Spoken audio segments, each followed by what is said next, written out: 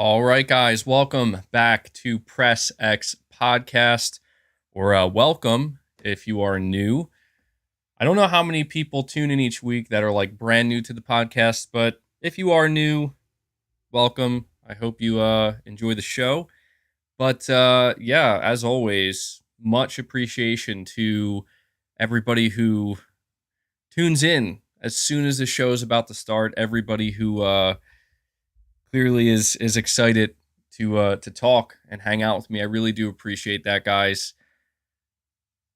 Always, as I say, I always enjoy kind of like looking over the chat, seeing what you guys are saying before we get it started here. So, yeah, this is episode. I don't know if I said it already. Maybe I did.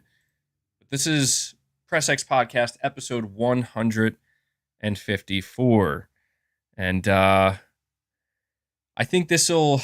I do have a couple things I want to say before diving into the topics today. But the thing about that is I want to allow more people to file into the stream before I say what I have to say. I have a couple of super chats right off the bat. And to that, I'm going to say hold tight. I will read your super chats. Maybe this would be a good time to just let everybody know a couple ways you can help support my channel, help support my podcast.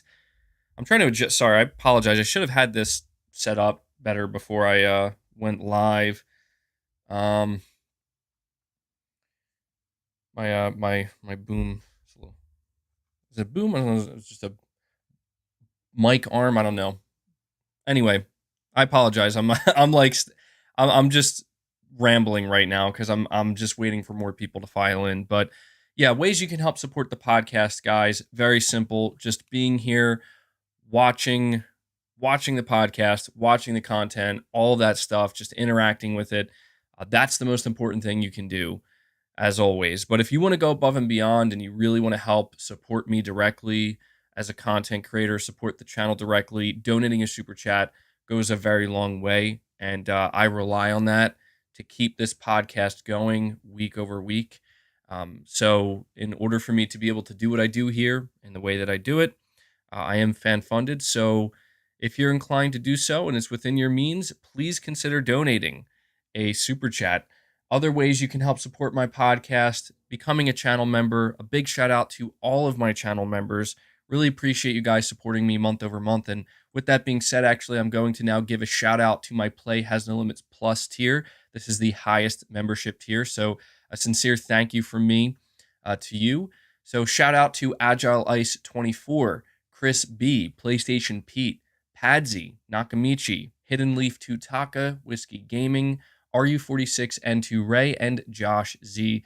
Seriously, thank you guys so much for the monthly support. And then we have the Play Has No Limits tier, which is my second highest tier. So a shout out to Lady K, Sim Particle, Zanarkhan Blitzer, Jeffrey Luttrell, Godly Sir Speaks a Lot, Michael McCann, Rune Gasoden, Space Gambler Jr., Kevin Kahan, JDTV, Shaky Shako, and Black Manta 1989.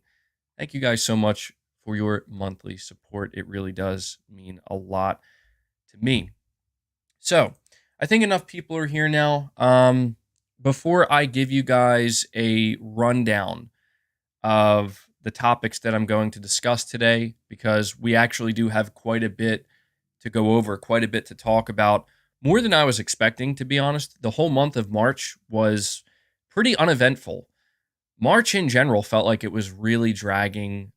Not really many exciting things happening in the gaming industry, but the final week definitely had some, I don't know if we could say exciting topics, but interesting topics nonetheless that we're going to be talking about. And before I give you a rundown of those topics, I do want to stress, yes, this is a PlayStation podcast, and I've heard the feedback.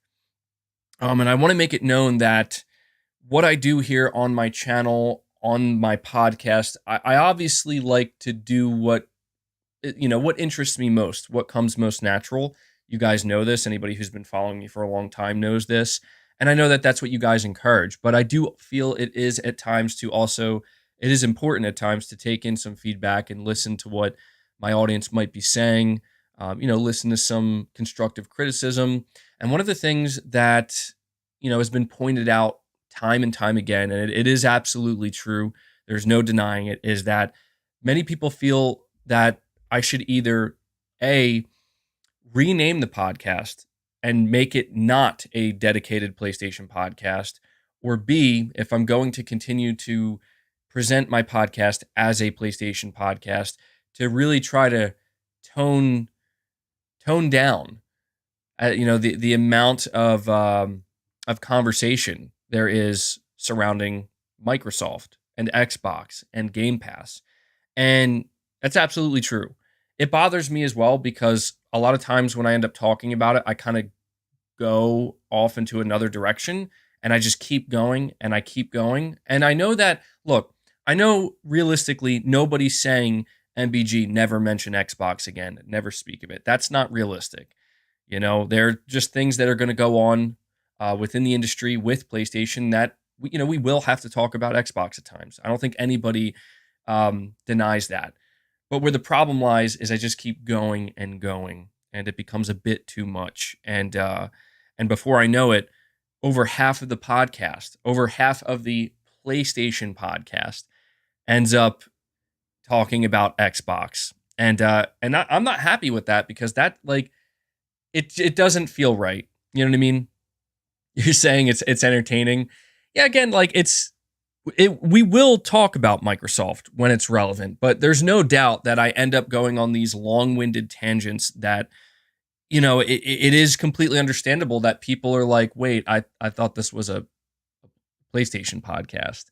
And I also think that another reason for this is there are weeks where less is happening with PlayStation and more is happening with Microsoft. And that leads me into the second thing I want to acknowledge before getting into these topics here, is the length of the podcast, the length of the show. I'm sure anybody who's been tuning in to Press X Podcast for a long time now, which is awesome. If you've been here since the beginning, let me know. That's incredible. But even if you were here maybe a year ago, a year and a half ago, you'll know that over time, the length of the podcast has increased substantially. In fact, when I first started doing Press X Podcast, I think the longest episodes I would do were like 2 hours, 2.5 hours. And over time, it got pushed up to 3 hours, 3.5. And now we're getting to a point where almost every podcast episode is ending up being not even 4 hours, because 4 hours is a long time. 4 hours is a really long stream, in my opinion, certainly a long show to do. But these days, it's been going well beyond 4.5 hours. And there's kind of this running joke where it's like, is MBG going to hit the 5-hour mark this week? And I've tried to make sure not to do that just because I think it's kind of funny. I could easily go beyond 5 hours, but I have seen some people express that they feel like shows that are 4 hours, 4.5 hours, it's a bit too much, right? It's a bit too long. And here's the thing. I am a believer in, saying obviously everything I have to say on the channel, on the show. I'm a believer in not necessarily artificially extending or artificially shortening anything. But what I will say is that I am finding that one of the reasons why my shows end up being so long is because I do get completely sidetracked. And I end up talking about, again, Microsoft or Xbox for way longer than I meant to.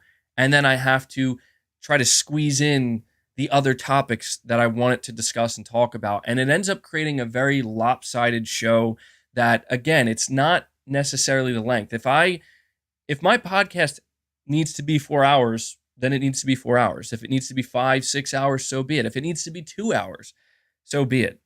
But I do genuinely feel like it's become too much with how much I'm prioritizing talking about a platform that I don't play on and that right now I don't have any interest in playing on. It's not cool. And that's not really what I want this show to be. I want this show to be about PlayStation. You're saying MBG, your fan base is kind of toxic and has taken you hostage, but you like PlayStation and Xbox. Your fan base doesn't like Xbox at all.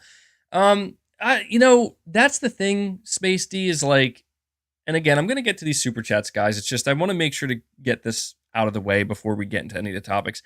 The thing about it is, and I don't mean this in a negative. Like, I hope people don't take this as like a fanboy thing, because it's really not. It's just the truth. I'm really not interested in Xbox, at least right now. Like, I'm just simply not interested in what they're doing. I'm not interested in the platform. I'm not interested in the games. I do have an interest in some of their studios and some of the projects that they are working on that seem to be a bit further out. But that's just it.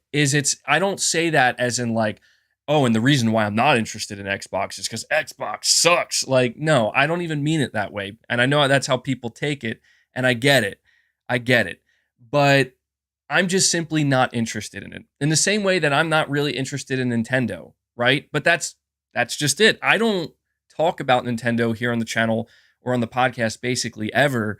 And the reason for that is because I'm just not that interested in it. I know that one of the reasons I do talk about Xbox more frequently than I should is because I have a history with Xbox. And it's because, well, frankly, the competition between Sony and Microsoft, I guess we could say it's heating up. I do feel like it's heating up with, like Starfield and stuff coming out, but it's also because of how involved Sony has gotten themselves into the whole Activision Blizzard situation. So again, there are reasons, but to me, it's just, I was evaluating my show. I was evaluating the podcast, and even if I didn't get any feedback, even if some people were like, no, dude, it's great, show's perfect, I would still feel like, I don't know, man. I feel like I'm still spending too much time focused and talking about a platform that I just simply don't actually have an interest in. And I definitely don't want to become one of those people where it's like the only interest I have in this platform is talking badly about it. Because look, we talk about the console wars and stuff and the fanboy stuff, and I get it. Like, I understand my reputation. I understand how people view me, and that's fine. But the thing that matters to me is how I view myself, how I feel about myself, how I feel about my channel, and the persona that is MBG. And I feel like there are improvements that can be made. I feel like there are things that can and should change for the better, ultimately, to make for hopefully better content and just a better channel overall that people can enjoy. So I just felt the need to say this at the beginning because, yeah, it's something that's been going on for quite some time, and we'll see. I've said things in the past, and I've ended up going back on them, not intentionally, but it just happens. And we'll end it here. Space Gambler says, MBG, just don't overthink your show. It's great. There we go. That's the whole point. I'm not going to overthink it. I'm going to let it be what it's going to be. But I do want to, at the very least, try to make it more focused. That's my hope. So with that being said, before I get to these super chats, I do want to give you a rundown of the topics we are going to discuss over the course of this episode. The first topic we're going to be discussing, well, you know what? I'll say this.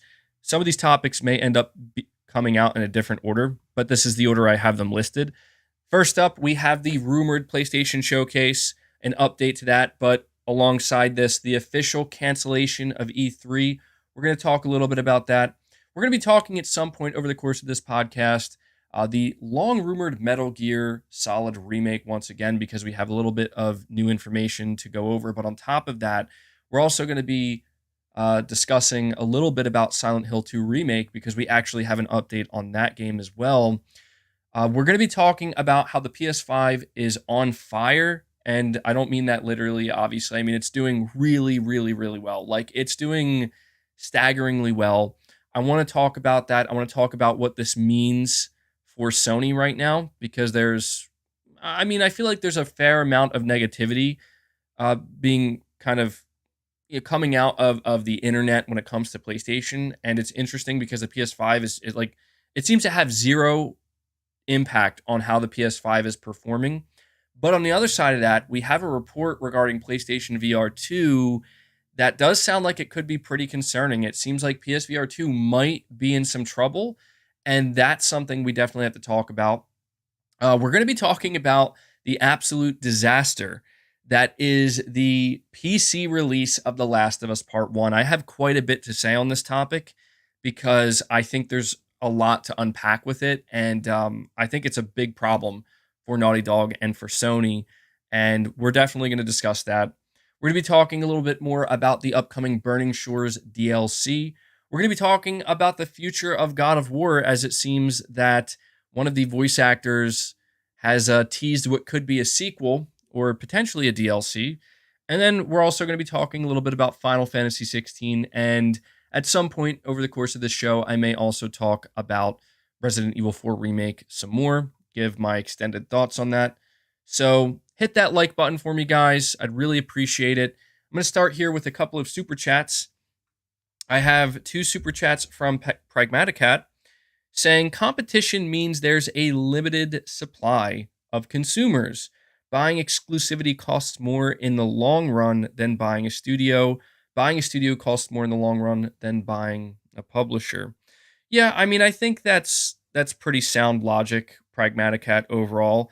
Yeah, that is true that if there is competition, then that means, yeah, there is a limited number of consumers that you can ultimately try to appeal to or fight for, which is interesting when you think about how Sony is trying to expand beyond just the like core console market. And you're saying buying exclusivity costs more in the long run than buying a studio.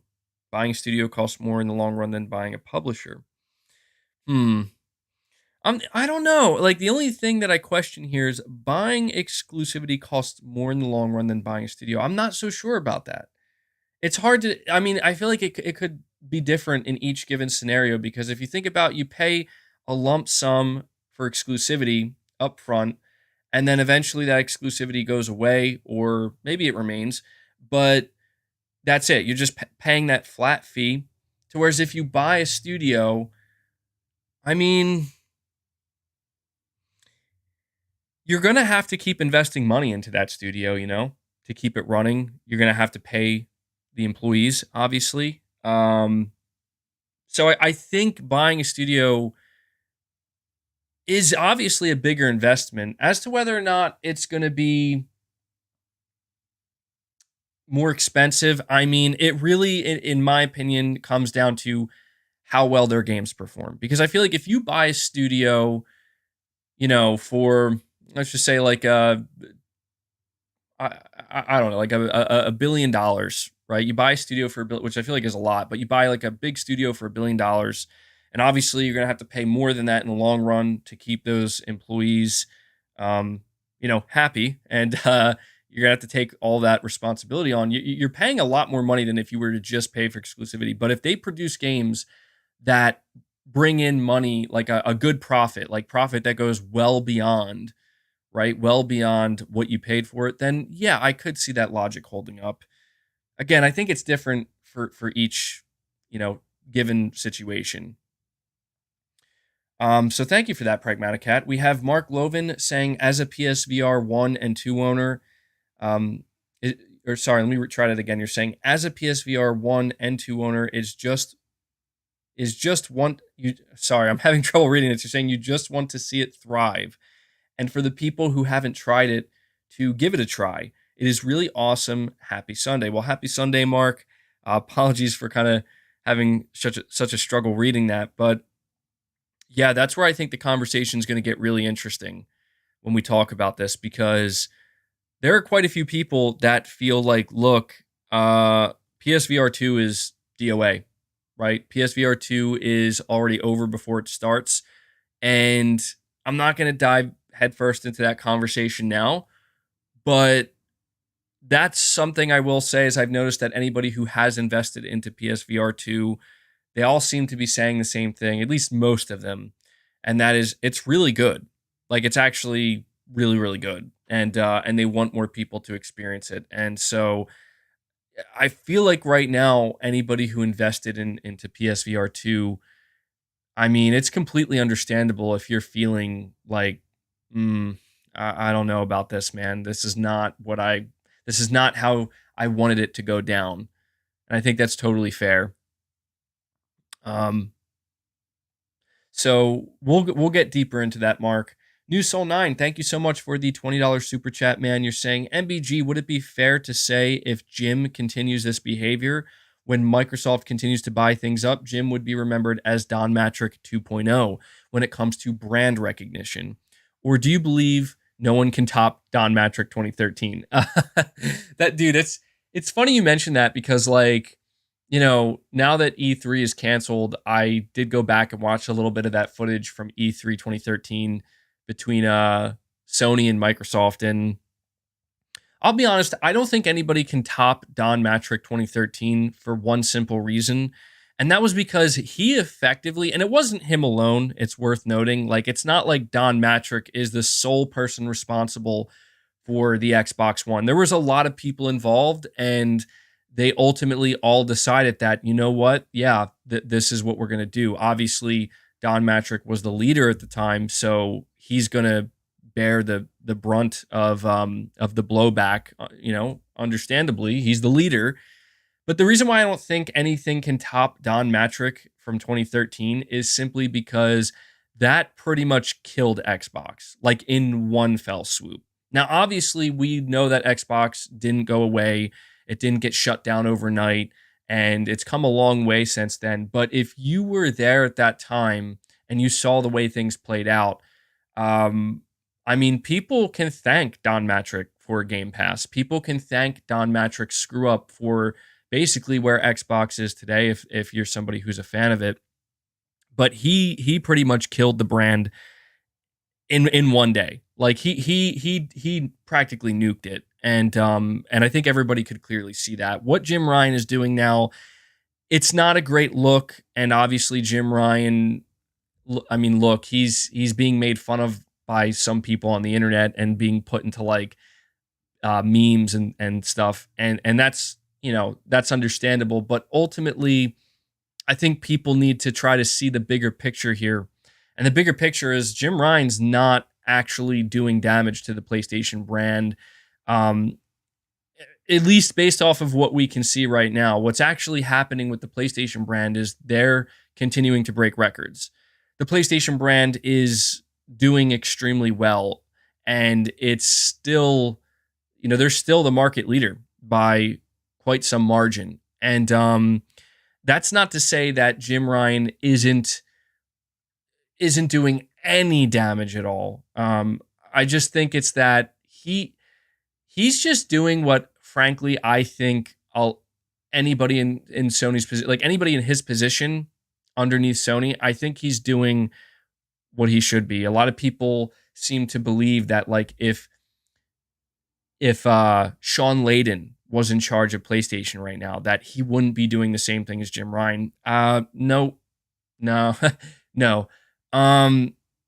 What Jim Ryan's doing right now, he's pretty much obligated to do.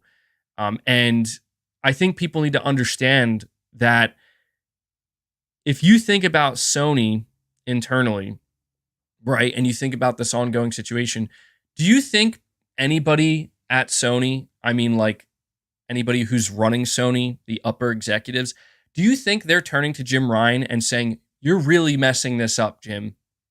You're really hurting the brand.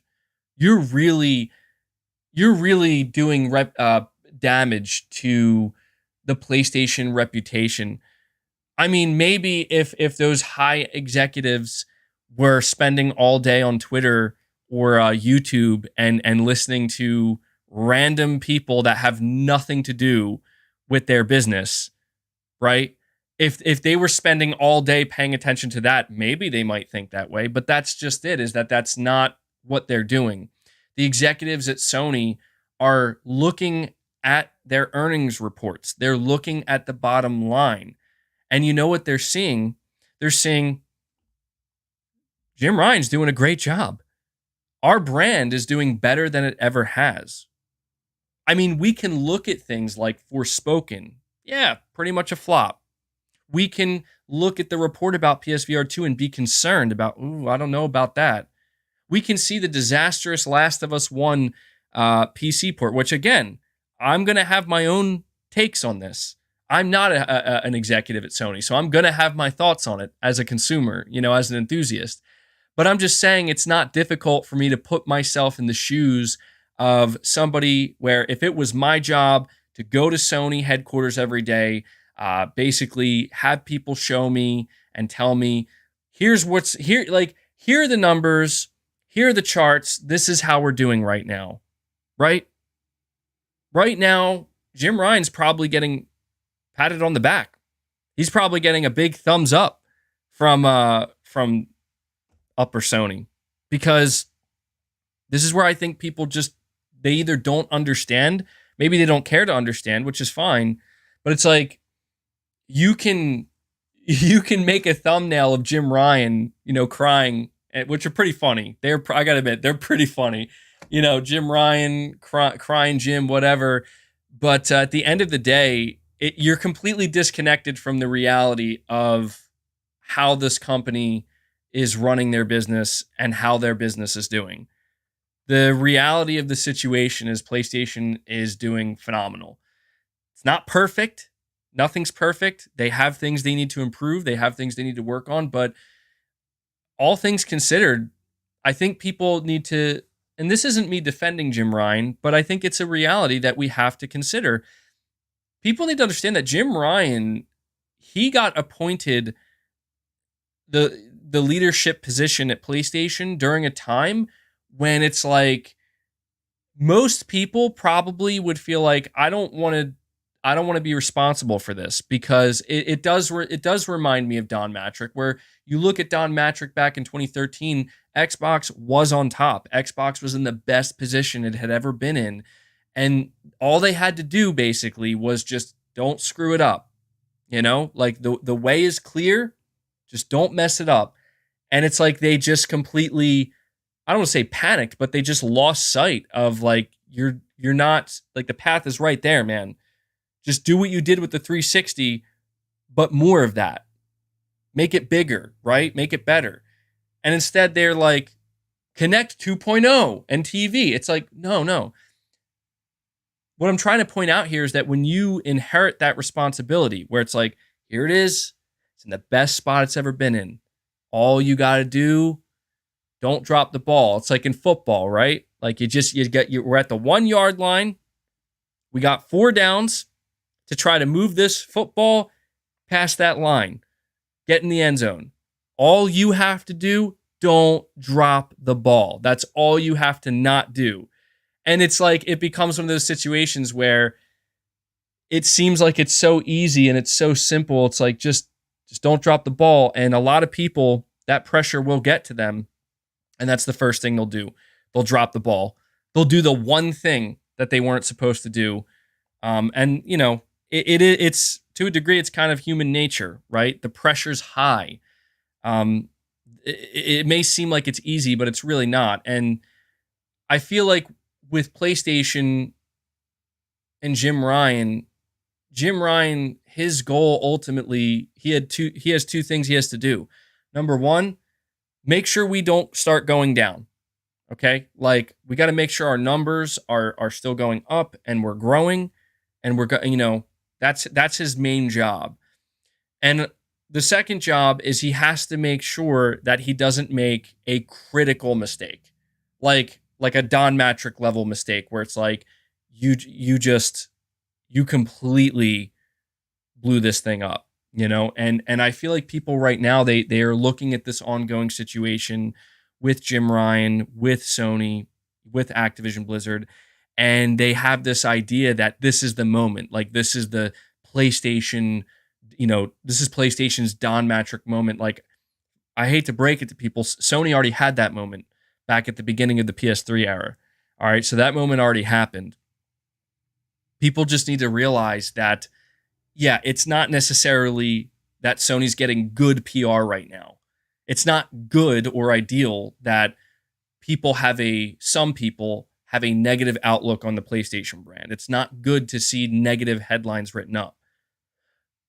But when we are at the same time hearing that the PS5 is breaking a record that was held by the PlayStation 2 since 2005, I have to seriously ask myself, I feel like the John Travolta meme, right? Where I'm like looking around like, wait, So you're telling me that all of this conversation on the internet, all of these comments, all of these memes, all of these thumbnails, all of these YouTube videos, everything that people are saying, it turns out that it's just not real. It doesn't actually matter. It turns out that even though when you're in it, it may seem big, you're actually in a very small bubble, and 99% of the world and people are just out there buying PlayStation 5s and enjoying their games. It turns out that like 99% of people probably aren't aware of, they don't even know who Jim Ryan is. They're probably looking at these thumbnails being like, I don't know who is that, And that's funny to me to think, because it just goes to show that when you get so caught up in it, right, and you get so consumed by it, it can really distort the bigger picture ultimately, and your ability to kind of see and recognize that, okay, this thing seems like it's bad, but the question is, how bad is it really? And when you think about 2013 with Don Matrick, the harsh reality is that was as bad as people thought it was. That was not like a small bubble situation. That was like dude, this whole thing is imploding. And it's a do or die situation. PlayStation is so far away from that right now, it's not even funny. In fact, that's why people are arguing that Microsoft should be able to get Activision Blizzard, because PlayStation's doing so well that even Microsoft is out here basically saying, we can't do it. We need to buy these publishers to compete. So people will have their opinions on Jim Ryan. People will have their opinions on Sony and how they've handled the situation. And I understand that on the outside looking in, if you're paying attention, it probably just seems like, I don't know, did Sony really mess up? I mean, I'll admit, it seems to me, just like from what I can see, it seems to me like Sony may have screwed up a little bit. Not severely. Like, I don't think it's certainly not that big of a deal for them ultimately. But to me, it does seem like if Sony basically went in this hard for this long, I think it was obviously because they really did believe, like, we can stop this.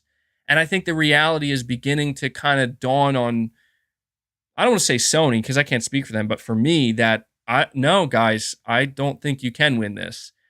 And so you have to basically ask yourself, well, what did Sony get out of this at the end of the day, other than just bad PR? I don't think that they are going to get much out of it. I do think that they did take a risk when they decided that we're not going to play nice with Microsoft, and we're going to try to, we're going to make it clear we're not okay with this.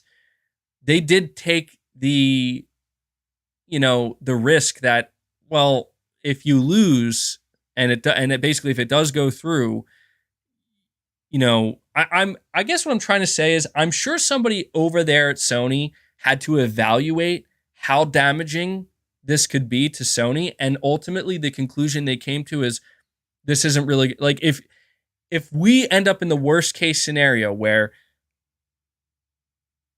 we go against this, we stick with it, but we lose and it goes through anyway, at the end of the day, like, 99% of people are not going to care. Like, that's not going to stop people from buying PS5s. That's not going to stop people from playing on PlayStation. That's not going to make people unsubscribe from PS Plus.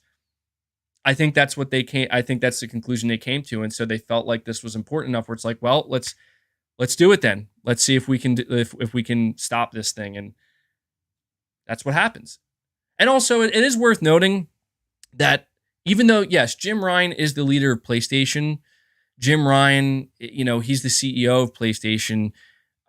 It's worth noting, they have shareholders that they are obligated to, to basically listen to a certain extent. Like, they have to do things that their shareholders expect them to do. And we also have to consider that a lot of Sony shareholders, if not maybe all of them, were basically putting pressure on Sony and Jim Ryan to say, you guys got to try to stop this.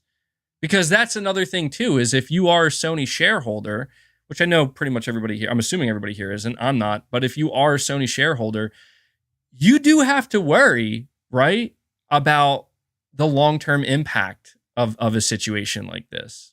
And so ultimately, when it comes to Jim Ryan, as you know, with this super chat, New Soul 9, you're basically asking if, when this is all said and done, if Jim Ryan will be looked at as PlayStation's version of Don Matrick. No, I don't think so. I think that some people will try to make that comparison, but at the end of the day, I think what we're going to find out is that Sony's doing just fine. They're going to continue to do just fine.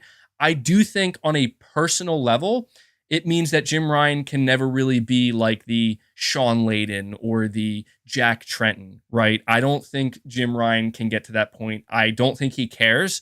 He is a business guy at the end of the day. You know, Sony has made it clear that they're not trying to have personalities over there at Sony and PlayStation. They want, you know, I'd say the biggest personality that we still hear from is Shuhei Yoshida.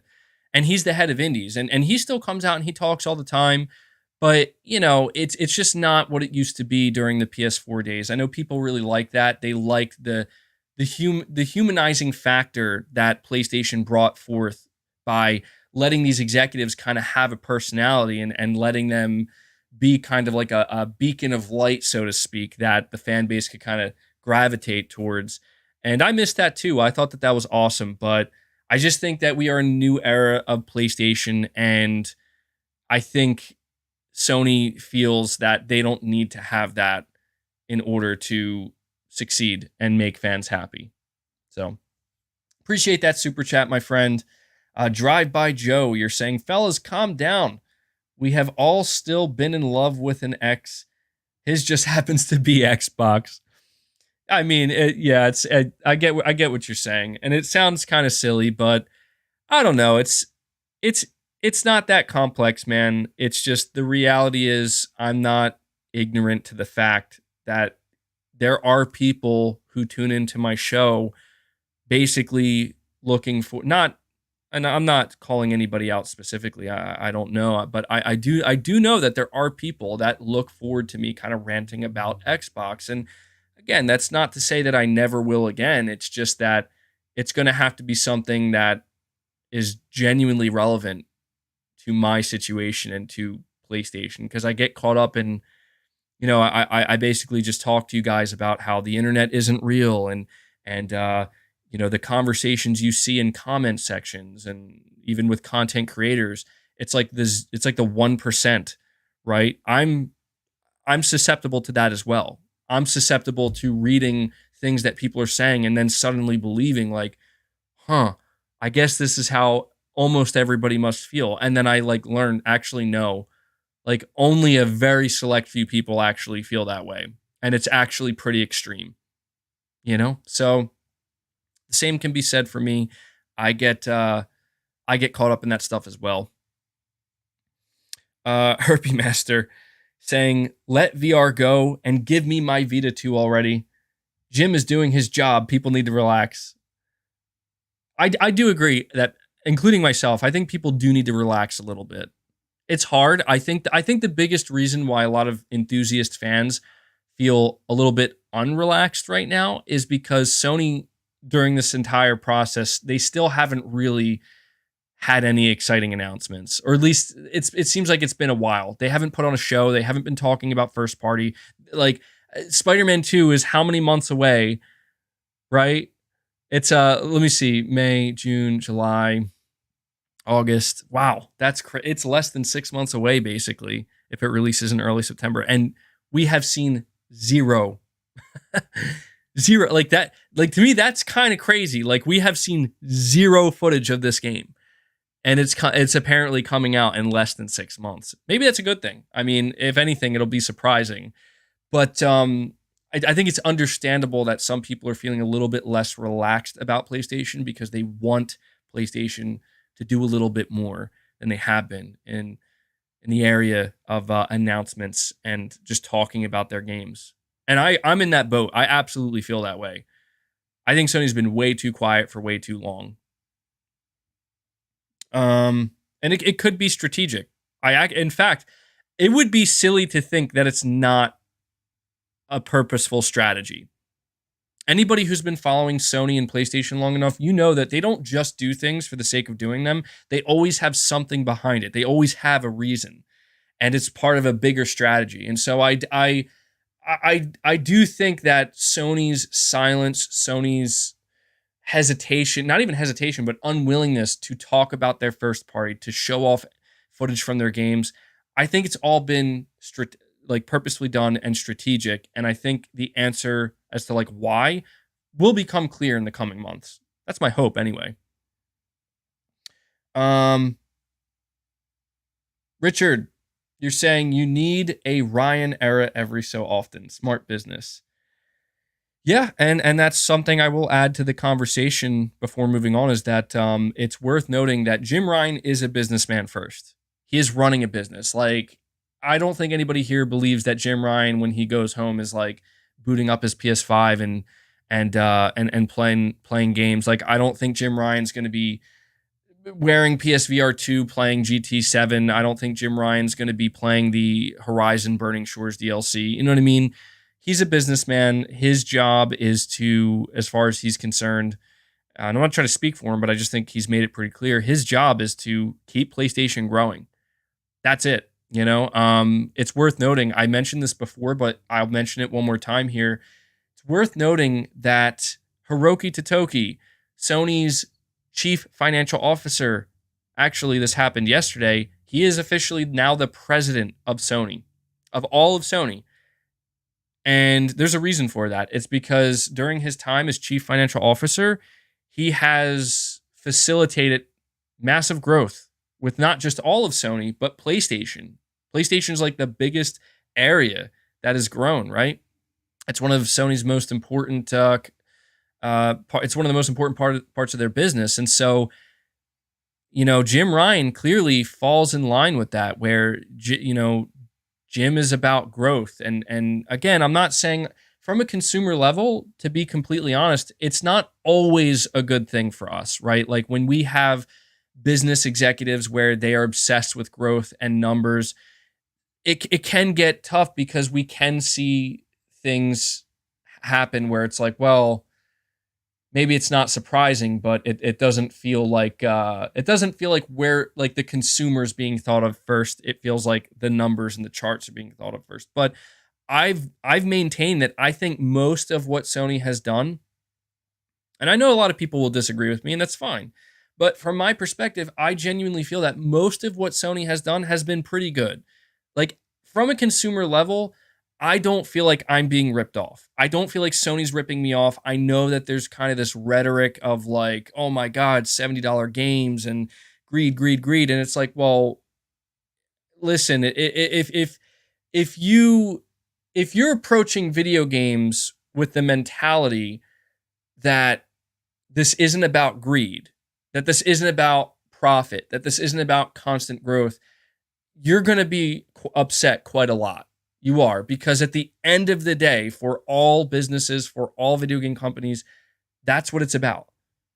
Now, I do feel that there's a balance, and I do think that Sony, generally speaking, they've been pretty balanced with it. There are some things, like I remember what they tried to do with Horizon Forbidden West, and, you know, basically saying like, it was like a whole conundrum where they originally said the upgrade would be free, and then they're like, actually, no, it's not. And then people were like, but you said it was going to be free. And they're like, no, you're right. Our bet. Like, to me, that was a clear, like, guys, see, this is what happens when you're so focused on the numbers, when you're so focused on the dollar sign, you literally forgot that you already said it would be free.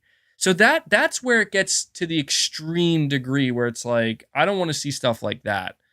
But generally speaking, a lot of the things that Sony has done, I think, are fine. You know, like, you want a PS5, $500, exclusive games, $70. Okay, it's always been an expensive hobby.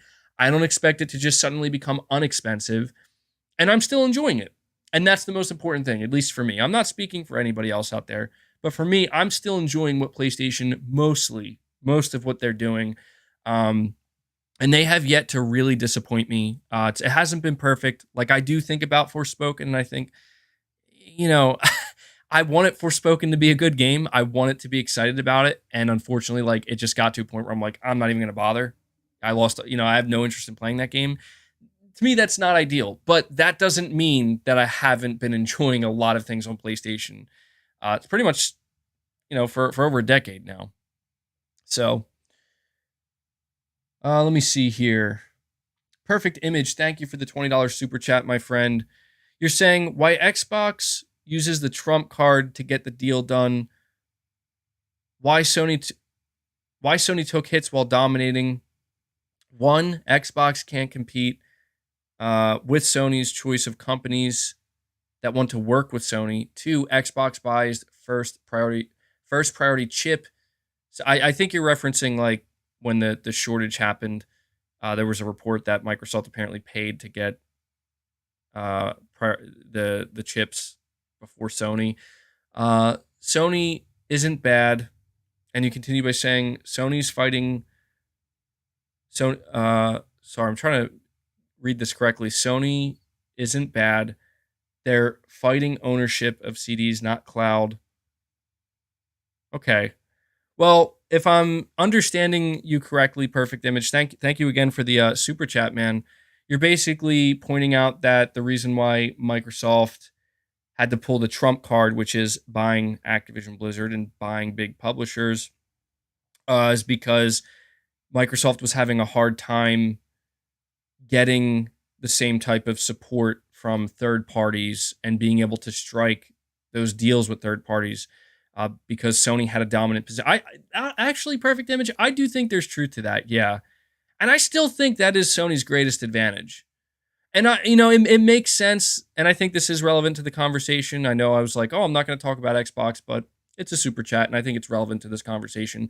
I think the reason why Microsoft felt like, you know what, we are going to have to start buying publishers. It is true that Sony has been in a dominant position, and people always talk about, hey, MBG, why do you care about how many consoles that PlayStation sells or how well they're doing financially or whatever, or market share wise? And I've always paid close attention to this because I tried to explain to people, and it's still absolutely true, is that the more market share they have, the better their console sells, the better their product sells, the more ahead their console gets than the competition. That's going to attract more developers, like just naturally. Like developers may even get to a point, and I think they have in the past, where they're actually like, we're not even going to bother with an Xbox version or something because it's like, they're just not really competing at a high, you know what I mean? Like PlayStation is more than enough. Like they're just so focused on PlayStation. And I feel like we've seen that throughout the years. And another part of that is it makes it easier. Sony can leverage that dominant position to kind of like, hey, when we want to go negotiate a deal, an exclusivity deal, Sony can pull out all these charts and all these numbers and say, this is why you're going to want to this is why you're going to want to partner with us and do an exclusivity deal with us. I mean, look at it, and that's where I feel like Microsoft, I think you're right. They've said it themselves. Let's be frank. Microsoft has said it themselves. They can't compete with that. They tried and it didn't work. So now the only way they feel like they can have a fighting chance is by buying publishers. So I do agree with that. And then you mentioned at the end about how, Sony is fighting for ownership of CDs, basically talking about physical media versus the cloud. Well, it's fascinating because the reality is Sony definitely wants a digital-only future if they can make that happen. But I do think that it's clear, at least in my opinion, from what I've observed, it's clear to me that there are more PlayStation players that care about the physical nature of games than I think on the other side. And I think that's kind of understandable. Microsoft is a software company. They are like a cloud company. Sony has, they've always been an electronics company. Like it's always been about the physicality of the product. So I just think naturally a lot of people who've been playing PlayStation over the years, they just kind of gravitate towards buying physical games. Although I will say a lot of people will also tell you that they used to buy physical games on PlayStation and now they just buy them digitally. But I do generally feel that yeah, like there's a greater association with like buying physical games like with PlayStation than maybe with obviously PC, right? And that's another thing. Microsoft is more PC, PC's all digital. So I think it's just kind of natural, but make no mistake, Sony definitely wants to facilitate and usher in the digital only era because they save money. They make more money, not having to produce physical games. And I don't want that to happen. And so I would at least encourage anybody out there, even if you're somebody who's like, I prefer buying my games digital, I like everything being digital. Even if you're somebody who's like that, I still encourage you to try to be encouraging of physical games not going away. Like maybe just on occasion, just buy a physical game. I seriously am saying that because you don't, even if you're somebody who does prefer digital, you don't want to see the option eventually removed, right? I think we can all agree that there should be options. Having the option there is better than not. And so that's why I encourage, even if you're somebody where it's like, I want to go 100% digital, just on occasion, just buy a physical game, just one physical game. And when you're done with it, maybe sell it, that's fine. But I do fear the day where things truly go digital only. And I think it's happening faster. I came across this really interesting video where it was from a channel, a smaller channel. I don't remember the name of the channel, but they were all about physical video games. And their video was talking about how physical video games are just disappearing in stores. And they were actually showing footage and they were like trying to figure out, like, is it just them or is this happening all over, where they're going to stores like Target and Walmart and they're seeing that the game, like there's like no games. There's just empty shelves. Like they're not being replaced. And I think I've noticed that too. And I thought maybe it's just because like when I was in the store or whatever, it was simply just because, oh, well, they probably need to restock. But now I'm like hearing actually, no, that's like apparently a thing. And that, like, to me, that's kind of scary. That is kind of scary because it's like, oh no, is it starting to happen? Because that's where it's like, I don't know, man. I don't know. Is it happening faster than we thought? Is it happening faster than we thought? Interesting stuff. Interesting stuff. So thank you for that perfect image. Subtext. You're saying the hype for Burning Shores made me finally dig Horizon Forbidden West out of my backlog. It's so good. I'm even very into the story. The dialogue, writing, and characters are much better. Crazy how underrated it is. I have to agree to a certain extent, Subtext. I mean, when I think about my time with Horizon Forbidden West, it is one of these things where I feel like I wasn't fully appreciative of everything it was offering, And that's why I'm looking forward to getting back into it with Burning Shores, because I think the Burning Shores DLC does look really good. It like genuinely looks really good. And I mean it's not that review scores matter that much. It's not that Metacritic scores matter that much, but I do think that if Horizon Forbidden West launched with less bugs, because that was the big thing I noticed that seemed to have hurt it out of the gate. I mean, also releasing alongside Elden Ring obviously hurts, but I remember people were like pointing out the bugs, and that did confuse me a little bit, because it's like, well, I'm pretty sure Elden Ring was pretty buggy, was it not, when it first launched? At least on PC. Maybe it was just isolated to PC. I don't really remember. I do remember people were very critical of Horizon Forbidden West for the bugs, though, and the glitches it launched with.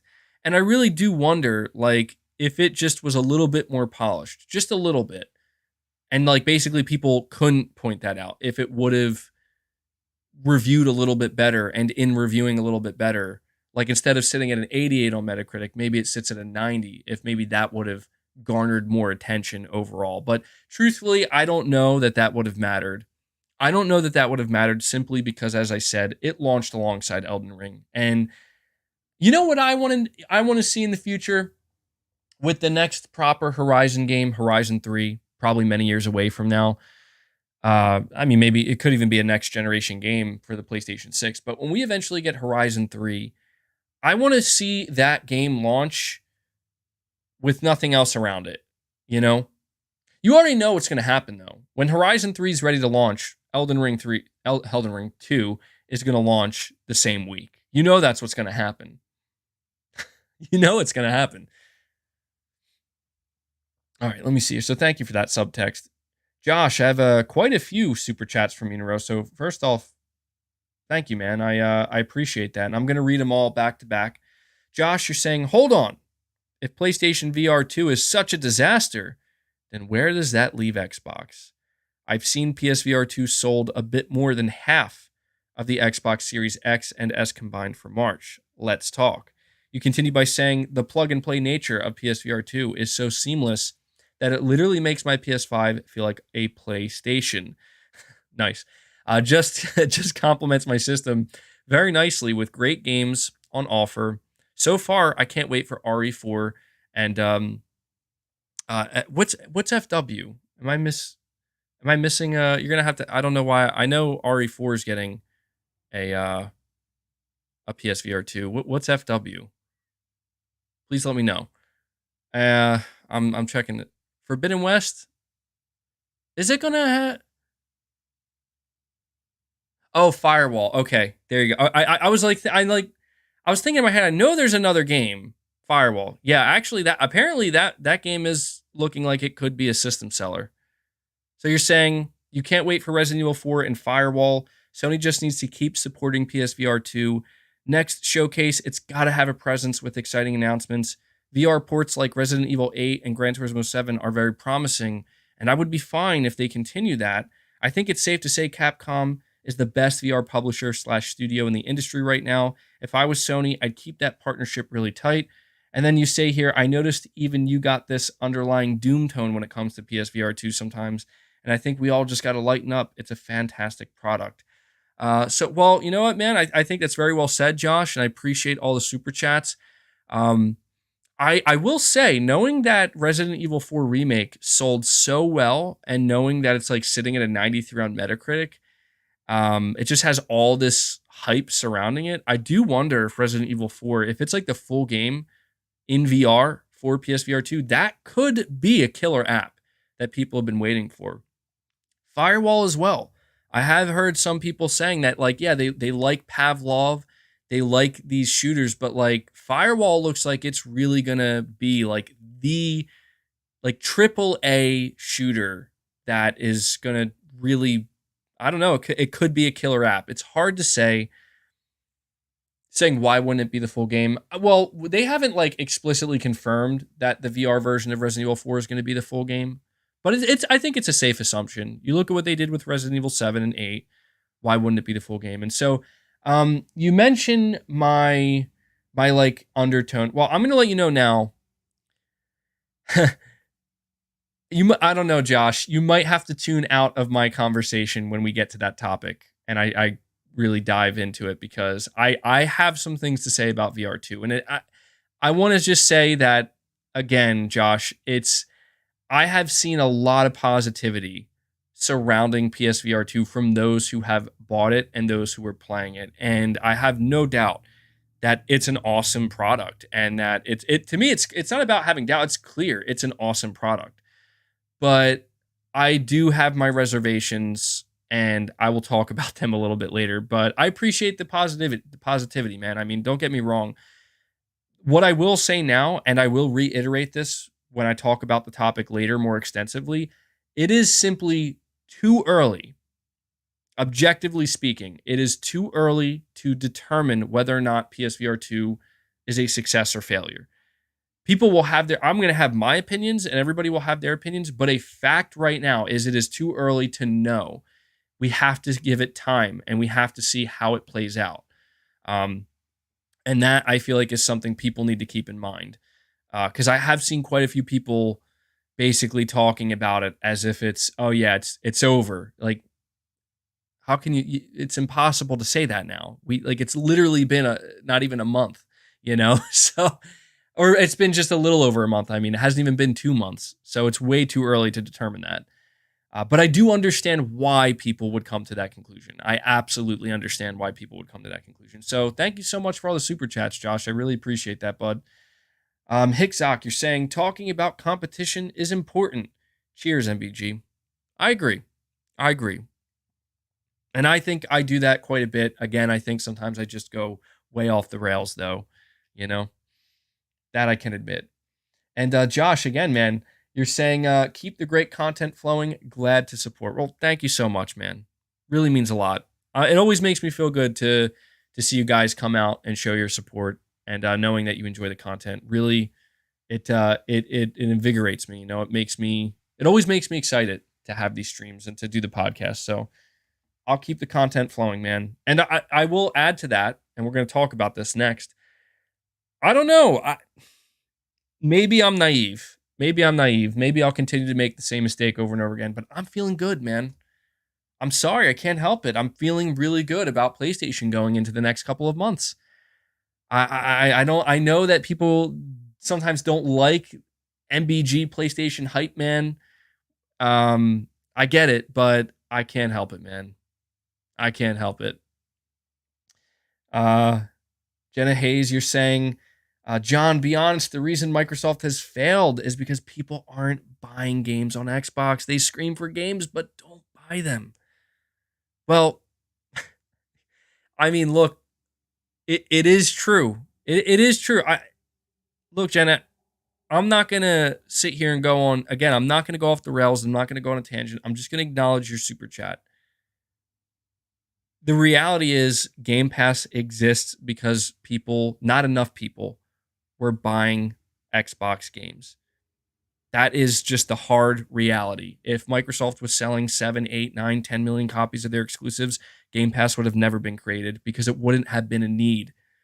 Game Pass was created out of necessity for the Xbox brand to survive and maybe eventually thrive.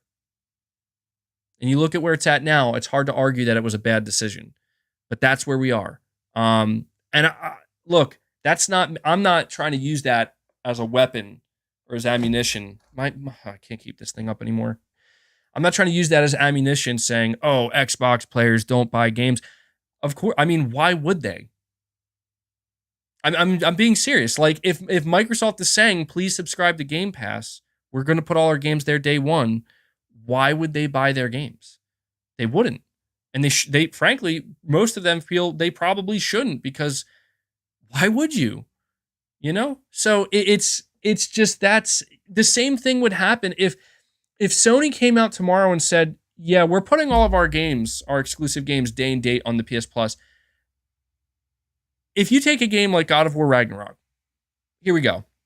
God of War Ragnarok sells 11 million units in less than 3 months. Let's just say 3 months, just to make it simple. In 3 months, it sells 11 million units, breaks a record for Sony. $70 on PS5, $60 on PS4. Bulk of the sales are on PS5. How many units does God of War Ragnarok sell if God of War Ragnarok launched in the PS Plus Extra day and date? I mean, obviously, I don't know the answer to that. You don't know the answer to that. But I feel like, generally speaking, we all can come to an agreement that a lot less. It would not hit anywhere near 11 million copies. It would probably be cut in half, probably more than that. And you know, that's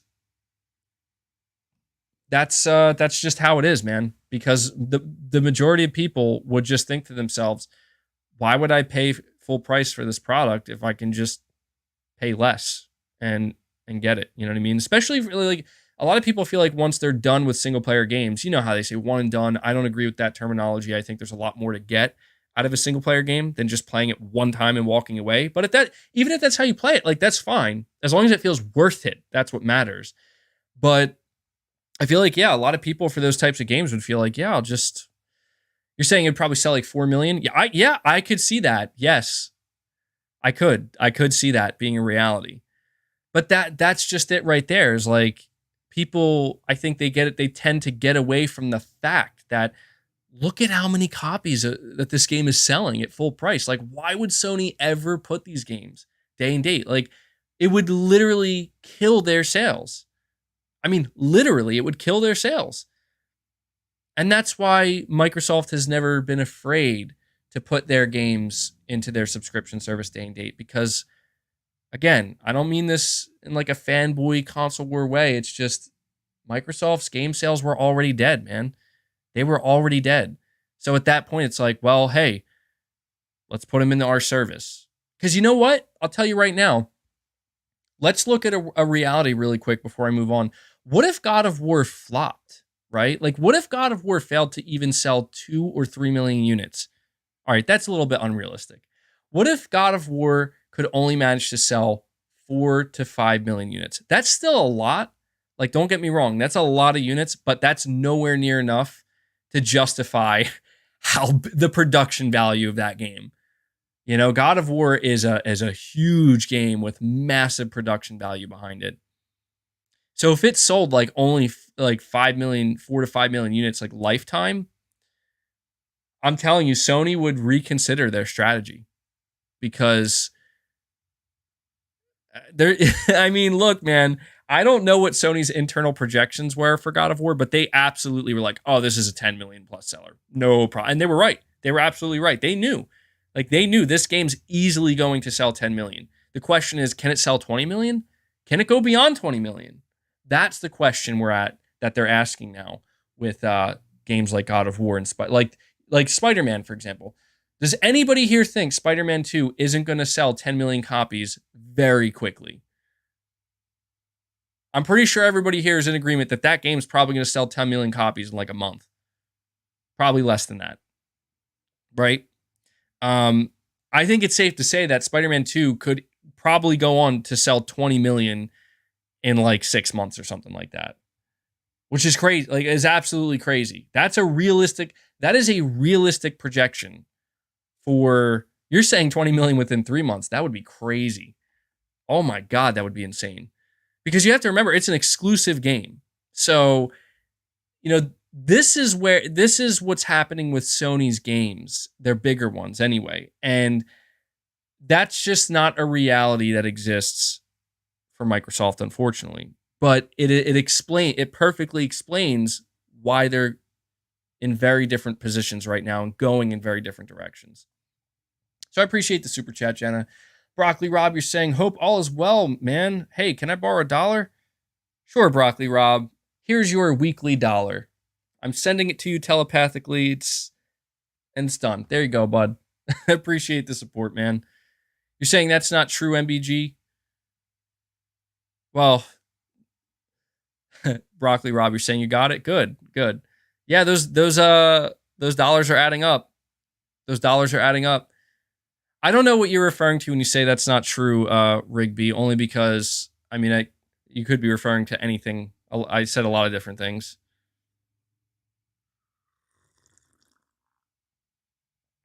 You're asking MBG on a serious note, do you have an Xbox? I do have an Xbox, yeah. I have an original Xbox One, and I have an Xbox One X, but I do not have a Series console. I have not purchased one yet.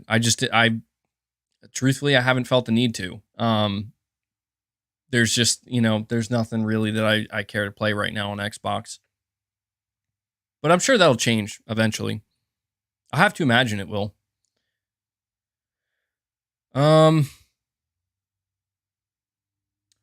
Chris Gaming Show, you're saying, did you see that the person who plays Ada Wong, she got a bunch of hateful comments? Yeah, I saw that. What is it? Like, why do people do that, man? I don't get it. I mean, I'm playing through Resident Evil 4 Remake right now, and I'll admit, like, there are some performances in this game. It's not just Ada Wong, but like the dude who's playing Krauser. I'm like I'm trying to like, I don't know, some of the delivery, but then again, it's like these people who, what is wrong with you? Like, this is a voice actor or actress.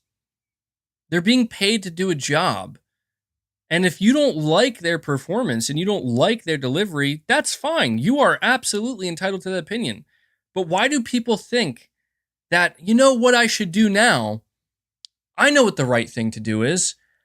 I don't like this performance. I'm going to go harass the human being who did this performance that I didn't like. And I'm going to go say vile things to them and verbally torment them. Like, what the fuck is wrong with you?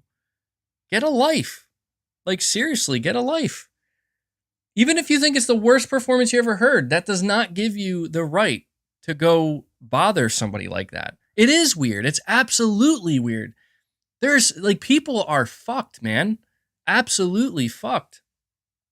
But, you know, I try not to think about it too much, right? I can't put too much thought into it because it's so bizarre to me that it's like, I literally can't understand it. And it's a bit frightening. It is. It's a bit frightening because it's like, what is wrong? Like, I want to understand, but I can't. And the fact that I can't understand is like, it tells me that there's just something so not good there. Something so strange. Yeah, even with Laura Bailey. Yeah, she played Abby.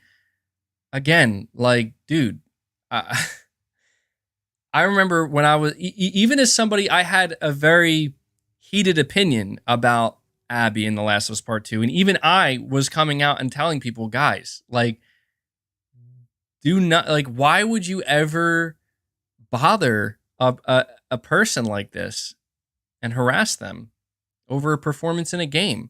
They're doing their job. And just because you think they may have done a bad job, that doesn't mean you get to harass them, man. It's crazy. I don't get it, dude. I really don't get it. Because here's what I'm trying to think. Like, what are they going to achieve? Like, what do they think they're going to achieve? You know? It's like, if I go harass this voice actor, maybe they'll do better performances? Like, what are you, an idiot? What are you, an imbecile? It's just yeah. And I think that's exactly right. I think they do it because they just want to do it for attention or just be shitty. So, but you know, and I'll just say this too real quick.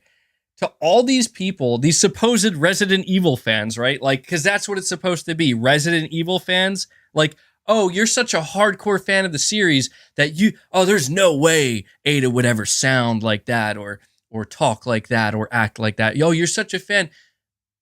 I just want it to be known that you have played previous Resident Evil games, correct? Like, you're a fan. You're a hardcore fan. And you're actually going to sit here and try to make an argument about good voice acting. You're not a fan. You don't know what the fuck you're talking about, and you need to fuck off. Like, really, that's these people. They need to fuck off, because if you played any of Resident Evil games in the past, believe me when I tell you, voice acting is not that. Oh my god, it's amazing, dude. It's just amazingly stupid, is what it is, and I can't even. Anyway, yeah, I'll just end it by saying, if you have a problem with an actor's performance, give your opinion, give your thoughts, let people know what you think of it, and leave it at that. Okay? Leave the people who are doing these performances, who are doing their jobs, and just, trying to do their best, leave them be, man. Like, why would you go out there and bother people like that? Because, I'm sorry, I don't mean to go on, but I got to say one last thing. You know what I think the worst part about people who do this, the worst part about it, is they really don't have a single ounce of empathy. And they're like psychopaths. They have to be, because if they just took a moment, I mean, really, a moment to think, what if this happened to you? What if whatever you did as a job, which I assume you probably don't even have a job, but if you do have a job, right? Imagine if you just came home one day after work and all you got was just people shitting on you and harassing you, saying that you did a horrible job and you're a horrible human being because of the bad job you did. Just really think, how would that make you feel? Make you feel like complete shit. And you probably want to quit your job. But people don't think of that, man. They really don't. And you know what? I hope these people who do this shit, I hope they get what's coming to them. I hope they get what they deserve. It's sad, man. It's sad. Anyway,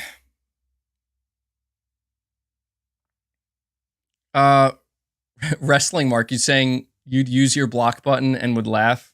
Well, hey man, everybody handles things differently, but come on. I feel like at the very least though, you gotta acknowledge, like, even if you have the thickest skin, right, and nothing bothers you, at the very least you gotta be able to call out like, shit ain't right. Subtext. You're saying, do you think it would be smarter for Sony to include Spider-Man 2 in a summer showcase, or to do a dedicated state of play earlier and leave the showcase for phase 2? Personally, I think it's a great question, subtext. Personally, I think it would be much smarter for Sony to do a dedicated state of play for Spider-Man. The reason, I'll be honest, this is why. And this is a good segue into my first major topic of the show. PlayStation Showcase. The expectations will be higher than they've ever been. Let that sink in for a second. The expectations for what Sony's going to show at their next showcase are going to be higher than they've ever been for PlayStation. And I really feel that if Sony decides that they're going to take up time during their showcase to show Spider-Man 2, it would be a mistake, because that's a game that, yeah, I mean, don't get me wrong. If they do that, they're going to get excited. Like, people are going to be excited. People are going to be excited to see Spider-Man. It's not like people are going to be like, oh my God, I can't believe they did this. It won't work like that. But it just, to me, it would be a little bit disappointing knowing that, I mean, guys, like, we've known about this game since 2021, you know? Like, if I tune into a showcase after Sony going nearly 2 years without a showcase, I'll be honest, I don't want to see Spider-Man there. I don't. I mean, if it's like a minute-long trailer, fine. That won't really make that big of a difference. But it's just, when I go in, I'm going in like I'm ready to see new games. As as we talk about phase 2 of the PS5 lineup, that's what I'm going to want to see. And you're saying it's going to be 7 minutes of gameplay. I mean, look, I would still be excited. I would still appreciate it, but I feel like it would make more sense for Sony to show a new Wolverine trailer at their showcase than a Spider-Man 2 trailer, because Spider-Man 2 has went on so long that if Sony does their showcase in June, like at the beginning of June, we're going to be so close to the launch of Spider-Man that it's like, I'm not worried about seeing Spider-Man at your showcase, because I know in the next couple of months, that's all I'm going to see. You're going to be ramping up the marketing, trailers everywhere, new information, and it'll be great. And I'm very much looking forward to it. But I just feel like the showcase at this point truly should be reserved for games we don't know about and we haven't seen. And at most, I mean, look, I think it would be understandable to see Wolverine. I think it would be understandable to see Knights of the Old Republic remake, because where's that game? I think it would be understandable to see like The Last of Us multiplayer, stuff like that. You know, I just feel like Spider-Man is coming out this year. I hope it gets its own state of play. I would much rather that happen, for sure. Irate Volcano 71, you're saying, as I said above, your podcasts are awesome. They make my Sundays more enjoyable and something to look forward to. I'm really happy to hear that, Irate Volcano. I appreciate it. I always, as I say, it always makes me feel good when I know that people are genuinely enjoying the show and they look forward to it. So thank you for your continued support, man. And I hope you enjoy the rest of this show. Fred Vance, you're saying, I think Game Pass prices will eventually either become tiered, locking some games at different levels, or the cost will rise. Nothing good stays good forever.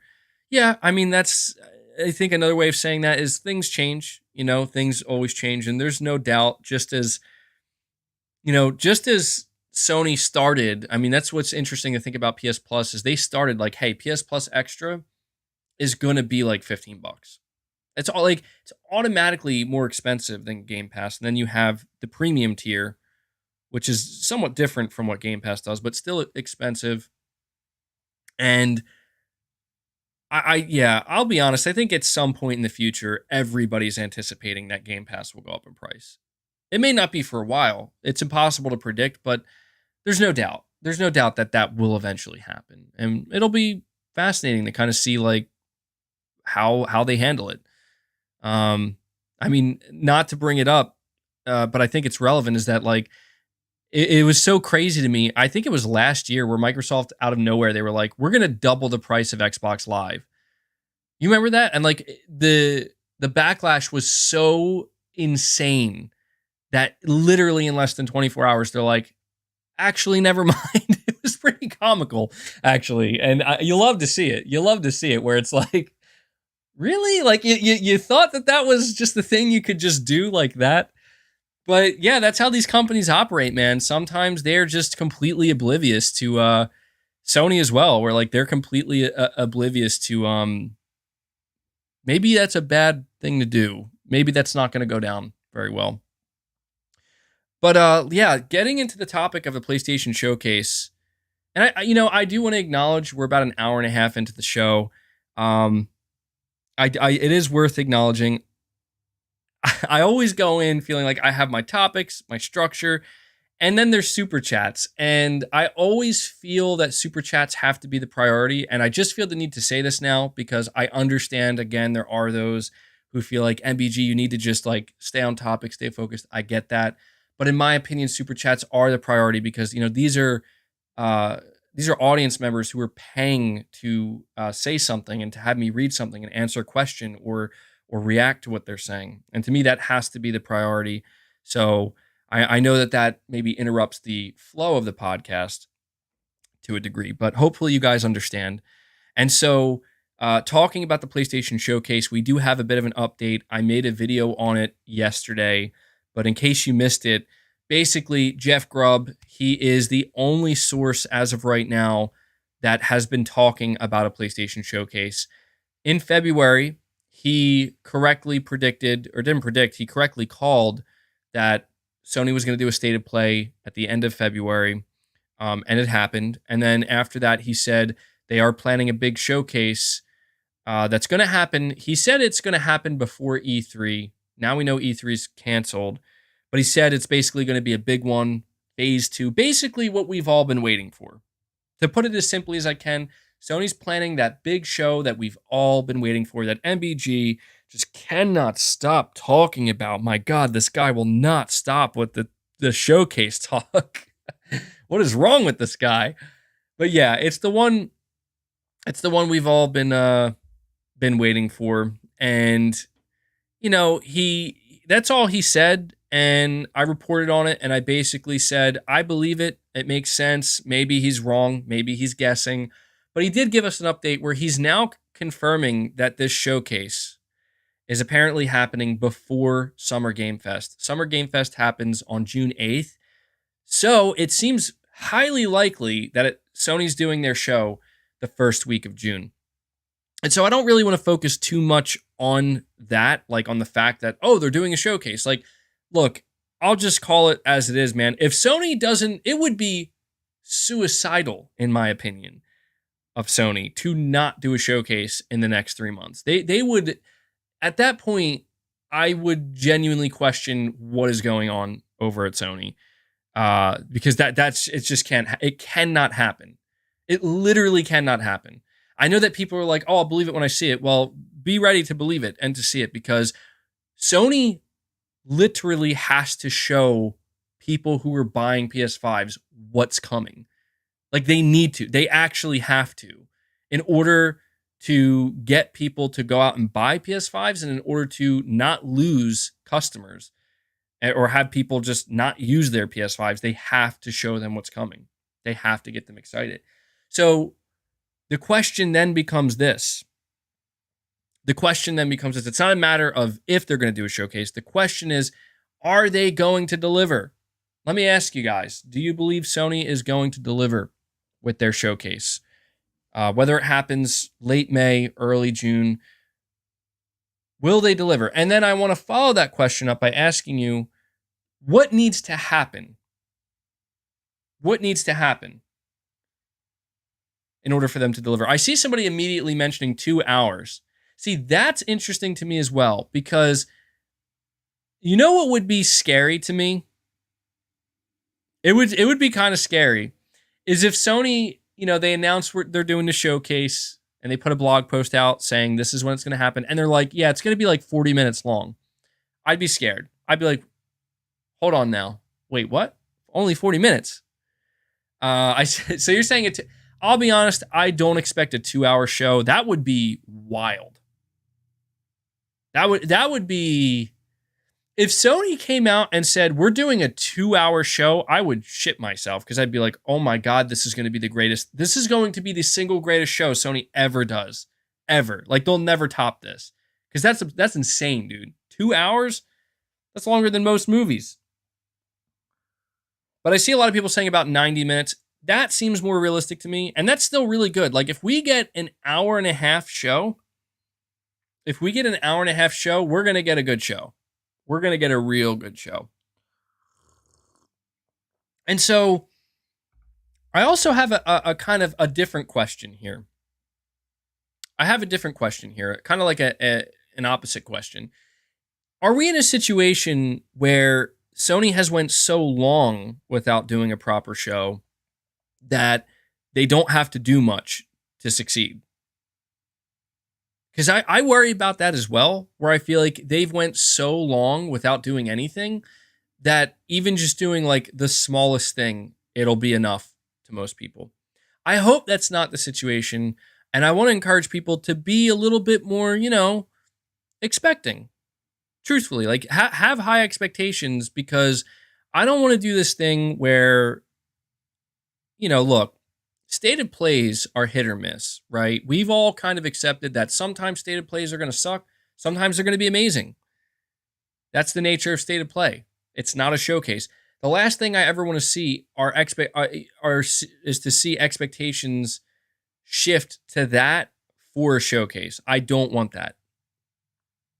If it's true that Sony didn't do a showcase last year because they weren't ready, then that's fine. It makes me feel like, okay, well, do it when you're ready, but just make sure it's good, man. Like, that's all it is. Just make sure it's good. Make sure it's worth the wait.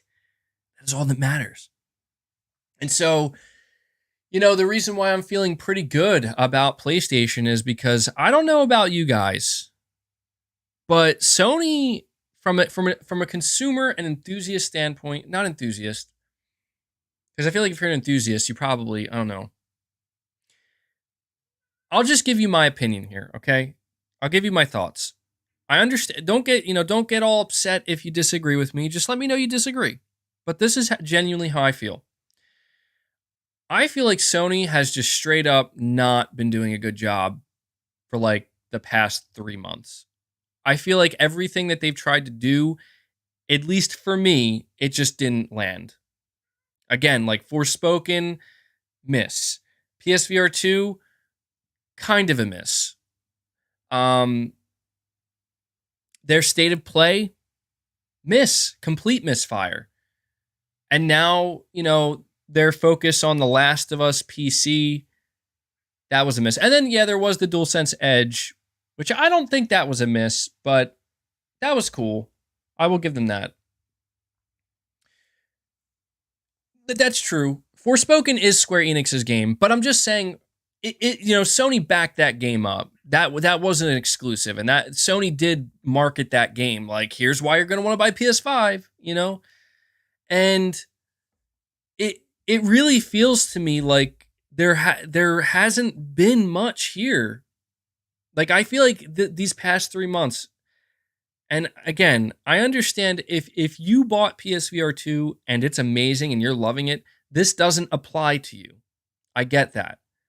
But for me, it feels like these past 3 months have been like some of the worst I've seen out of Sony in a long time.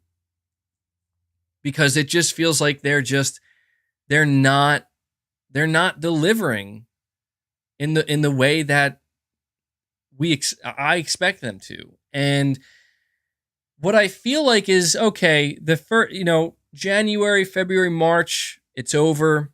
Um, I'm kind of looking at April, May, and June as like this is where things turn around. They have to. They have like if things don't turn around in the next 3 months, I don't know what I'm gonna think because the only thing that's frankly been getting me excited about PlayStation 5 the past couple months are the multi-platform games. And that's fine. Sony relies obviously on Hogwarts Legacy. I can see why. Dead Space, Resident Evil 4 remake, these games that's like, yeah, I'm going to play these games on my PS5. So I can't say it's been bad. Like it's not like I'm sitting here saying I'm not touching my PS5 and I don't care about it anymore. It's nothing like that. But it's like I just want to see the energy, whatever you want to call it, the energy, the conversation. I don't know. I just want to see it turn around because my God, man, like it just feels like for so long, it's if it's not Forspoken flopping, then it's here's more Activision Blizzard talk, and if it's not, PSVR2 maybe not having the biggest marketing push, then it's here's something Jim Ryan said that's going to upset everybody apparently, right? And if it's not, their state of play not doing well, it's something else, man, and it's just getting tiresome. It is getting tiresome, and there was The Last of Us HBO. That was a big bright spot for sure.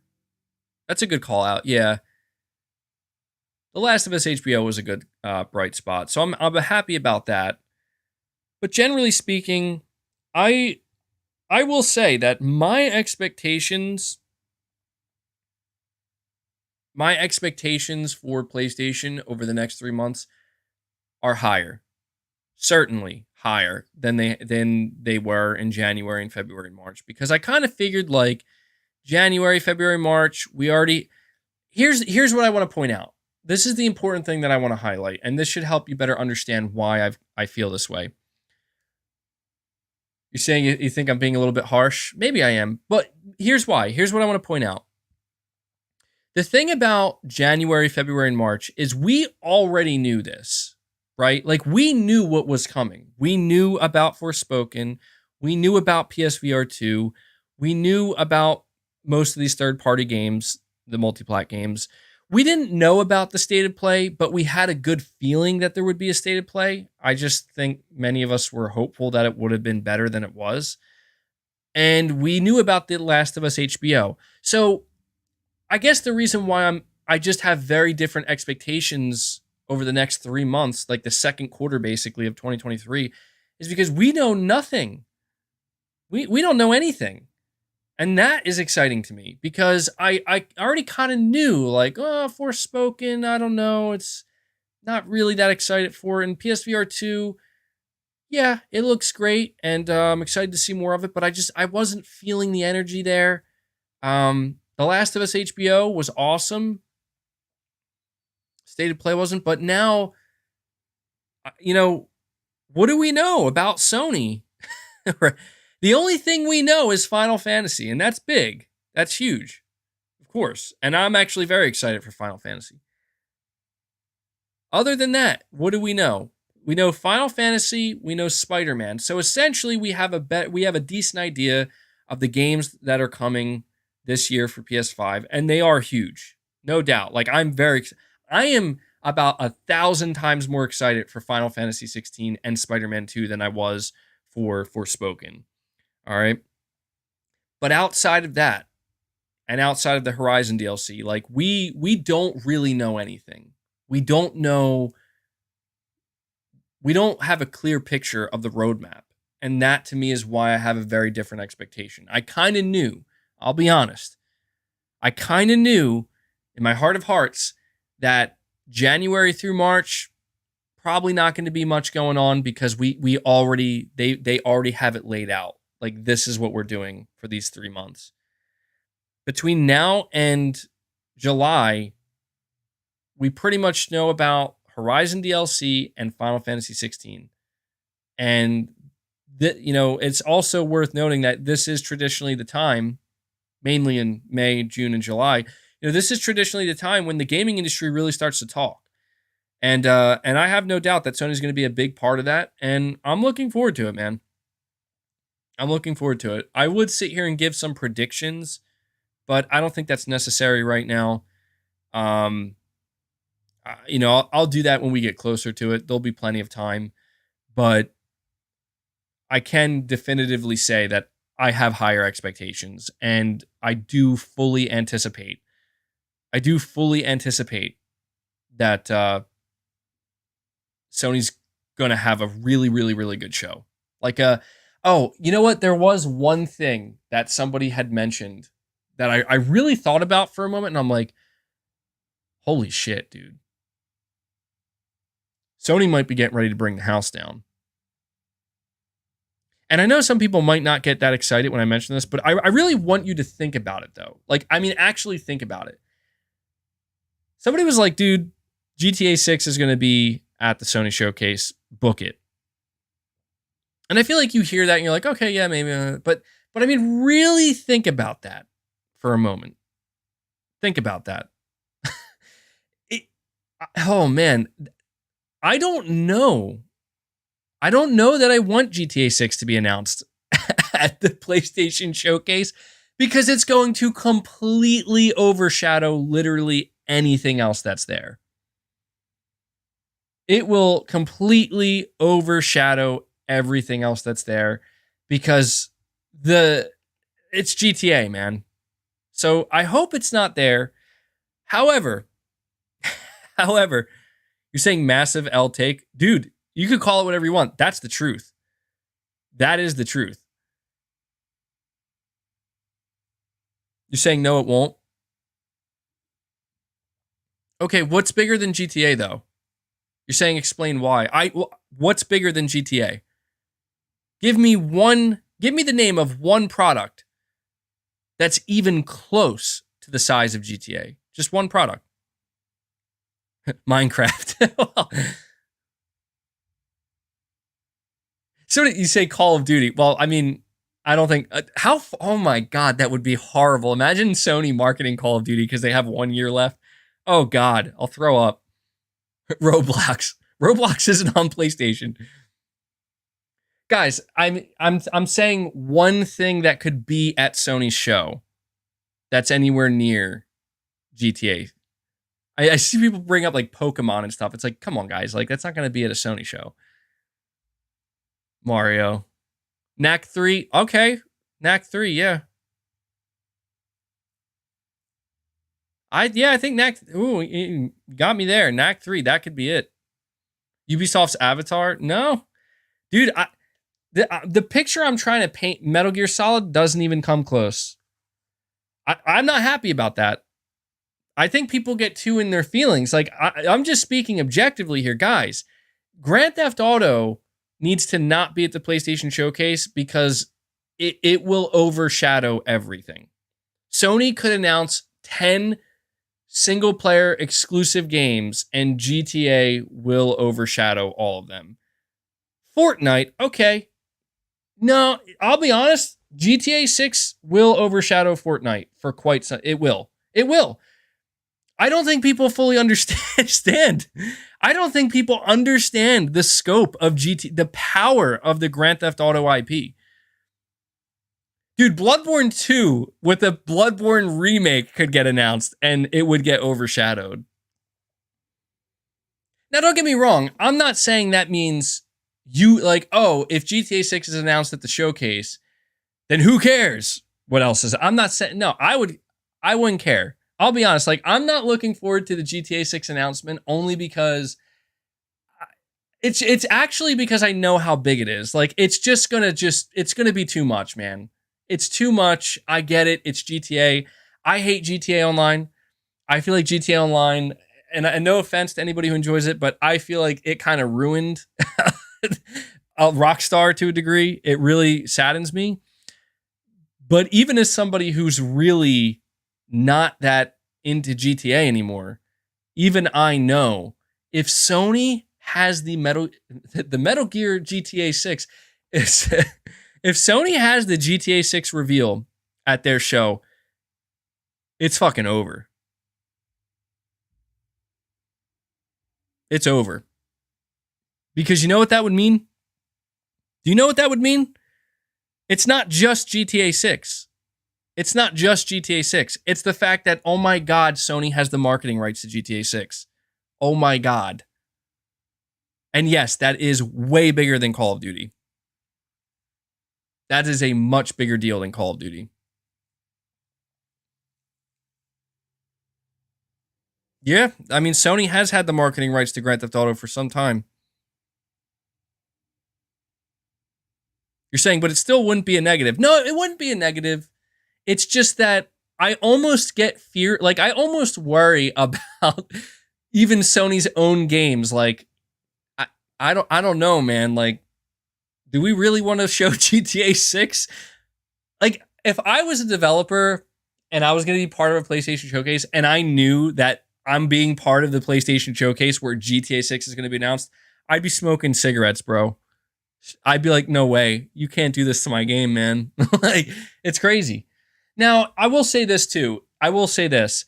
If the GTA 6 announcement is there and it's just a logo, if it's just a logo, I think we're okay then.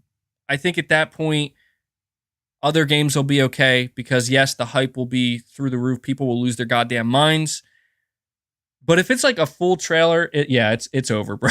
It's over. So you're saying just the logo would be an L? Could you imagine if they just showed a logo? It would be pretty funny, dude. But that's the thing, man, is they can do whatever they want.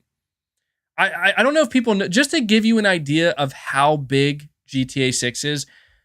We got a tweet from Rockstar. I think it's like one of the most liked tweets in history. I don't know. I know in video games it's the most liked tweet by far. They just put out a tweet saying, yeah, just so you know, we are working on GTA 6. And that's it. That's all they said. It's just like, hey, and this is like almost a decade after GTA 5. And that tweet became like one of the biggest tweets in the history on Twitter. Just that single tweet. So yeah, it's interesting, man.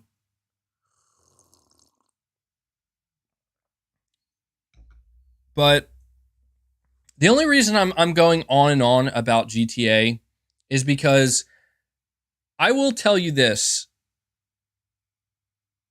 I don't mean to bring this up here, but it just helps me paint a clearer picture with this upcoming PlayStation Showcase. One of the things that Sony, or that Microsoft, I should say, has been arguing is that like they need Activision and Call of Duty to compete, and Sony has really been kind of latching on to Call of Duty. But it's like I can't confirm that Sony has the marketing rights to GTA 6. They might not. But there's a really, really good chance that they do. And that alone, it's like, Sony, you have literally nothing to worry about. You know what I mean? Like, you have nothing to worry about. If you have the marketing rights to GTA 6, you're golden. The PS5 is going to do just fine. The PlayStation platform is going to do just fine. And that, to me, that's something that's really interesting. And I think what backs this up is we look at Hogwarts Legacy. Okay, Hogwarts Legacy is obviously a colossal game, nowhere near the size of GTA, but still very, very huge, very big game. This game moved millions of PS5 units. Like, millions upon millions of people legit went out and bought PS5s just for Hogwarts Legacy, and a portion of those people did so because they believe that it's only available on PlayStation. That is the power of marketing rights. Not third-party exclusivity, just marketing rights. And so, I'm not too worried about Sony and whether or not they're going to be able to compete. It will be an interesting day. I mean, the PlayStation Showcase will be interesting nonetheless, but man, you really got to wonder the weight. I mean, the sheer weight of what's going to be there. Is Sony going to bring the house down? I think they easily could, dude. I think, when I think of Sony having a showcase, and this is where the PlayStation hype man's going to come out of me here. I mean, I imagine them like this is straight up like, I just saw John Wick 4. It's like John Wick getting ready. It's John Wick putting on the suit, getting the guns, and it's just like you already know what's going down. We all know what's going down here, and that's how I imagine it, man. They're getting ready to to go on a rampage, and I'm here for it. So, also, John Wick 4 was fucking insane, dude. What a movie! What a movie! I want to point out this is relevant to PlayStation because Chad Stahelski, the director of John Wick 4, as well as all the other John Wick movies, he's directing the Ghost of Tsushima movie. So I'm thinking this Ghost of Tsushima movie is going to be pretty fucking good. And if you saw the beginning, I'm not going to spoil anything, but if you watched John Wick 4, like at certain parts of that movie, you can already tell, like, oh my God, that dude, when he makes this Ghost of Tsushima movie, it's going to be amazing. It's going to be utterly amazing. So, you're saying, calm down, Showcase is about first party and small indies. And Rockstar Games. Remember, Jim Ryan doesn't come out to present at showcases, really. But he did one time. And you know what he presented? GTA 5. Free PS5 version. Also wanted to talk about their ongoing partnership with Rockstar and Take-Two. So, yeah. So believe me, Sony has plans, man. It's clear. Sony knows what they're doing. And yeah, let me all right, I'm going to move on to the next topic. Let me just read these super chats before I do. Pragmatic Cat, you're saying DS2 equals Play the Girl or DOA Redis. Yeah, dude, I do wonder if we will see more Death Stranding 2 at oh, my back. I got to move my chair up a little bit. I do wonder if we're going to see more Death Stranding 2 at the upcoming PlayStation showcase. I would love to see more. Himanshu Yadav, you're saying, MBG, why don't you put up SC on screen when reading so that we can see them later on? Sometimes our SCs, by SC you mean super chat, by the way, get read sometimes even after 1 hour. Yeah, that's true. That's true. I might look into that. That would be helpful, wouldn't it? I'll look into it. I'll see if that's something I can incorporate later on. If I don't be mad at me. I'm just so used to doing it this way and not having to put anything else on screen. I'll be honest, I feel like there's already way too much stuff on screen right now. Like I have my Press X podcast background with, the words and the logos, and I got the characters, and then I got me, and then behind me I got a bunch of stuff, and then underneath I got the members scroll.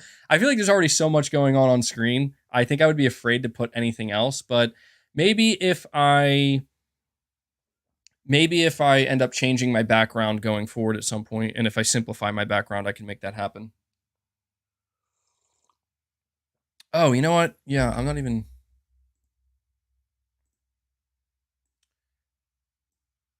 Let's see here.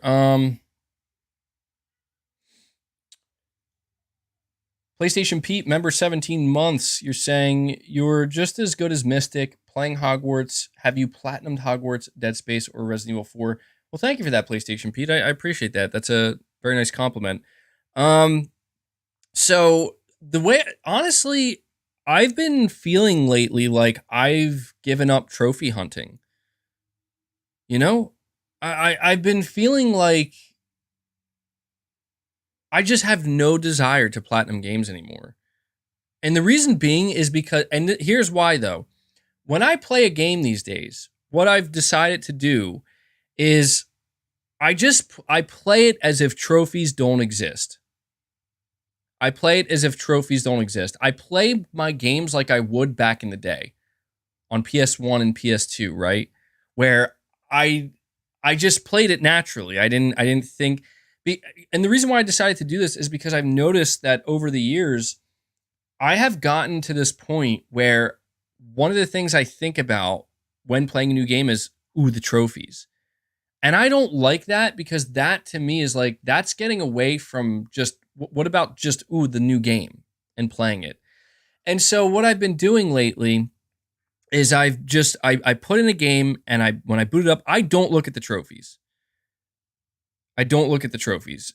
In fact, sometimes I even just turn off trophy notifications, and I just play the game. And what I do after I beat the game is I ask myself, do I feel satisfied?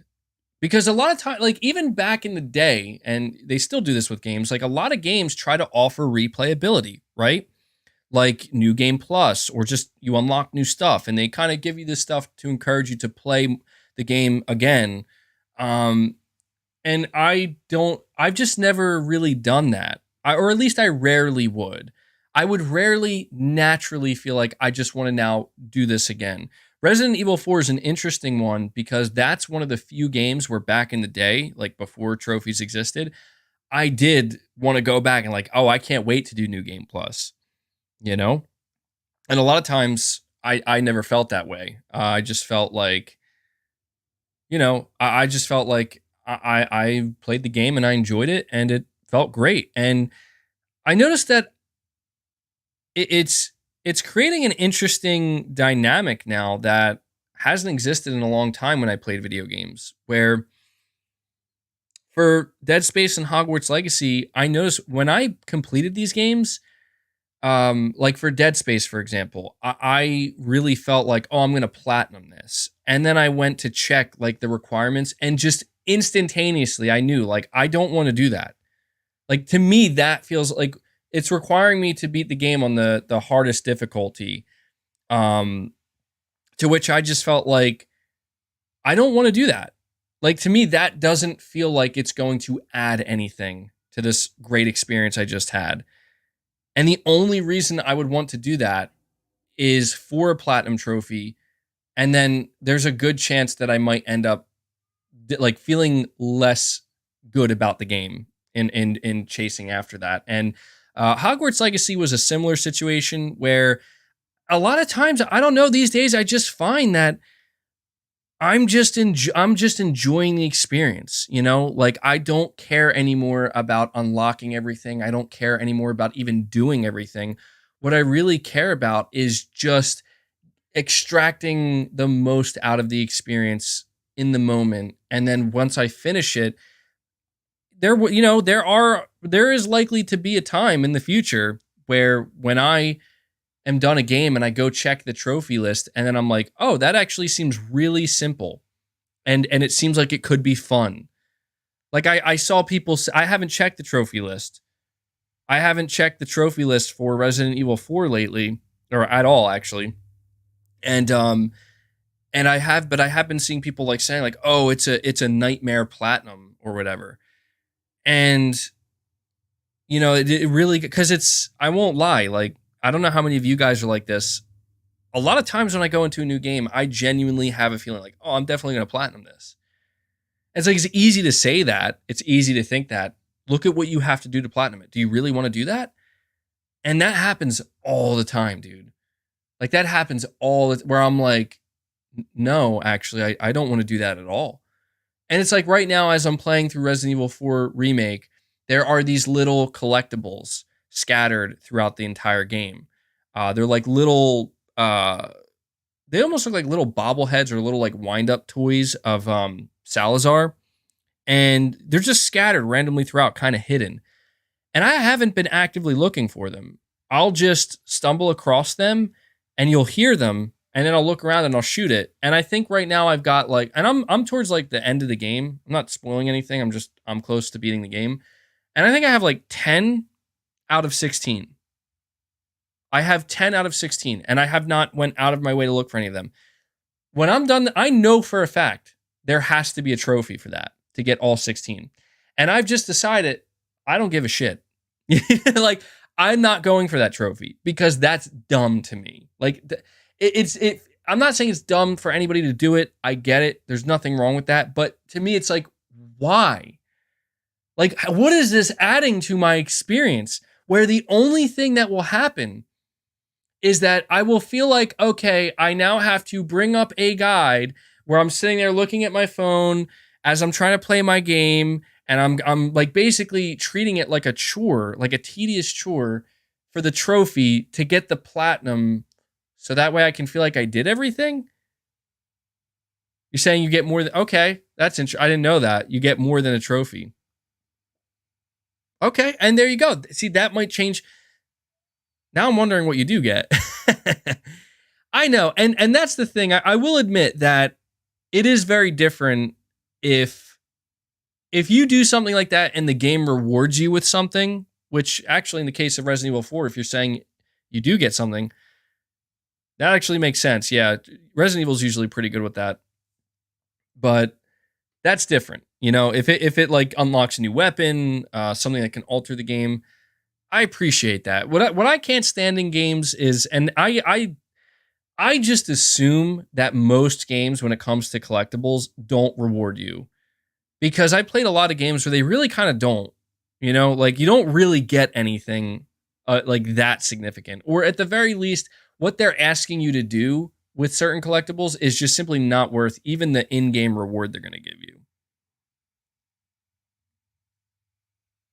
And I guess I'm just getting to a point where it's like I've always appreciated having extra content in a game, having extra things to do, having more, having more content is never a bad thing. But I guess just as I'm getting older and as the way I play games is changing, I do notice that I really am getting to a point where I just don't feel the need to unlock things anymore. I'm just more about playing the game and just letting it happen as it happens, and not overthinking it, because I've spent so many years playing games feeling like I gotta do this, I gotta do that, and it's like I really start to lose the core of like, well, isn't the point of playing this game to enjoy it and have fun with it? And I feel like as I got, I don't know, as I got older, my brain changed a little bit. I remember when I was younger, as a kid or a teenager, I played games very differently. I didn't, I just enjoyed games, man. Like I didn't think about anything more than just getting what I want to fucking get out of the game, and not questioning it and not thinking beyond that. And I kind of miss that. Like I just miss being able to play a game and just let the game exist as it wants to exist in my life. And it sounds kind of dumb maybe to some people, but the whole trophy hunting thing has completely, it really got to an extreme point with me where I'm like, I can't do this. And I see some people asking how many platinums do I have. I think I have like 34 or 5. It's nothing crazy like that, but it's also I'm not mentioning my Xbox days. With my Xbox days, it was just as bad, where I feel like I got to get every single achievement. And that, I think about Left 4 Dead. I remember Left 4 Dead is one of my all-time favorite games. That was like one of the first games where I started to get really weird about achievements, where I really started to notice that like my focus when playing Left 4 Dead was I need to get those achievements, and I would get so pissed off because I'm like, I know I can't do this. Like this is too difficult to get to beat Left 4 Dead on the hardest difficulty or whatever. I tried it over and over and over and over again, and it was not happening. And I just realized like I shouldn't have done that, because that's just like, it's not, if it's good, if it's leading to frustration and it's leading to anger, and the feelings are just becoming negative, it's just not worth it. And that's different from like, for example, if you're playing a game like Elden Ring or something, or Bloodborne, it's like, I'm stuck on this boss. You might get frustrated, but that to me is different. Like that's part of the actual game of like overcoming it. It's not necessarily, it is a choice in the sense that you can either play it or don't. But I'm saying it's different, where it's like something I've noticed as well. And I'm going to move on to the rest of these super chats and the next topic after this. But I think this is interesting because I'm curious to see if anybody else is like this lately too. I noticed as I'm getting older, and as I'm looking for just more enjoyment out of games. I don't have a problem lowering the difficulty in games anymore if I feel like I have to. Like I just feel like I don't have it in me anymore to stress myself out if a game is pissing me off. I mean, it's different for a game like, again, like Elden Ring, where there is no difficulty. I'm just at least thankful that they give you the option to summon some help, right? Because I'll tell you right now, I probably wouldn't have beaten Elden Ring if I couldn't summon some help. And I used to not be like that at all. I used to be very much like, I got to get good, I got to be a pro, I got to get better, and I don't know, I guess just something, a switch flipped or something, where I'm just not as competitive anymore. I just don't feel like, is it worth it? You're saying it's called maturity. MBGM 40 and play games much more relaxed now. Yeah, and that's really what it feels like. I guess as I get older, there are more things that I got to pay attention to and focus on, and these things are not easy, right? Like a lot of things in life are difficult, and I feel like I don't know with games, man. I don't know if I want games to be difficult too. So, good question. I appreciate you asking about that. Basically, to put it as simply as I can, PlayStation Pete, I've just been playing games and enjoying them and not questioning it. Like when I feel like I want to keep playing a game, I keep playing it. If I feel like I'm finished with the game and I'm done, I put it down and I move on. You're saying you have 94 platinum trophies. Maybe you stop at 100. I mean, yeah, that's the thing, man. It's always nice. It's always great to have that platinum unlock. But I think what happened to me is I forced myself to unlock enough platinum trophies to where the feeling of that platinum unlocking did not feel good enough. It did not take away, like, it wasn't enough to overcome the negative feelings I now have because I just did all of that for a trophy, for a digital trophy, and it's all a matter of, it's an individual thing, I want to make it known that if you're somebody where you love unlocking platinums and that is like one of the greatest feelings to you, hey man, more power to you. I know that exact feeling. It's different for everybody. Enjoy games as you want to enjoy them. That's what I encourage. So, okay, let me get this moving along here though, because I keep going on these side tangents. Perfect Image, you're saying they are games being developed for Sony. It takes time. I agree. Yeah, game development has changed. Game development does take longer in a lot of ways than it ever has. So I don't mind giving Sony the time that they need. Let me see. Subtext, you're saying I'm not a trophy hunter, only 6 platinums, but I admit there is something so satisfying about the trophy notifications out. It really is. Yeah, that's how they get you. The Caped Crusader, remember for 24 months, you're saying, I'm calling it now, Jim Ryan's whole games as a service approach is going to fail badly, and Sony will lose money wasting their time with those creations. I struggle to agree with you, Cape Crusader. I mean, I think it's a possibility, absolutely. I think this whole approach to games as a service could blow up in Sony's face, but I'm telling you, man, I feel like a game like The Last of Us multiplayer, I don't see how that can fail. I just don't. I don't get how that could fail. The reason I say this is because it's like, it's going to take a lot of the things we love about the Last of Us universe and just make it so that, hey, you don't just have to play this single player game anymore. Like those single player Last of Us games will exist. They'll always be there. Those stories, those characters, those levels. Absolutely. But like, I think to myself, something I've always enjoyed about The Last of Us, the gameplay.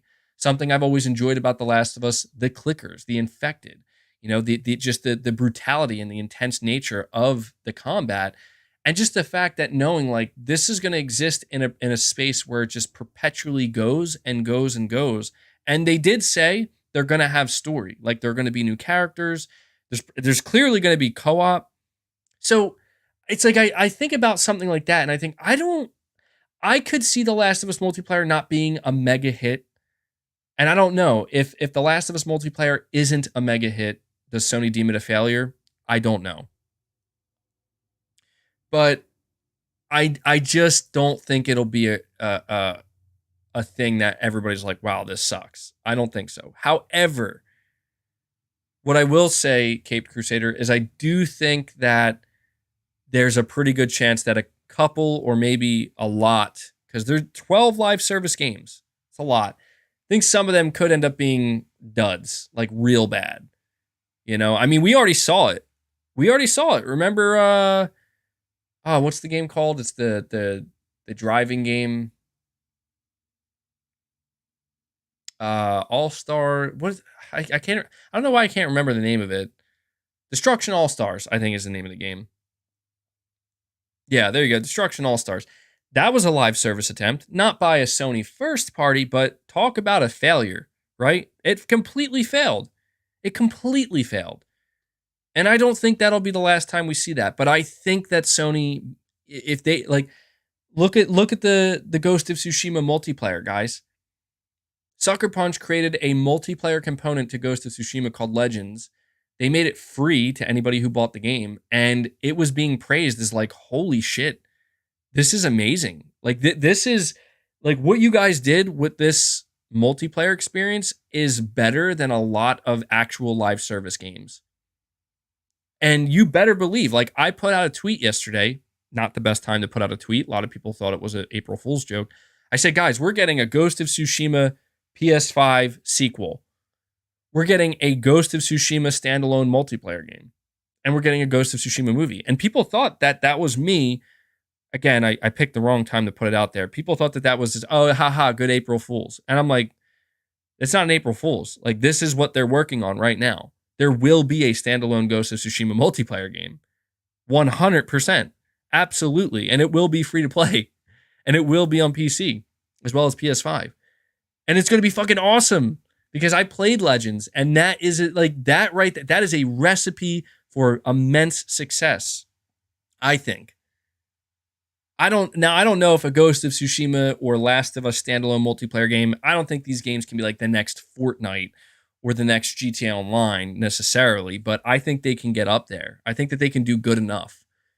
And as a I will say, like, as a PlayStation enthusiast, as somebody who really loves most, if not all, of Sony's single player games, I love this idea, man. I love the idea. If it's like, hey, you want more Ghost of Tsushima after you play Ghost of Tsushima 2? There's a standalone multiplayer game where we have a ton of content coming all throughout the year. Like, I fucking love that. I can't help it. Like, I love the idea of that. And, you know, that's pretty much what it's going to be. You're going to have that for The Last of Us. You're going to have that for Ghost. You're going to have that for Horizon. And we're probably going to have it for games like Twisted Metal. And I'm sure there are others. There are obviously others that we don't know about yet. So we'll see, Caped Crusader. Black Manta 1989. You're saying third-party exclusivity deals are going to carry this showcase. There's a reason Microsoft specifically wanted to see these deals. Sony must have fire. Yeah, I mean, it's worth noting, and yeah, I think you are correct, Black Manta, that even though Sony has been kind of playing the role of victim and underdog, or at least trying to basically saying like, you know, we need Call of Duty, and you know, we're going to be weak without it. I mean, come on. Sony has absolutely been making a lot of deals behind the scenes. More than they ever have, probably. Because why wouldn't they? If Sony's aware that, dude, you might not stop this from going through, right? Like, you might lose Call of Duty, at least in the marketing deal, right? So Sony is going to have to compete with Call of Duty dropping into Game Pass eventually and whatnot. It's like, if you're Sony, do you just spend the next year being like, well, we can't sign any more third-party exclusivity deals? No, you probably do the opposite. You probably are like, okay, well, we got to try to start talking to more people because this is a reality we might be facing in the coming years. So I think you're right, Black Manta. I think Sony does have fire. And I think that I could see. We talked earlier in the show about the potential the potential damage that Sony's doing to their reputation right now. Oh man, Sony's so weak. Sony sucks. Sony's out here crying like a baby. They just won't stop. And it's not a good look. You know, it's not a good look, obviously. But Has anybody maybe taken a second to think that if you're Sony and you know what you're sitting on, and you know that, dude, all we got to do, snap our fingers, put on a show, and oh my God, no one, literally no one, I've been using the word literally a lot, but literally no one is going to be talking about any of this because that's what we got. You know, I think that is another reason. I mean, I can't, I know that's a little bit arrogant, but I think it's true. Like, I think it is true. I think it's true that Sony is like, look, we're willing to let this thing drag out because we know that the second we decide to turn it around, it gets turned around. It gets turned around real quick. And it goes 100 miles an hour. That's what I think. That's what I think. Josh, you're saying, I will say that PlayStation isn't doing PSVR2 any favors with their silence and not having showcases and pretty much how they're treating all first party right now. Definitely. You know what I think is scary, truthfully, to me about PSVR2, which is the next topic we're going to talk about? I don't know. Should we talk about PSVR2 being in trouble after this, or should we talk about The Last of Us PC? I think I'm going to talk about The Last of Us next because I am probably going to go on a bit of a rant, truthfully, with that topic, and I know you guys want to rant, a good rant. So, but you're saying it's not. Yeah, it's not. You're right. It's the way Sony is treating PlayStation first party right now is not doing any favors for PSVR2. And what I will say is that it is concerning to me to know if it's true that PSVR2 only sold 270,000 units. What's scary about that is you take Horizon Call of the Mountain, which is a first-party exclusive. That means it definitely sold less than 270,000 units. That is bad. Like, just straight up, that's real bad for Sony first party. And it is concerning. And it's concerning to a degree where if that's true, I worry that Sony might... I mean, look, the reason why that's scary to me is simply because I feel like if Sony really is all about the numbers and the bottom line, they may decide it's not worth it because of how few copies they're going to sell. They might decide we're not really going to invest much more from our first party anyway into PSVR. I mean, has anybody noticed? Again, I'm not trying to paint a doom and gloom. I'm just trying to point out a fact here. Has anybody noticed that Sony has seemed to have very little to almost no interest in trying to acquire VR studios? I mean, yeah, Firesprite has experience with VR, obviously, but that's not all they're working on. They're working on like 3 or 4 other games or something. But they're like these other studios that, you know, you would think that Sony would maybe consider acquiring for their VR. London Studio, and that's the thing. Like, London Studio made a AAA VR game last gen for PSVR 1. Now they're making a PS5 exclusive. They're not doing VR anymore. Insomniac isn't doing VR. So it's not that they don't have talent already that can work on VR, but that to me is something you got to pay attention to, is the fact that, wait, so you have like teams that can do VR, but you're asking, like, they're not working on it. You don't want them working on it. You want them supporting the PS5.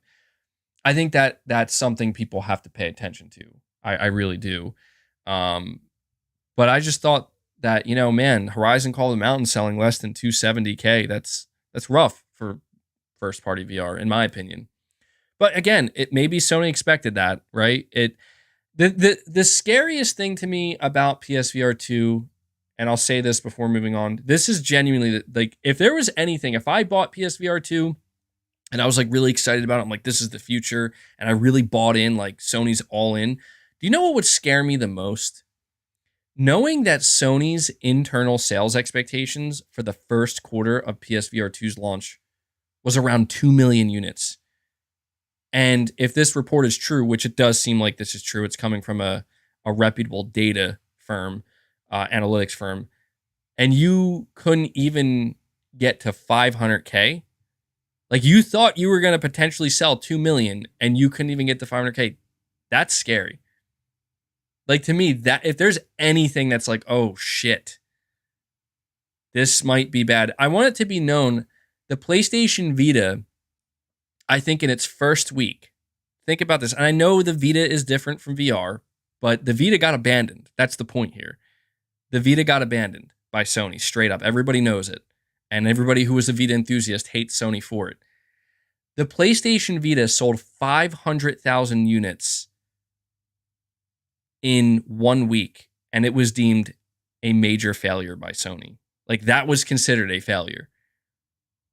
So, again, I'm not trying to paint a doom and gloom picture. It's just the cards right now are stacked against PSVR2. They are. And that's not to say it can't turn around. It absolutely could. Dude, VR2 could blow up. Absolutely. It's too early to call it. I said it myself early in this podcast. We cannot determine if it's a failure or success, but there's no doubt in my mind that the cards are stacked against it, and it has a bit of an uphill battle. And the only question that we really need an answer to is, how hard is Sony willing to fight, to get this thing to be a success? Because you know what I don't understand? Why can't you go into a Walmart or a Target or a GameStop and buy PSVR 2? Why can't you, why is the only way you can get PSVR 2 is directly through Sony? Like, that to me is strange behavior, where it's like, are you is it that important that you extract every single dollar from VR2? That you're afraid to even give a 30% cut to people who may buy it in the store? You're saying they want 100% of the money. Well, yeah, I mean, that's what I'm saying, though. But, my question is, why is it that imperative? Scalpers? Maybe. No. Nobody's scalping PSVR. Look, man. I think even if you're the most diehard PSVR 2 enthusiast right now, you got to admit, you don't know, the future doesn't look clear. It's murky. I don't blame anybody for wanting to be optimistic. You should be. I'll tell you right now, if you just spent $550 on PSVR 2, yeah, you're going to want to be optimistic, and you should be. But we cannot ignore Sony's past and how we have seen Sony abandon hardware in the past, that if they just deem it's not worth pursuing anymore, they just let it go.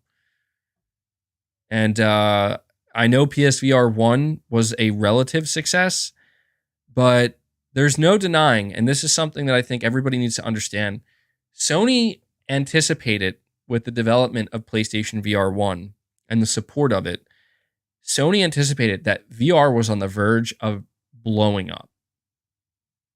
Sony didn't pursue PSVR,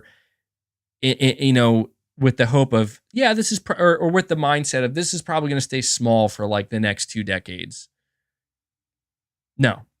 Sony pursued PSVR 1, assuming that in the next 5 to 8 years, this thing is going to, VR is going to blow up as the next big thing.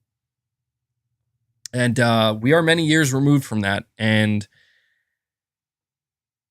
look, I think VR is still relevant, but I don't know that I feel confident in saying that it's very relevant. I think that it might actually be losing steam, potentially.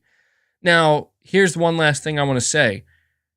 I genuinely have to question what this conversation would be like right now if Sony decided to release a VR headset with PSVR 2 that was $350. $400 most. How different would this conversation be? It could be very different. It could just be that it turns out no one gives a shit about PSVR 2, at least 90% of people, because it's expensive as hell. Even I can say, dude, it's expensive, man. It's more expensive than the console that's needed to play it. So I don't know what Sony's.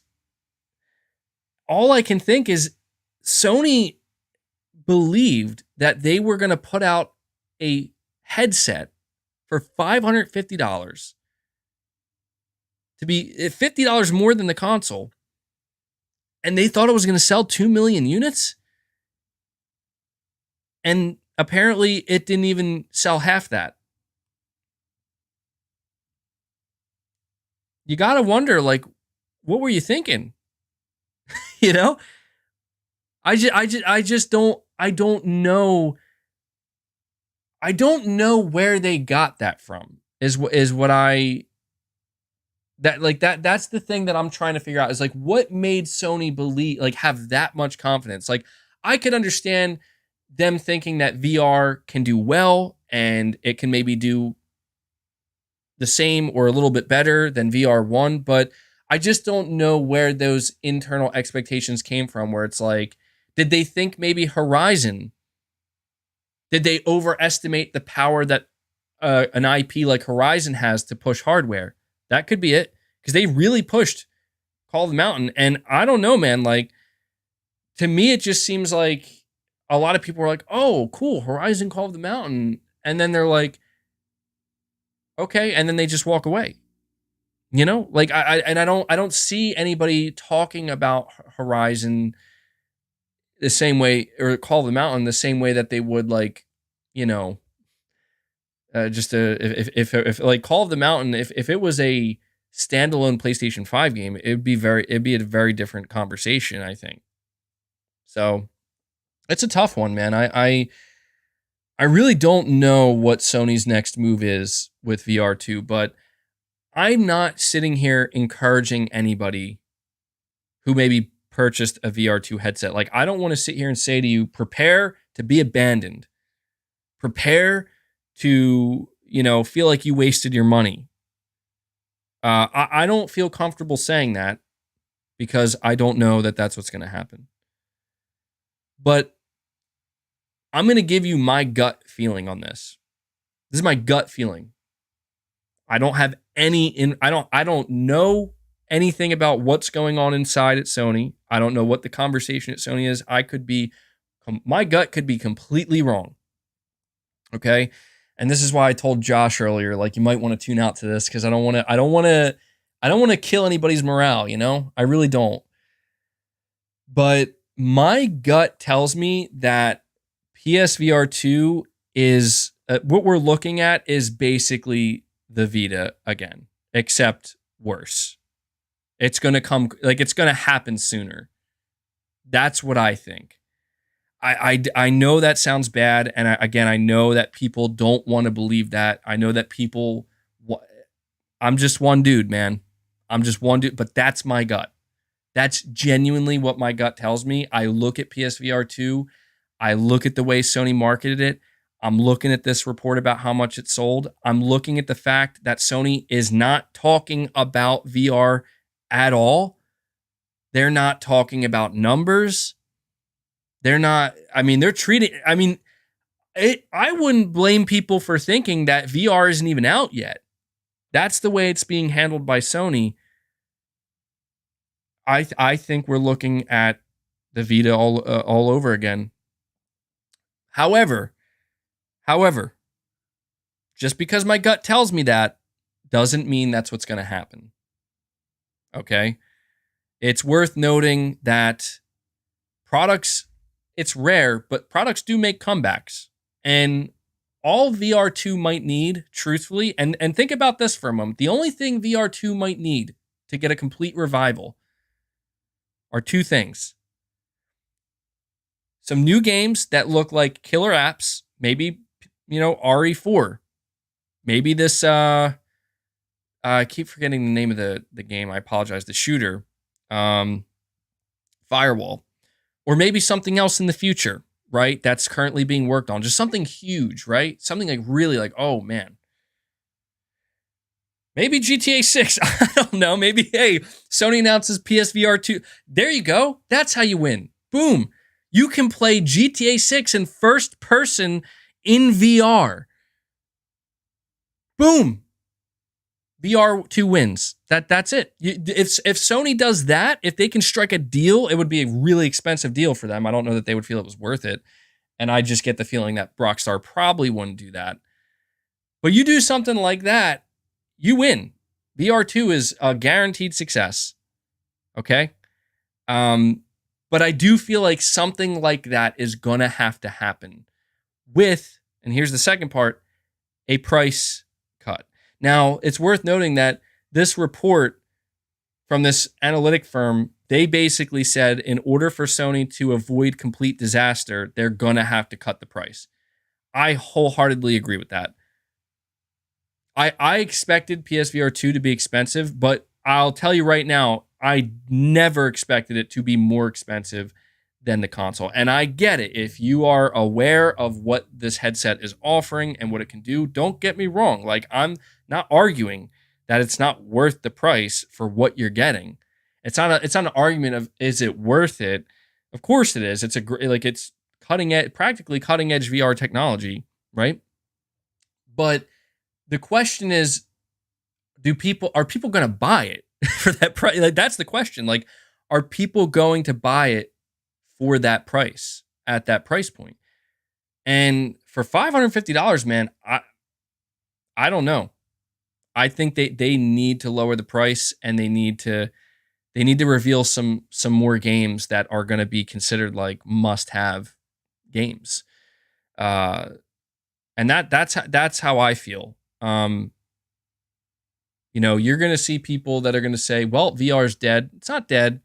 It's not dead. It's still too early. It's, it's like if you're watching a sports game and, it's the beginning of the first quarter and they somehow let the other team, score 4 times. It's like, you might feel inclined to say, okay, this game's over. They lost, but no, we still have an entire game. Let's see what happens. That to me is where we are right now. But I just want to encourage people to think of this. I want to encourage people, just remember, Sony is a business at the end of the day. Okay. And regardless of how much you may want to believe that they're not, like, they wouldn't just abandon a product, you need to understand that it's actually interesting because when we talked earlier, Jim Ryan as the CEO of PlayStation, Hiroki Totoki, the new president of Sony, these are business executives who are absolutely obsessed with growth, and they only want growth. And if they don't find a way to grow VR quickly and get those numbers up quickly, I do fear for the future of VR under PlayStation. And I also just want to point out with that, when I say like getting those numbers up, Sony doesn't want to lose a bunch of money as well. Again, somebody mentioned earlier, well, it's obvious why Sony isn't selling VR2 inside of a Target or a Walmart. It's because they want 100% of the money.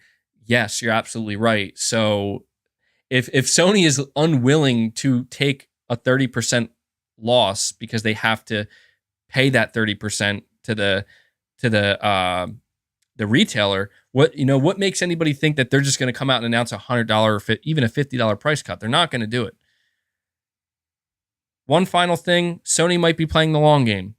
Sony might be totally okay right now with VR2 in our current economic climate and everything that's going on. They might be totally fine with the idea that this thing is kind of a failure right now, but we're playing the long game and we have plans for it. That could absolutely be what they're planning.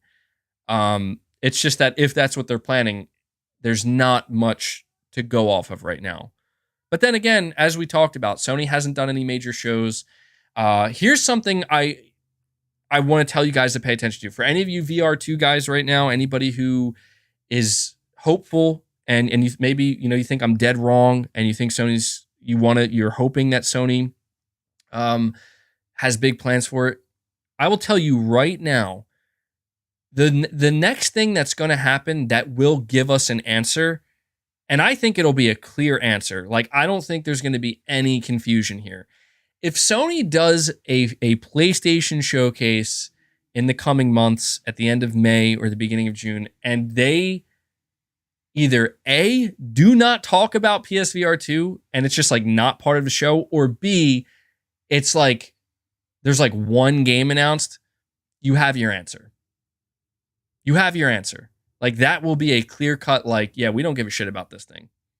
Because you could make the argument that the reason right now that it's not looking too good is for the same reason that people question PlayStation in general, where it's like, how come Sony's not making announcements? How come they're not showing new stuff? Well, we just got to wait. They're going to put on a big show. And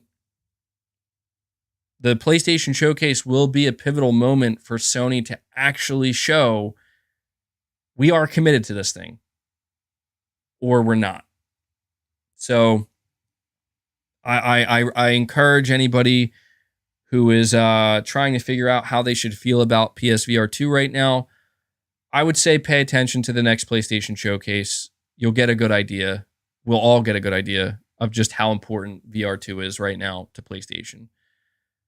Wild Wolf, you're saying, sorry, MBG, but it's too early to judge. No, it is. It is. Dude, don't get me wrong. Like, if you feel the opposite and you're like, I think VR is going to do great, look, you could be completely correct. We don't know. We do not know. But I'm just giving you my gut feeling and my opinion. Let me see here. Perfect Image, you're saying GTA is to teach real estate and networking. Oh my God, dude.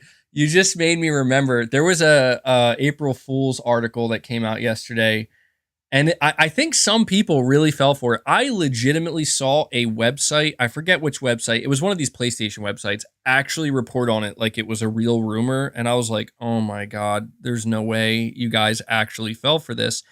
There was a rumor, April Fool's rumor, that GTA 6 is going to feature a crimeless mode, right? Where like you play GTA 6, but you don't do any crime. And it's like, how could anybody, I mean, all right, look, I'll say this.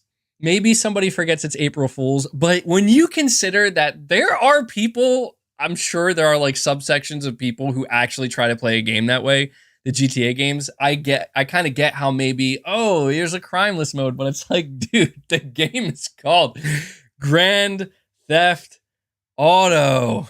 Oh my God, it's funny. That is funny, dude. Grand Non-Theft Auto. Yeah, I couldn't believe I saw, what was it, PlayStation Lifestyle? Is that the website that did it? I'd have to go look. That is so crazy, dude.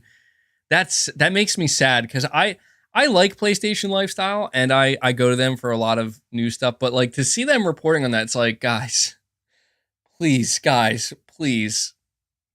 stop it. All right, let me see here. Lock PSB are saying Jim Ryan will come out and show a tattoo of the GTA 6 logo. Oh yeah, that would be amazing. That would be amazing. That'd be a great way for Jim Ryan to get back in the good graces of the public, right? Jim Ryan comes out with a GTA 6 arm tattoo.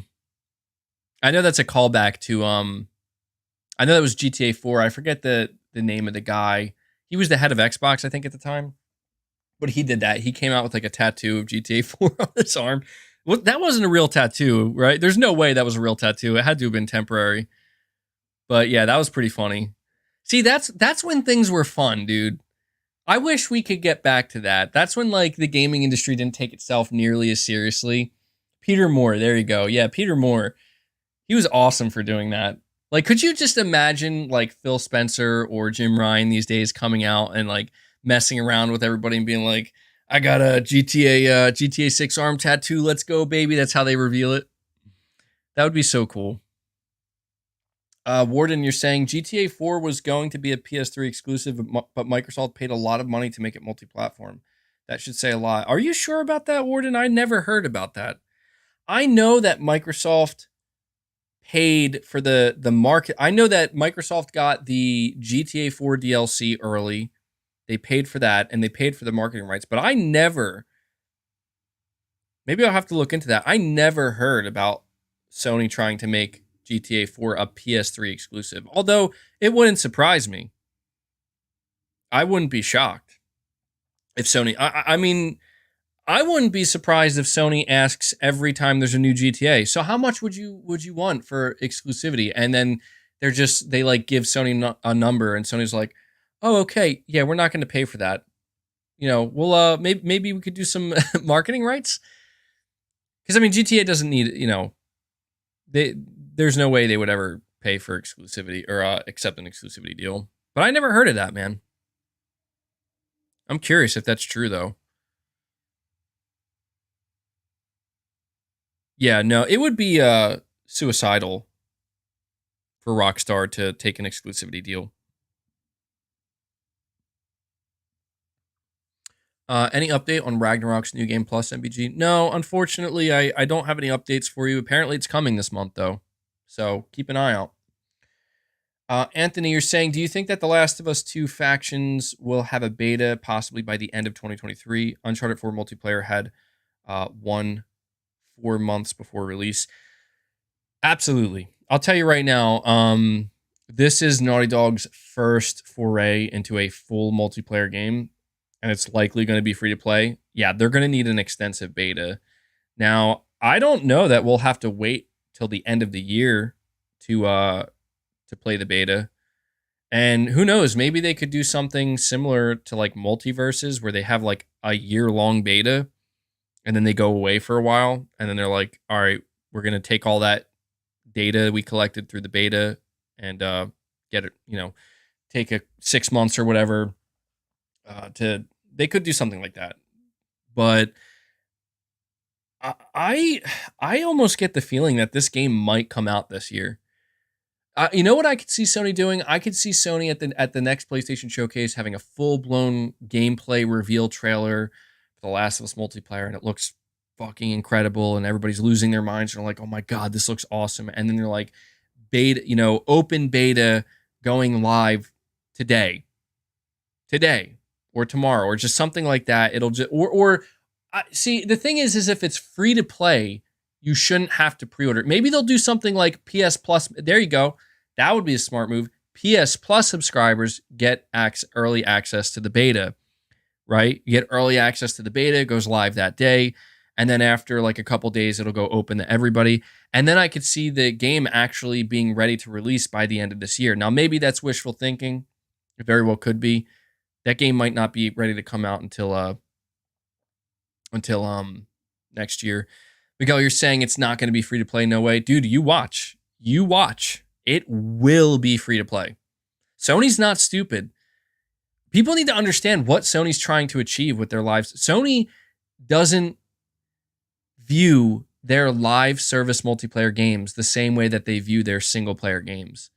Sony isn't hoping that they can sell 10 million copies of this multiplayer Last of Us game.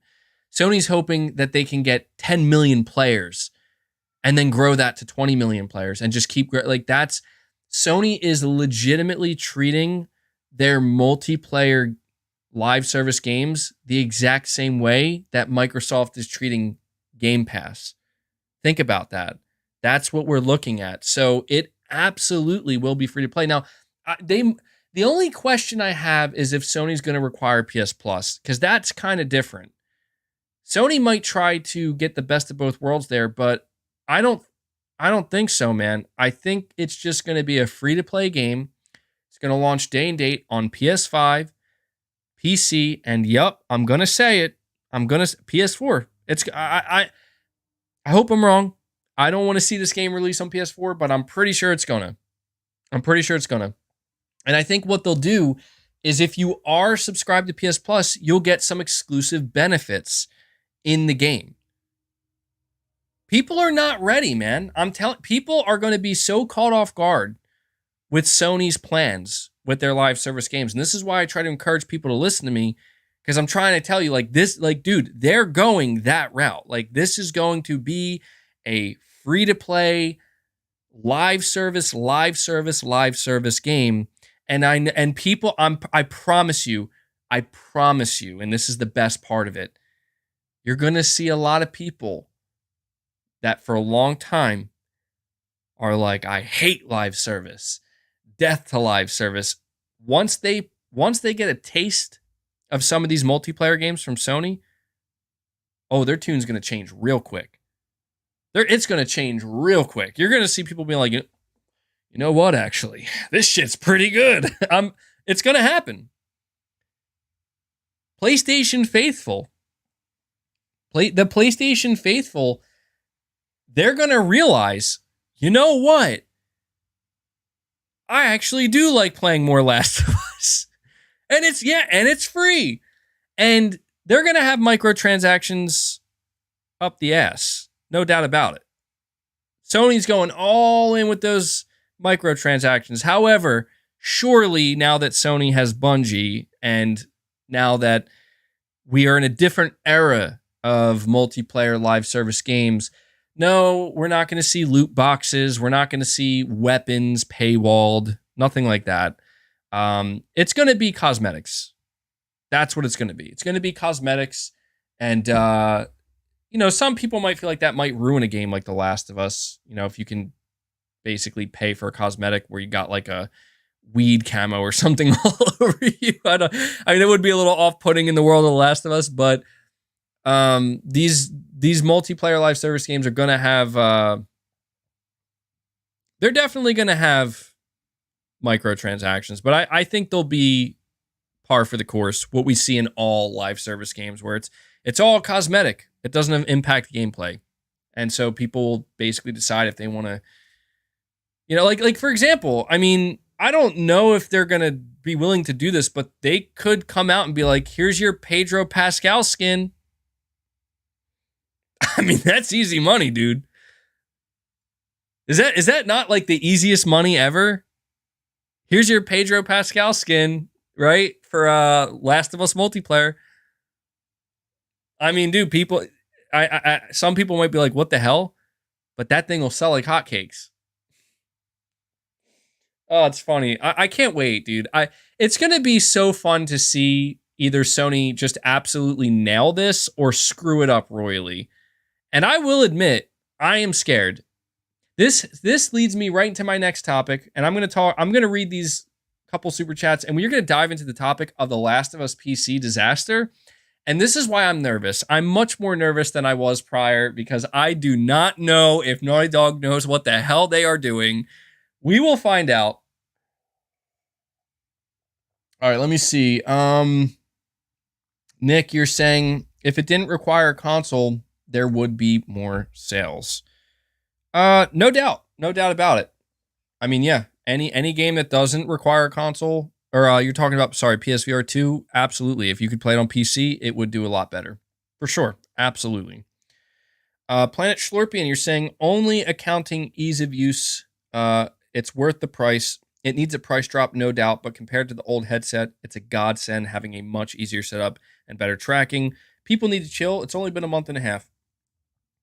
No, don't get me wrong. I don't think anybody should panic and anybody who's saying VR is dead, it's over, PSVR2 is done for. Like, what are you talking about? Like, it might be, it could be. Can we at least give it like a year at least before we did? Can we give it at least 1 year? Now, if you're saying, like, for example, what I'm saying, where it's like, if I had to guess where it's all going to lead, that's one thing, right? But I have seen people definitively claiming like it's over. Like, stop. Give it some time, okay? And then we'll come back to it. But yeah, a lot of people love the fact that PSVR 2 is it's a single wire, and PSVR 1 was an absolute nightmare with that. So let's dive into the next topic, shall we? And people say that I'm too easy on Sony and I'm too easy on PlayStation, and I will. Oh, well, you know what? If you are somebody who thinks that, get ready, because you're about to be proven wrong, because, oh my God, what the fuck is Naughty Dog and Sony doing? What are you doing, guys? I never thought I would see the day where we basically have a cyberpunk-esque, not exactly like cyberpunk, but a cyberpunk-esque disaster with the Last of Us IP on PC. So basically, for those who are not in the loop, although I'm sure many of you are in the loop, first off, it's funny as shit.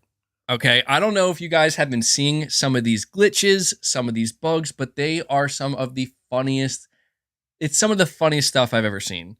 And I appreciated that. Even for as annoyed as I was with the Cyberpunk launch, I was still appreciative of some of the how just insanely funny some of the bugs were. But to give you a rundown of the situation, back in June of last year during Summer Game Fest, Naughty Dog announced The Last of Us Part 1, a remake of The Last of Us, which automatically caused a bunch of controversy because people were questioning, do we really need this? It's going to be $70, maybe seems like a ripoff. We just got remastered, or, not even a decade ago. So that happened, and at the same time, they did something that wasn't necessarily anticipated. They announced that it's coming to PC as well. They said it's coming to PC as well. And they didn't give a date, but they did say that the game, Part 1, is launching for PS5 in September. And then we found out that Part 1 was going to launch in March on PC. And then it got delayed. And the delay, if I'm not mistaken, was by like a couple of weeks. You're saying I got a whole lot of super chats I missed? I don't think so.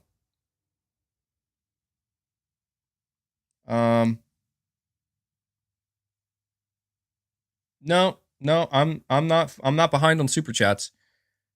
Although Magnum Gaming, you're saying Sony doesn't owe anything to the PC community, and we'll talk about that. But basically, what's going on now is they delayed the game, if I'm not mistaken, by a couple weeks, and nobody really thought much of it. They just thought, okay, well, it's just delayed. And then the game launches, and it's a dumpster fire, dude. Fred Vance, you're saying Sony gave Iron Galaxy the rights to port instead of utilizing Nixxes, which they own. So here's something really important that we actually do have to highlight, because I thought this as well. Naughty Dog is mainly responsible for this disaster, not Iron Galaxy. So Iron Galaxy would you be surprised to hear that Iron Galaxy also did the port for the Uncharted Legacy of Thieves collection, which last I checked was running fine and great on PC. Yeah, so Iron Galaxy, I'm not saying they probably have a certain hand in it, but the two things we have to highlight is that Iron Galaxy has already worked with Naughty Dog on the Uncharted, and that was perfectly fine. And Warden, you're saying, MBG, I believe you missed my super chat about GTA 4 being exclusive to PS3. You did. Unfortunately, Warden, you did miss it. I did talk about that. I did talk about your super chat. So rest assured, my chat is here to assure you that I did not skip it. So you might have to come back afterwards and check that out. So no worries there, man. But something else we learned is that Naughty Dog, when talking about The Last of Us Part 1 and their PC development, they made it clear that like they're the ones doing it. Like the bulk of it. Iron Galaxy was clearly there for support, and this is definitely not Iron Galaxy's fault, at least in my opinion, because if it was, then Uncharted should be a mess. I think what happened, this is my guess, I think Iron Galaxy was given Uncharted, the Legacy of Thieves collection, and they took care of that pretty much 100%. I don't think Naughty Dog had any hand in the development of the Uncharted Legacy of Thieves collection. And I think with The Last of Us Part 1, it's actually the opposite. I think that Naughty Dog took on the bulk of it because they have to, because one of the things that Naughty Dog said they're doing now is they are, anytime they make a new game going forward, it's going to be made for PC as well. So clearly they have to get their hands dirty. They have to get involved in direct PC development. They cannot expect to release games day and date on PC, or at least develop for PC without having experience, without getting involved in it. And I think what we are seeing, truthfully, I think we are seeing the incompetence of Naughty Dog revealed. And I think it's very sad, because it's pretty clear to me, like to all of us, that Naughty Dog is a great studio and a great developer. And if you think about what is Naughty Dog known for? They're known for their quality, specifically on PlayStation hardware. Like nobody does it better, right? Nobody does it better.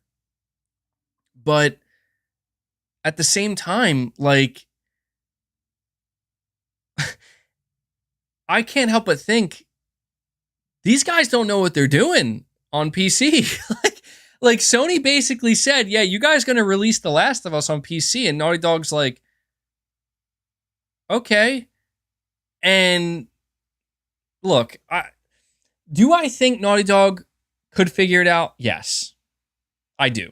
I think Naughty Dog could figure it out. They're expert game developers. I'm sure they could figure out how to get a game perfectly optimized for PC. Do I think The Last of Us Part 1 was absolutely rushed out the fucking door to meet a quota and to hit a deadline so that way you can get that synergy? We need that synergy between The Last of Us HBO and this game. Yes. For shame, Sony. For shame, Naughty Dog. I know that there are quite a few people that I've seen, PlayStation fans, that are like, who gives a shit, man? Buy a PS5. See, this is what you get. You don't buy a console. This is what you can expect. Yeah, but you got to understand, man, like, so if Sony's going to go out there and announce, we're making this game for PC and we're bringing it to PC and you're going to pay for it. We're going to ask you for full price or close to it, whatever it might be. I mean, dude, this is unacceptable. And the biggest problem I have with this is that Sony, this is The Last of Us. How could you let this happen? Naughty Dog, how could you let this happen? Right? I'm not saying it's like, oh, their reputation is completely tarnished. Nothing like that. No, but it's like, this is not good. This is not a good look for PlayStation Studios, for one of their biggest studios, that being Naughty Dog. And here's the worst part. If your goal, if your intention of releasing The Last of Us on PC was to finally get people who didn't buy a PlayStation to experience this game, you just did it in the worst way possible. And I feel sorry for anybody. I feel sorry for anybody who's like, yeah, this is going to be my first time playing The Last of Us, and you got to deal with a complete broken mess that you paid for. That sucks. I wouldn't trust Sony anymore. Straight up. I fucking annihilated CD Projekt Red back in 2020 when they launched Cyberpunk the way they did. And again, I'm not saying this is the same. Like, The Last of Us Part 1 on PS5 was phenomenal, perfect, no problems. Okay, but this is where I am going to keep the same energy, where it's like, Sony, you literally delisted that game from your store because you deemed it was too broken. Fucking do the same thing for your own fucking game. Like, what are you doing? This is the shit that pisses me off. This is where I will call out Sony, where it's like, you have no problem trying to make it seem like you're for the gamer, right? And hey, we would never allow such a thing. Get that shit off our platform right now, right? At least that's kind of the that is the energy that people felt like, oh yeah, Sony's doing a good thing. We all know, come on, let's face it. We all know the reason why Sony pulled it was because they didn't want to deal with the refunds. Okay. But they put out a statement and they basically were like, this isn't up to our standards. So I'm almost like sitting here thinking, like, Sony, what message are you trying to send to the PC community? Are you trolling the PC community by being like, oh, you decided not to buy a PS5, eh? That sucks. Guess you'll have to deal with this shit now. I mean, it is kind of funny when you think of it that way, you know, when it's like, but it's not right. It's not right. This is where it's not like every single PC port Sony has done a script. Like, dude, they nailed God of War. They nailed Spider-Man. And that's the thing, is a lot of people are saying, you know, just as Fred Vance says here, you know, Nixxes. You guys have Nixxes. They are a PC studio. Like, you bought this studio to help with your PC ports. Here's the reality. I guarantee it. I guarantee this is what's happening right now. Right now, Nixxes is likely working on another product for Sony that is more important than this. Now, I don't think there's many games that could be more important, but I bet you my bottom dollar, man. They are working on Horizon Forbidden West.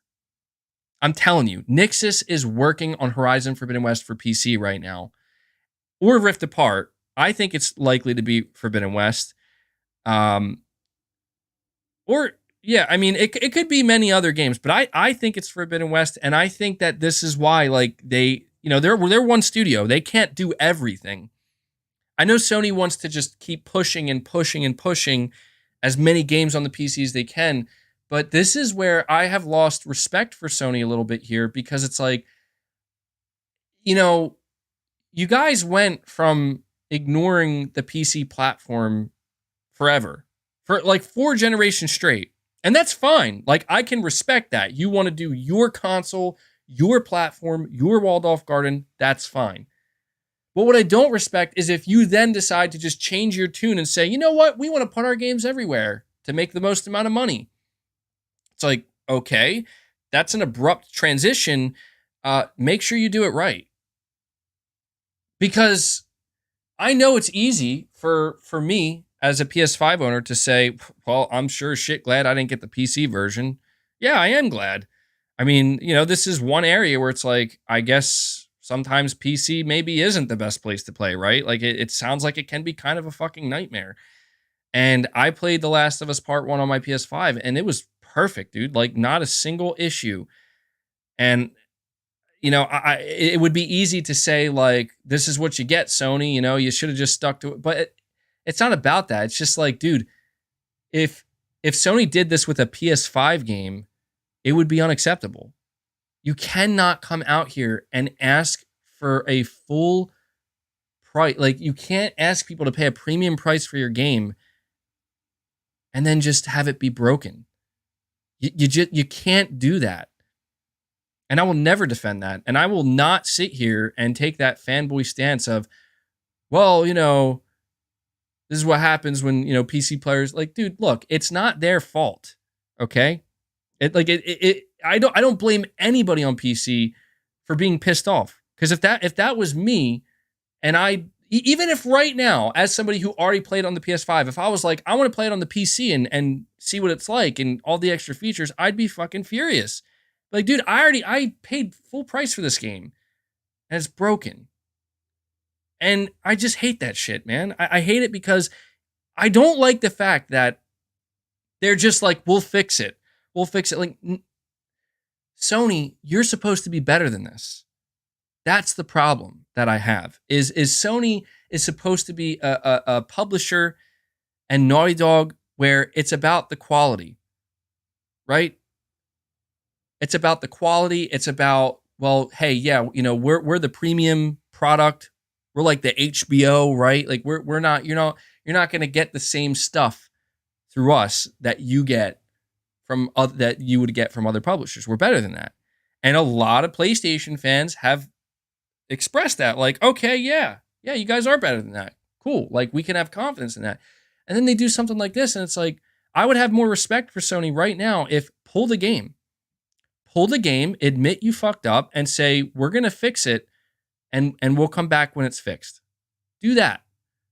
But they're not doing that. Naughty Dog's out here doing damage control all over their, you know, Twitter, being like, we hear you. And it's like, they're putting out hot fixes. And I don't know. Why would Sony do that? Well, again, Sony has no problem doing that when it's another publisher, when it's not their bottom line, right? You're saying they well, I hope they did. Maybe that's true. You're saying they fixed most of the issues.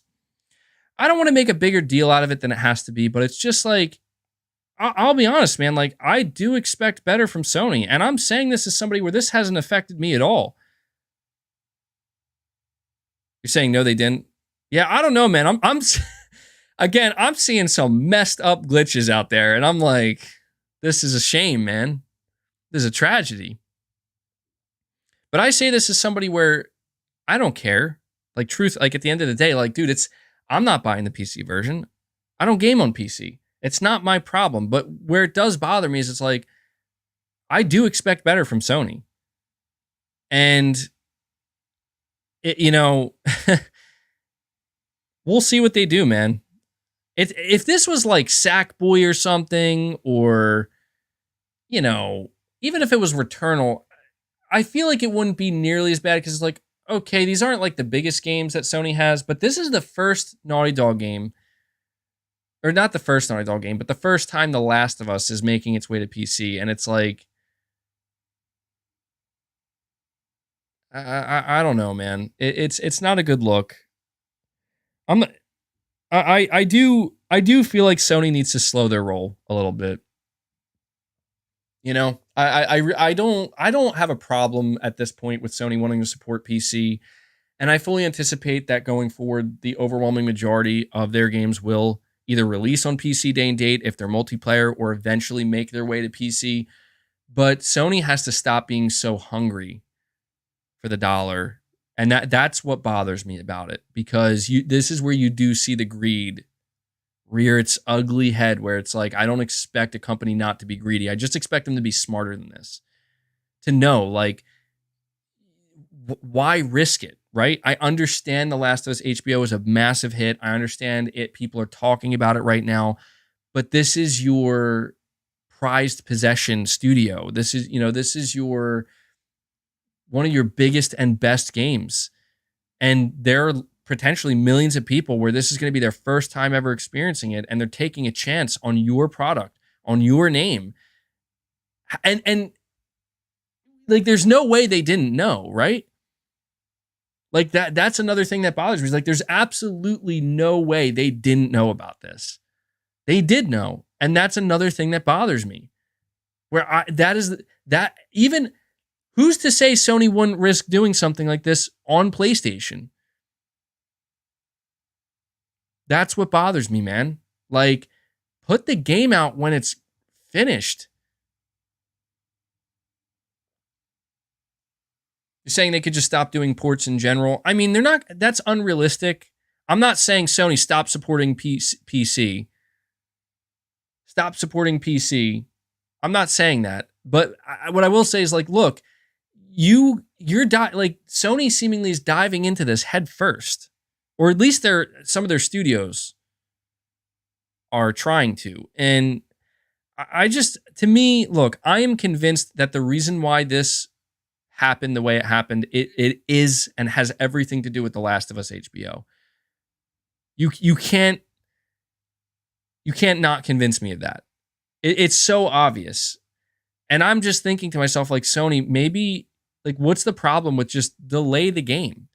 Just delay it. Even if you need half a year, just get it where people will buy it, and they'll be and they'll still look forward to it. Just,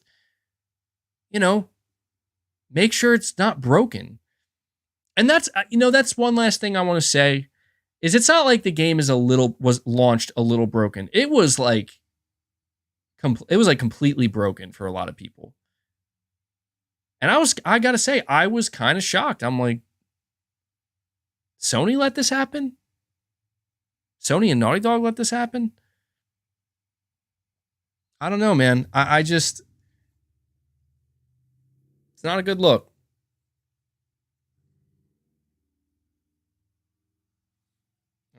Finish my coffee. Let me see here. Fred Vance, you're saying Naughty Dog should have gotten good direction from Nixxes to help them. You're saying my wife games on PC, and if we decided to play one of their new live service games together and she gets a worse version, it may deter her from future titles. Well, that to me is what's kind of worrisome about this, because The Last of Us multiplayer is definitely going to launch day and date on PC, and Naughty Dog is out here basically saying, like, this is just the beginning. We're going to make all our games for PC. It's like, well, if I was a PC player, I don't know, I wouldn't feel so good about that. I'd be like, yeah, I'm either going to pass or I'm just going to go play it on PlayStation. Saying buy a PS5, problem solved. I agree. I mean, dude, look, that's why I'm saying, like, Sony, I would rather you not support PC than see you fuck up your games and their reputation like this. The Last of Us didn't deserve this. It really didn't. Did anybody see? Apparently, there's like a glitch where it's just blackface Joel. I was like, how? I couldn't believe it. I was like, this isn't a mod that somebody made. It's a fucking glitch where it's legit just Joel's like entire face down to here. It's just pure black. I'm like, what happened here? I mean, it's pretty funny because it's like, how does that even happen? But it is oh man, crazy shit, dude. Planet Schlorpian, you're saying the PCMR people who are saying just buy a PC are seething right now. LOL. I mean, yeah, don't get me wrong, man. Like, yes, PC enthusiasts. Like, look, there are a lot of PC players, and I respect that. Like, dude, play where you want, enjoy what you want to enjoy. But just like you see in the console space, even for PlayStation, Xbox, Nintendo, but also PC, you get these obnoxious fanboys. You know, like, oh, PC Master Race. Like, dude, shove it. You know, like, look at really PC Master Race. And you know what's sad? I was I was listening to something recently. Was it Digital Foundry?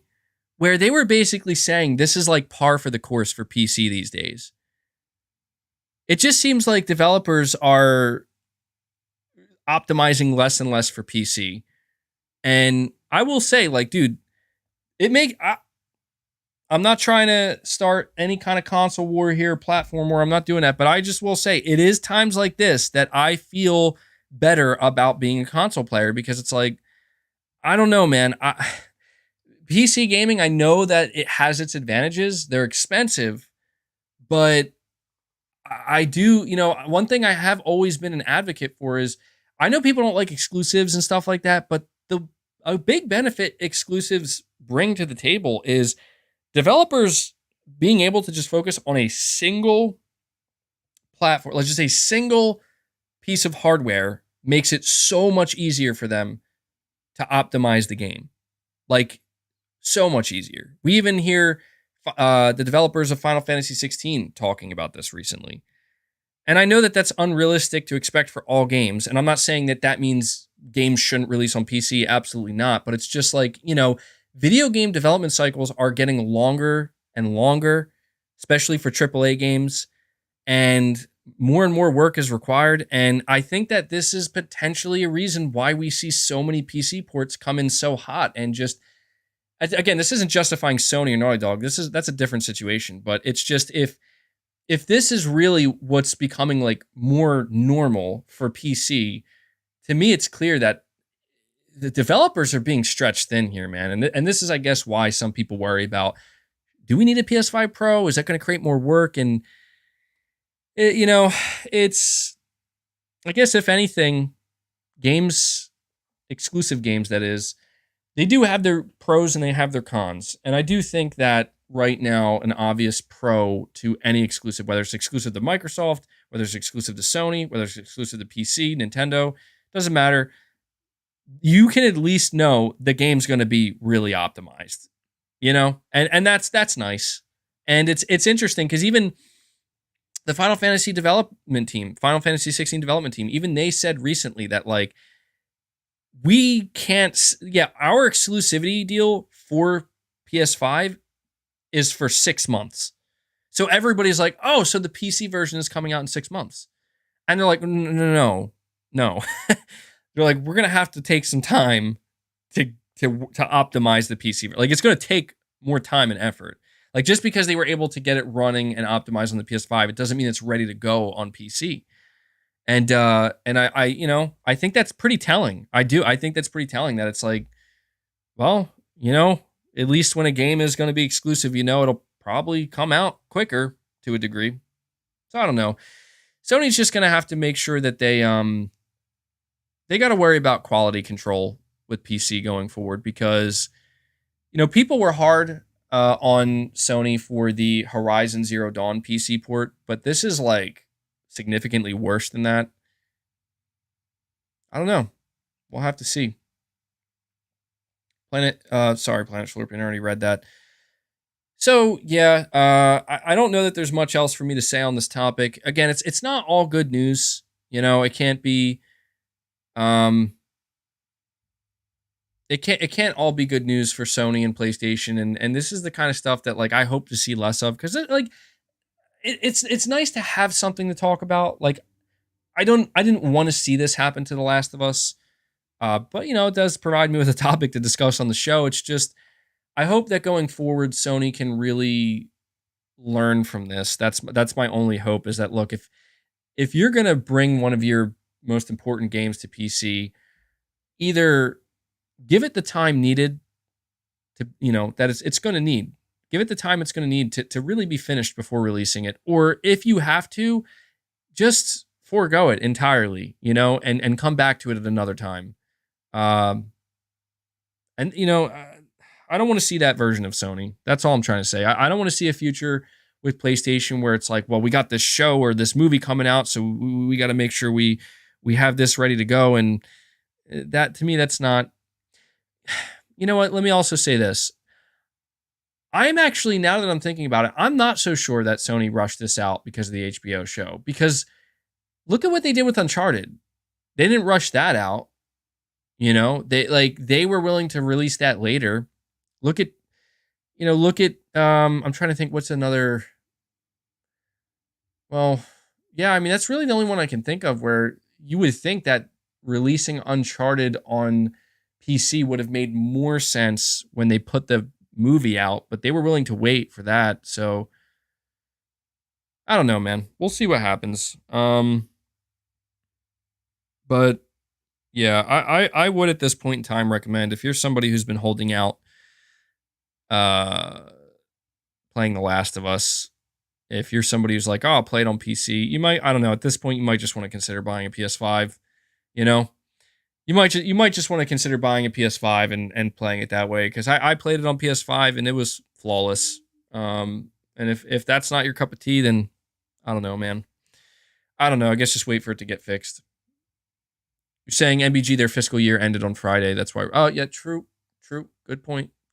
Yeah, you're right. Not even their fiscal quarter, their fiscal year. Totally forgot about that.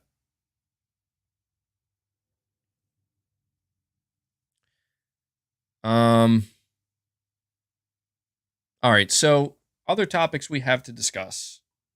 We talked about the showcase.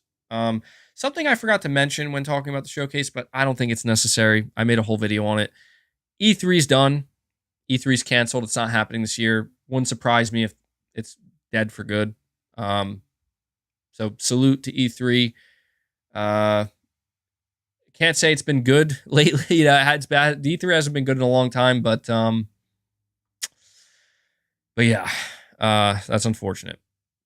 All right, let's talk about some good news. Okay, here's some good news. I know people aren't necessarily super interested in this. Maybe some people are, but I think it's exciting. I'll tell you why I think it's exciting. The PS5 is absolutely on fire. I mean, this console, nothing can stop it. The PS5 will not stop selling. Doesn't matter how much bad news, how much bad PR, how many negative conversations there are online about Sony PlayStation and crying Jim Ryan. The PS5 is on fire. So something it did that was actually really surprising. I mean, this is a big deal. The PS5 broke a record that was held by the PlayStation 2, and it's been held by the PlayStation 2 since 2005. Now, the PS2 is the best-selling home console in history of all time, and the PS5 just casually breaks a record. It just shatters the record like it's nothing. The PS5 sold more units in the month of February than any other PlayStation console in history. So now the PS5 wears that crown. And this is, to me, this is quite staggering to a degree. I mean, it's surprising, but not at the same time. The reason why it's surprising is because I genuinely would have thought, and it just goes to show how out of touch with the reality I can be at times. I genuinely would have thought that, my God, look at all this negative press that Sony's getting, right? It's just nothing but bad news for Sony. And you would think Yeah, Sony's drying their tears with record profits, dude, and record numbers. You would think that like there would be some kind of tangible slowdown or negative result, and it's not. It's like the literal opposite. I'm almost getting worried. Is Sony going to start correlating bad news with better sales? That's what I'm starting to worry about. You're saying you never understood why MBG cares so much about console sales. Well, here's why, right? Because it is the PS5. Look, I don't know how well the Xbox consoles are selling, but I know they're not breaking records. And they're like, there have been rumors that the PS5 is like outselling the Xbox from like 3-1. And the reason why this matters is because, dude, Sony's out here trying to make the argument like, oh, what are we going to do without Call of Duty? It's like, dude, you're doing just fine. The more units the PS5 sells, the better it sells. The more it's going to be, the more appealing it's going to be to developers. And the easier it's going to be for Sony to leverage that install base and that success to convince developers, maybe you do want to strike an exclusivity deal with us. Who knows how many units your game could sell on play? Like, dude, one of the reasons why Square Enix is partnered with Sony with Final Fantasy 16, the Square Enix development team revealed it themselves. Marketing. We get Sony's marketing to help us out. And if there's one thing that Sony clearly knows how to do, is they know how to market their games. Now Square Enix, Sony's paying to be allowed to market that to keep the game exclusive, but it is interesting because the better the PS5 does, the better Sony's games do on the PS5, the more leverage they have in negotiating these types of deals and basically telling people like, look, it sounds counterintuitive, it does, but Sony is out here selling. Again, you look at God of War Ragnarok, they're doing significantly better numbers than like most multi-platform AAA games. Not all, but a lot. It's not like God of War is going to be able to do better than Elden Ring or Hogwarts, because, I mean, Elden Ring and Hogwarts are standout. Like, these are huge games. But the fact that Sony's even getting close to that on a single platform is crazy. And so Sony is able to basically present to these publishers and say, even though it may seem counterintuitive to make your game exclusive, if you sign this deal with us, you get a paycheck from us, which is nice, obviously, but you get all of our marketing benefits. And let's face it, man, like people do pay attention to that, like there is something to be said for it's a PlayStation exclusive, right? It's a PS5 exclusive. People associate that with something. Quality, I'd say. Not every time. Like, it couldn't save Forspoken, Like, it's not like it's enough to carry a game that's just clearly not going to do well. No amount of marketing, no amount of exclusivity could have saved Forspoken, unfortunately. In fact, I don't know, man. Forspoken, I feel like Sony would even be willing to go ahead, put it on Xbox, man. Like, we couldn't save that one. But in general, though, like, I like to see consoles doing well. I do. I want to see the PS5 sell well. Not for like bragging rights or anything like that. It's not about that. It's just I want to see the console do well because it's where I prefer to play. It's my main platform. And when I see that, it turns out that people love the PS5. It's doing better than it ever has. It's just I've seen people try to move the goalposts many times. I've seen people try to say, sales don't matter. And maybe not to you, but to me, it does matter because it's pretty obvious that the better a product does, the more support it's going to get. I mean, not to bring it up again, but why do you think some people are actually worried about PSVR2? Because the whole idea is if it doesn't sell well enough, it's not going to get the support it deserves and that it should get. And that's why people are always concerned about like, if the PS console doesn't sell enough, Is Sony gonna? What are they gonna do? Is this why Sony's going to PC? No, it's just Sony wants to have their cake and eat it too, and they're kind of getting it. Like Sony wants to be able to sell tens of millions, maybe even 120 million PS5s. They want to sell their games at a premium price on there. They want to get as many subscribers as they can to PS Plus, and they also want to put some of their games on PC, right? And they want to make movies, and they want to do the whole thing. They want to go on mobile. Sony wants to have their cake and eat it too, and that's understandable. A lot of businesses and companies want this, but Sony seems to be doing a really good job in the console space. And I can't help but I know it's maybe focusing on the negative, but it's just so interesting to me. I really was not expecting to hear that the PS5 broke a record that the PS2 held in February.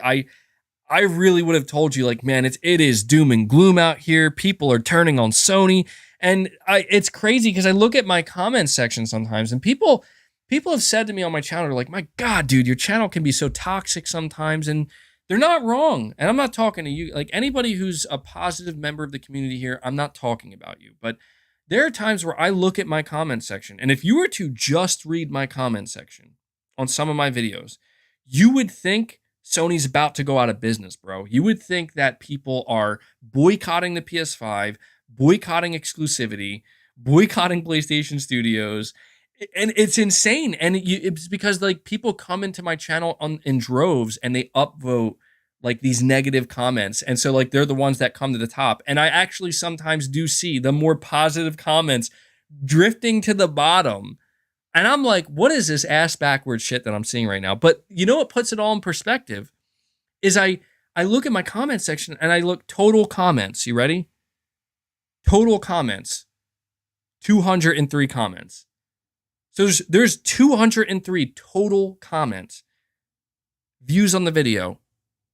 20,000 views. 22,000 views. 18,000 views, whatever. And it's like, oh. You see what I'm saying? It turns out that nothing, and this is no offense, like if you're leaving positive comments, I love it, man. I read almost all the comments, and I appreciate all the positivity. And especially my favorite comments are people who are expressing their excitement, man, or basically thanking me for putting out the video. Like, I love that. It makes me feel great. But when I see that, like, you just see a certain picture trying to be painted in my comment section. And then I realize, like, dude, it's like such a small percentage of people. And I realize that very same logic applies to pretty much everything, So it's like if you see a tweet that's doing well, or a YouTube video that's maybe doing well, that's basically shit talking Sony and PlayStation. And I'm not saying I'm not saying there aren't criticisms. No, we should be critical of Sony when we have to be. Absolutely. We can't just defend them blindly. We need to be critical. But when you can tell, like, there's an agenda here, you know what I mean? Like there's a motivation, there's an angle, and it's so obvious. And it looks like, oh man, the majority of people agree. No, they don't. The majority of people are not fucking here right now. The majority of people are not paying attention. The majority of people are not even aware. Turns out that the overwhelming majority of people are out there buying PS5s in mass and buying Sony's games and enjoying the hell out of their console. And that's just fucking insane to me, because I'm like, dude, this is during a time when in a lot of people, not a lot of people, again, I gotta stop talking like that, but in some people's eyes, this is during a time when Sony is maybe screwing up a little bit, right? Oh my God, look at how they're handling the Activision Blizzard thing. How pathetic. Oh my God, Last of Us PC disaster. Oh God, Forspoken. Get it out. It's all too much. It's like, dude, they're fucking breaking records. They're breaking records. It's funny to me because the reason why I'm so enamored by it is because I get played sometimes, dude. I really do. I end up coming across like Xbox content creators or trolls or whatever, and they say something or they take a stance, and it's like they get some support, and I'm like, oh man, maybe is it true? Is it true? And I start to be influenced by it and think like maybe there is truth to it. And then shit like this comes out, and I'm like, oh my God, it couldn't be further from the truth. This is that stance, that opinion, that claim is so far removed from reality, it's comical. And, people have responded to me. You know what? Let me bring this up. I'm going to read these super chats in just a moment. I did put out this tweet that I think is worth reading to you guys because it's it's when I had this realization. Let me find it really quick. So I put this tweet out on March 30th, and I said, a lot of people on the internet talk about Sony taking, quote, massive L's, end quote, these past few months. Meanwhile, the reality is the PS5 is breaking a record held by the PS2 since 2005. It just goes to show the disconnection between internet headlines and comments and reality. And, some people replied, and again, I read some replies, ones that seem worth reading, and people are like, well, both can be true. Sony can still be doing really well and succeeding while still taking a couple of L's. And I'm like, well, yeah, there's no denying that, like The Last of Us on PC, that's an L. Forspoken is an L. I don't deny that. And that's not to say that, it's just crazy though that it's like it doesn't fucking matter at all, like even a little bit. And so I just I guess if anything, I'm kind of talking to myself here a little bit, where it's like I got to stop getting so caught up in I got to stop allowing people with agendas to have any influence on me whatsoever, because that's the problem I run into. Is I take even a moment out of my day to listen to some bullshit that somebody who doesn't fucking care about PlayStation and probably hates PlayStation and certainly hates PlayStation fans. I actually give them space to say anything. And that's the problem. And that's why I'm like, you know what? Like, I gotta try to harder to stick to the facts here. I can have my own opinions and my own thoughts, obviously, yeah, and I will, but the fact of the matter is Sony's fucking killing it. The PS5 is fucking killing it. And it's like a freight train that can't be stopped, dude. And so, Sony, hey, look, man, I don't want Sony to keep going on and on about Activision Blizzard. I'm not saying I want that. I'm not saying I want to see Sony's games. I don't want to see games like Forspoken flop. I'm not saying any of that. I'm not saying like I want to see that. But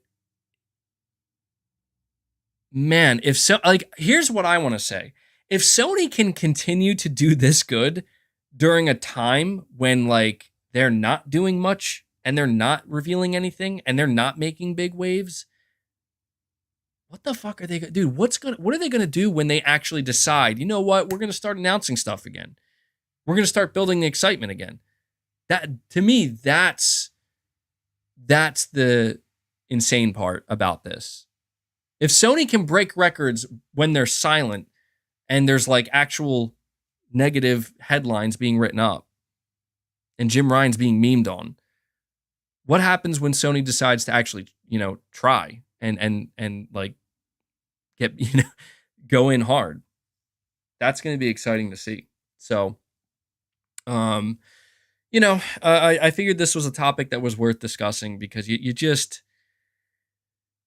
got to take the good with the bad and the bad with the good. But we have to understand that even with taking the good with the bad and the bad with the good, we are talking about businesses. We are talking about companies. We are talking about bottom lines. We are talking about, profit-driven organizations. And I'm happy to see the PS5 doing well. I wonder what Sony thinks. That's what I want to know. I want to know what Sony thinks seeing these numbers. I mean, do you think it's fair to say that Hogwarts Legacy is what drove this record-breaking month? Because apparently Sony They, in their last earnings call, which was like over 3 months ago, they said that they think they're going to be able to sell like 6 million units in this quarter, and it seemed kind of crazy to people. Were like, what? Like, how, that seems like a lot, and you guys are kind of behind, hitting their like 18 million sold or something like that. They have some kind of goal they're trying to hit, and after like I've seen, I think was it Benji Sales I saw on Twitter. He's a cool dude. He like, follows this stuff and is all about the numbers, and he was saying that he's now convinced that March might even be better than what February was sales wise for the PS5, and that they might be able to actually like hit that 6 million sold or something. It's interesting to follow, man. To me, it is. It's very, and I have no doubt that Hogwarts Legacy absolutely, the fact that Sony had the marketing rights to it, absolutely pushed that game to help break a record. Perfect Image, you're saying Key Point is a film industry. Xbox is, Sony is a film industry. Xbox. Or you're saying the Xbox is like in a PC industry? Yeah, definitely. I mean, there's no doubt that, a lot of people talk about Sony's games like, oh, they're all cinematic. It's like, well, yeah. I mean, Sony, they're a movie company too, and their games have benefited greatly from taking that cinematic approach. And yeah, I do think that is probably something that has hurt Microsoft to a degree. Is like, a lot of people have wondered like how come Microsoft isn't producing like these cinematic type games, and they do to a degree. Like I think Gears of War and Halo, they've had some pretty good cinematics and cinematic aspects, but I think the game for Microsoft that's going to be like a the game that's going to be like that type of, high end super cinematic game that Microsoft brings out. I think that'll come from Ninja Theory with Hellblade 2. I did see somebody in the chat mention you saying Tom Henderson said Sony plans to sell 2 million PS5s in September, the month the slim version with a detachable disc drive releases. PS5 will end the year with 40 plus million. Yeah, that'd be insane. You know what, dude? Apparently Tom Henderson, he's been leaking a lot of stuff about PlayStation. He did a stream that I randomly came across, and he claims that Sony has plans for hardware that haven't been talked about yet. Like it hasn't been leaked. So he's not talking about the PS5 Slim. He's not talking about the one with the detachable disc drive. He's not talking about the Pro. He's not talking about the earbuds. He's not talking about anything that we've heard of yet. And he's saying that they have new hardware of some kind. And hardware doesn't just mean a console, but they have some type of hardware that they're sitting on right now that they haven't talked about or revealed yet. And that's interesting to me. So he seems to know what it is, but I guess for one reason or another, oh my God, could you imagine if it was something handheld related? The internet would fucking explode. If Sony was like, we're doing it, baby, we're making the handheld comeback, the internet would explode, dude. People wouldn't be ready for that. People would be ready, but it would be so like, holy shit, it's gonna be Move 2, yeah. PlayStation Eye 2. Yeah, that PSP 2 would be a win. Oh yeah. PSP 2 would be a huge W. That'd be, I will say there were like rumblings a year ago or something that Sony was apparently looking into getting back into the handheld space. Maybe it's true, maybe it's not. Pragmatic Hat, you're saying I would let Microsoft get Capcom for Pragmata, but the only one that sucks to lose would be Street Fighter. Maybe Nintendo could have it again, like timed RE4 exclusivity on GameCube. To be honest, I don't think Capcom's fine. I mean, I don't know if Microsoft's going to keep pursuing acquisitions if they get Activision Blizzard or like when that goes through. But I do think that Capcom is perfectly fine. I mean, Resident Evil 4 selling like 3 million units in 3 days, like might go on to be the best selling Resident Evil ever, possibly. They're doing fine. Monster Hunter's doing great for them. So, and they got Street Fighter coming up. Street Fighter's going to be multi-plat. I think they're good. I think Sony would be wise to try to secure more exclusivity from Capcom if they feel like that can happen. or exclusive benefits of some kind. I'm at a point now with Sony where, like, look, dude, if Sony has to face competition from Microsoft buying publishers, I don't mind Sony getting aggressive and doing what they feel like they got to do. I don't mind. Like, it's because it's at a point where it's like, I don't want to live in a world where it's like it's okay for Microsoft to just buy publishers and, like, how dare Sony buy, pay for that exclusivity? Like, no, dude, like, are you kidding me? Like, are you kidding? Are you serious? You can't be serious. It's free game now, as far as I'm concerned. The floodgates are open, assuming that this deal goes through. But natural growth, MBG, dude, it's over. Like, I mean, I still do feel that it would be in Sony's best interest going forward to try to secure studios and teams and talent that makes sense. Like, do you have an established partnership, right? That makes sense. However, like, I would not fault Sony for feeling pressured right now. Like, we got to try to maybe do things that are a little bit less organic, right? For the sake of our future. I mean, dude, if I was Sony, yeah, I'd be over here being like, dude, these motherfuckers are buying publishers. God damn, I'm going out there and signing some checks. I am making some deals. I would absolutely be doing that if I was Sony. How could you not? I'd be like, I got to get on this now. The real question is if Sony's going to end up feeling like they have to buy a publisher. That I do not know. That will be it. And I don't know, man. We will see. You saying you can see Sony buying Ubisoft? I'll tell you right now, if Sony announces they're buying a publisher, I will get swept up in that. Yes, I will get swept up in that. Oh my God, holy shit. Yeah. But I have to be totally truthful in saying, like, I don't know that I'd be that excited because it's like, dude, Sony buys Ubisoft, nothing changes. You know what I mean? Like, oh, so you're going to make their games exclusive? Oh, you're not? Oh, okay. You just own them. You see what I mean? It's like, that to me is like, it would be like the exciting factor would be like seeing Sony, holy shit, they actually pulled the trigger. They did it. And no, Sony would never buy Ubisoft. Yeah, Sony would, if there's one publisher Sony would never fucking buy, it's Ubisoft, because Sony doesn't want to deal with that shit. It's too much. It's simply too much. They could get him for a good deal though, but it wouldn't be worth it. It would seem like a good deal up front, like how little Sony would probably have to pay for Ubisoft, but there's a reason why they would get him for so little.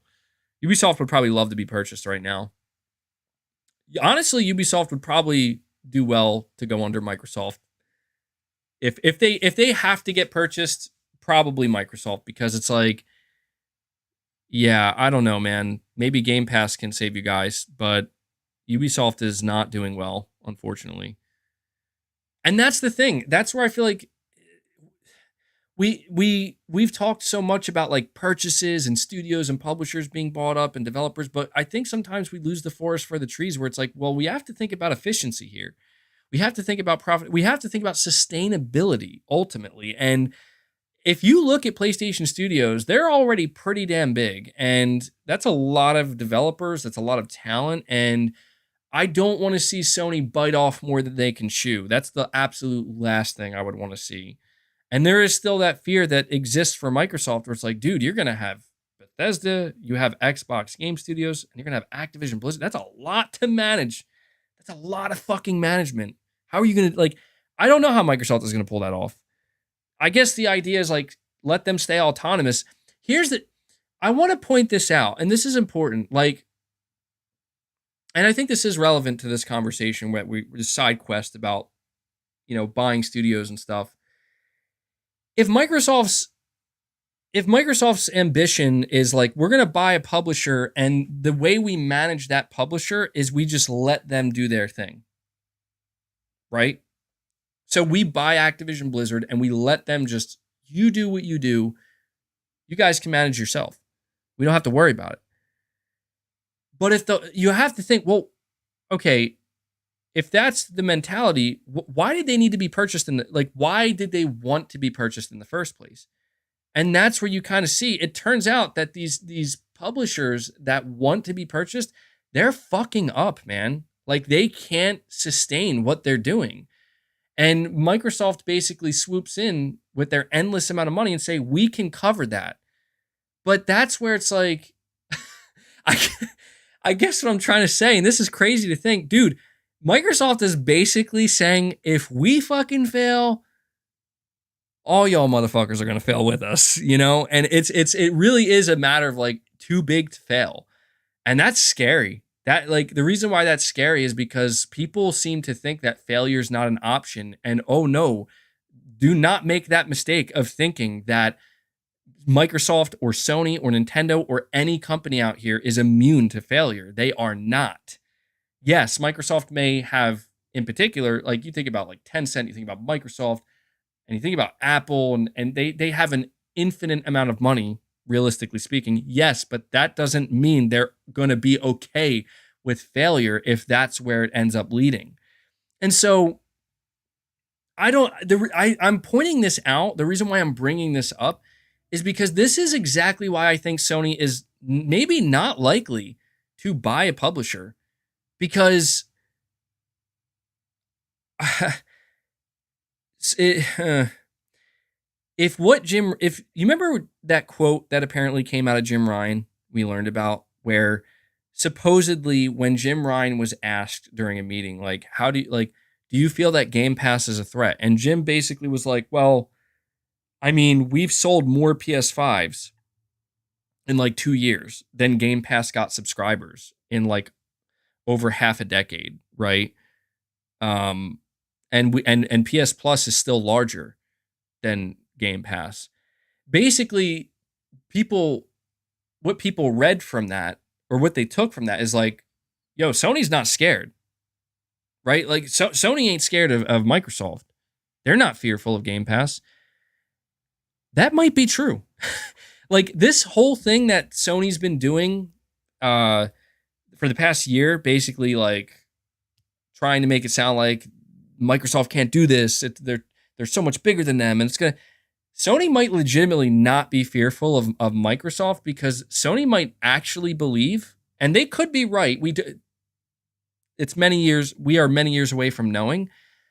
Sony might be looking at Microsoft willing to pay $68 billion for Activision, being like, you guys are out of your fucking minds. Like, you guys are insane for doing this, because you have to seriously ask yourself, like, why has Sony and Nintendo and like other, like, people say like, oh, because they can't afford it. They can't, like, yeah, I guess to an extent that's true. Like, they can't afford it. I mean, let's get something straight here. Sony could afford a publisher. If they wanted to, they can get loans. They can go to the Bank of Japan. They have a lot of different ways to get money to get a publisher. It's not a matter of like, can we do it? The question is, why would we? And that's where I feel like what Microsoft is doing is so strange to a degree, because it's like everything Microsoft is doing, it's almost like it's under this, it's done under this assumption. And that's the thing here. It's an assumption. It's done under this assumption that it can't fail, and it won't. And I guess I just sometimes, when I think about the idea of publishers being purchased, the industry consolidating, I'm like, if the industry feels the need to consolidate, that's because inherently something is failing. Like, the only reason a business decides it needs to sell and it wants to sell is because something isn't working. And so the idea is, okay, a bigger entity comes in, purchases you up, and presumably fixes that with time and money, right?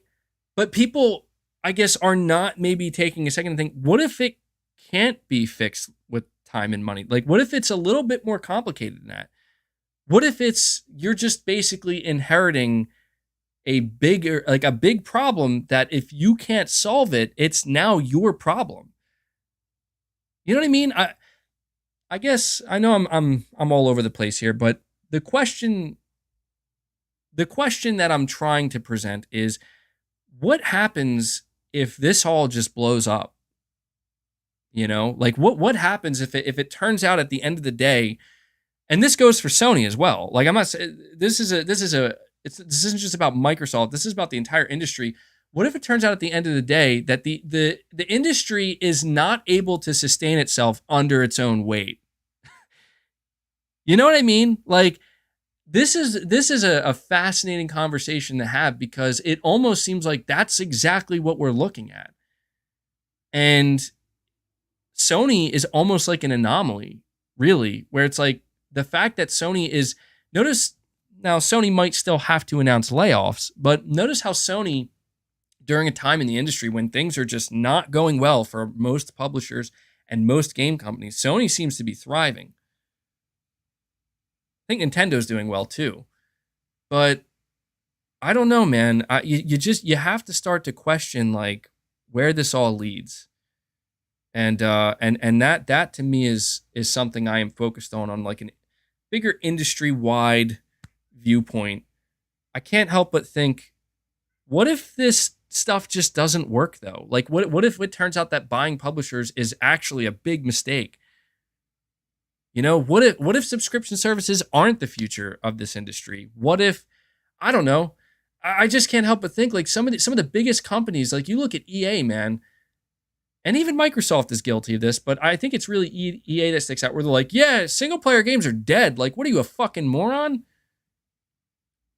Like, what kind of bubble are you living in that you think no? Like, that is the single dumbest statement I think anybody running a video game company ever said. It's like you can say multiplayer games are thriving. You can say multiplayer games are growing. You're saying that was like over 10 years ago. Maybe it was, but look at where EA is now. Like half of the games that are doing really well for them are single player games. Dude, their biggest game coming out is, it's Star Wars. Absolutely. Star Wars is huge, but it's a big ass single player game. It's like Dark Souls Star Wars, basically, So I guess I'm just saying, like, I don't necessarily believe these businesses and these companies, like, yeah, you can be as big as you want to be, Sony included. Like Sony's out here saying live service, like, you might be dead wrong. Like we talked earlier in this stream about how Sony's live service might blow the fuck up in their face and be one of the biggest mistakes they ever make. That's absolutely a possibility. And I think that there are certain PlayStation fans hoping that happens. Because if that happens, then Sony has to go even harder on single player games. I mean, I can understand if you're Sony, you don't want to live or die just by single player games. Because what that means is you fuck up a single player AAA game, oh boy, you're going to feel it.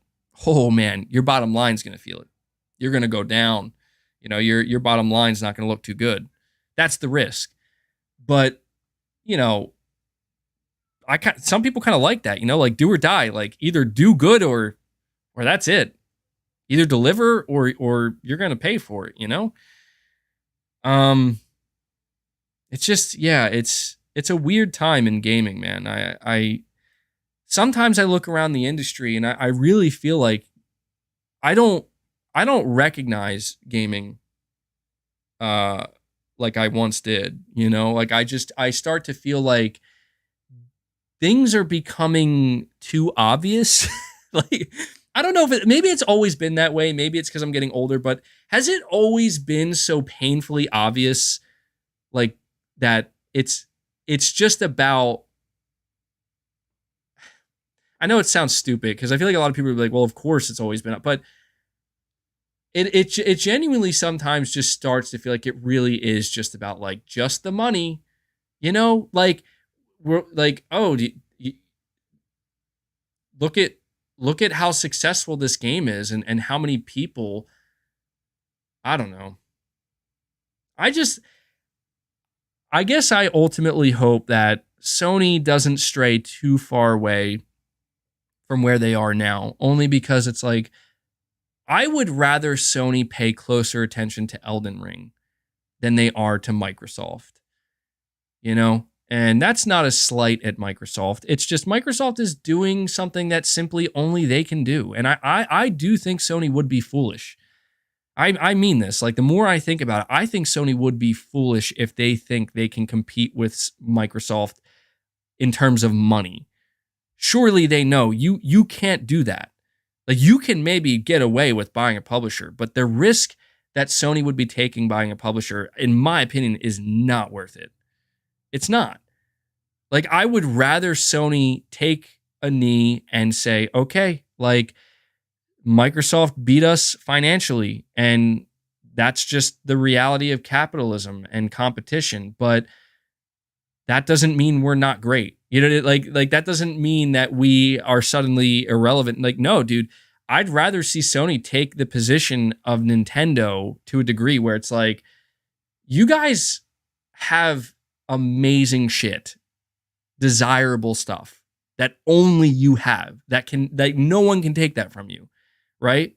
Like, people can compete with you, people can spend more money than you, but I do worry underneath Sony's leadership that I don't want them to feel like they have to try to compete with Microsoft, because Sony, you can't do that. Like, Sony cannot afford, like, literally afford to do that. And I think it would just be, I mean, they know that. There's no reason for me to point that out. Like, Sony knows that. But I just sometimes get this uneasy feeling that, like, if Microsoft starts to actually, like, if Microsoft's tactic of buying publishers, pushing Game Pass, if that starts to work and succeed, I don't know, man. I think Sony would be making a big mistake trying to chase that down and thinking that, because again, I said it earlier, PlayStation wants to have their cake and eat it too, and that can't happen. You know what I mean? Like, Sony can't have everything. You can't have a massive successful live service game on the level of Fortnite and produce some of the best, most high quality single player games in the industry that sell 10, 15, 20 million units, and have the best service in PlayStation Plus, and have the best console on the market, and have the best mobile gaming division, and have the best movie. I know that there are some PlayStation fans that think that can happen. Like, they can have the best of everything. No, they cannot. It's not tangible. It's not sustainable. And most importantly, it's completely unrealistic. So, I appreciate Sony's ambition. I do. I appreciate Microsoft's ambition. I mean, the ambition here is not to be underestimated. They have lofty goals, and I don't think that they should just say we shouldn't try. I don't think that they should say we should just ignore it. Sony as a company, honestly, has spent a lot of time ignoring other areas they can try to pursue. And I think the PS5 generation is the first time we're seeing Sony really come out and say, yeah, we're going to try to actually pursue these other areas. I just hope that if they get beat out by, like, a competitor like Microsoft, I just hope that at least in certain areas, I hope that they don't think, oh man, we gotta run this down, because that does happen sometimes. I mean, we see it all the time in the industry, right?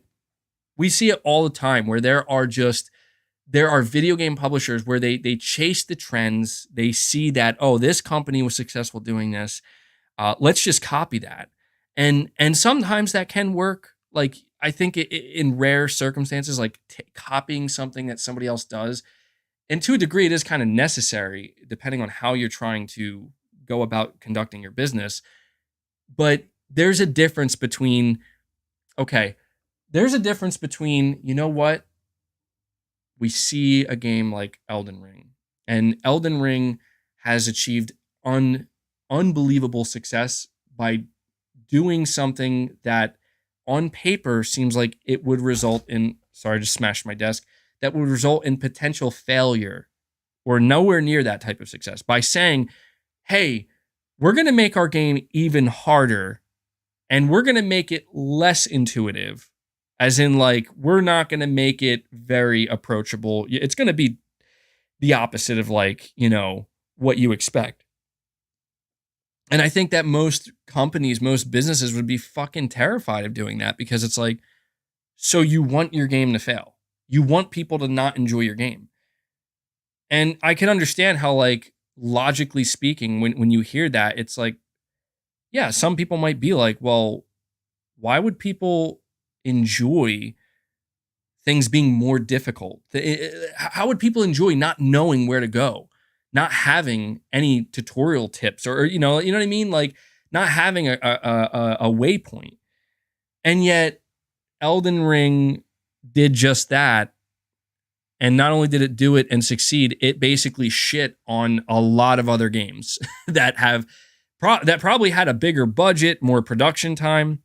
And it does make me think of Sony with God of War Ragnarok, where I can admit, like, God of War Ragnarok was a bit too streamlined in some areas. Like, I do agree where people were like, "Oh, God of War Ragnarok," and it's like, why are they telling me how to do the puzzles? Like, they're talking to me like I'm a fucking imbecile, And I agree with that, where it's like, yeah, that was a bit much, and that's where I feel like Sony would do well, in my opinion, to basically maybe be willing. Hey, I know these are AAA games. You want players of all ages to experience it, and you don't want players to get frustrated. But like, this is where Sony, it's okay. Take some notes, man. Like, it's okay to take a couple notes from what Elden Ring did, and you don't have to copy Elden Ring. You don't have to make a God of War Elden Ring version. No, I'm just saying, like, turns out a lot of players are actually totally okay with not being told exactly what to do and how to do it, and giving that, trusting the player a little bit more. And I know this conversation, and this wasn't even a topic that I had written down, and this is just something that's off the cuff here, but it really is something that I've been thinking about, where, I've been playing games for a long time, and I think it, a lot of players who've been playing games for a long time, to a degree, they feel kind of jaded, you know what I mean, about some things in the industry. And I know that, like, a lot of PlayStation fans, they kind of call out Microsoft for the way that they're just like buying publishers. And I think this whole conversation started with like organic growth or whatnot versus not organic growth. Look, the thing that I will always point to, and people, I think this is relevant to a topic that I mentioned earlier. Somebody said, like, why do you care? I said I was going to do my podcast shorter and not 4 hours, and here I am 4 hours in. I'm sure you guys expected that, though. But people sometimes ask, like, dude, why do you care how well the PS5 sells, or how well, like, some of Sony's games are selling? It's like, dude, this is why.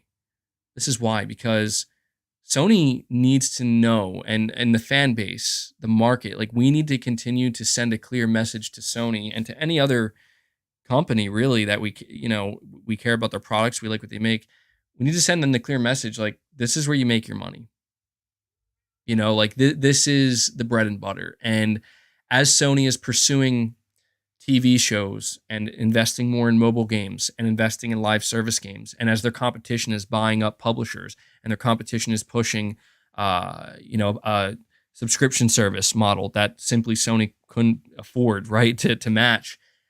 I just hope that we continue to see massive support for a lot of the things that Sony's doing right, in my opinion. And we need to continue to send that message. And I guess I do kind of have an inherent fear of a day arising where maybe that support isn't really there anymore, the way it once was. But seeing games like God of War do so well, games like Elden Ring, a lot of Sony's titles, seeing them do so well, it gives me a lot of hope that, I don't think that's going to stop. I don't think that's going anywhere anytime soon. And I think it's a more likely outcome for PlayStation, in my opinion, is one of two things. Either one, if Sony's efforts in live service games, in this push to kind of appeal to a more broad market, I think it's more likely that would fail well before we see Sony basically get away from their bread and butter and basically start to sacrifice the shit that has, been the core of what PlayStation is for decades. Either that or, and I wonder if anybody's thought about this. I don't think this is likely to happen, but man, and it actually it brings me back to the conversation we had earlier in the podcast about like Don Matrick and how he really screwed up Xbox with the Xbox One and Kinect. I think if Sony's really gonna fuck up, and I know I've been swearing a lot this podcast, apologize for that, because I know some people don't like that, but if they're really gonna mess up and get away from what they are and what people like about them, I almost wonder like who's gonna replace Jim Ryan at some point, because that's gonna happen. I know a lot of people think Jim Ryan's like the worst we could have, but I'm like, no, I don't think people. Yeah, that's you're saying people's kids are listening. That's right. Yeah, that's true. I don't want to. That's if they are. I don't want to be like that. But I don't think people quite understand. Like, do you understand? Like, do you know who we could have instead of Jim Ryan?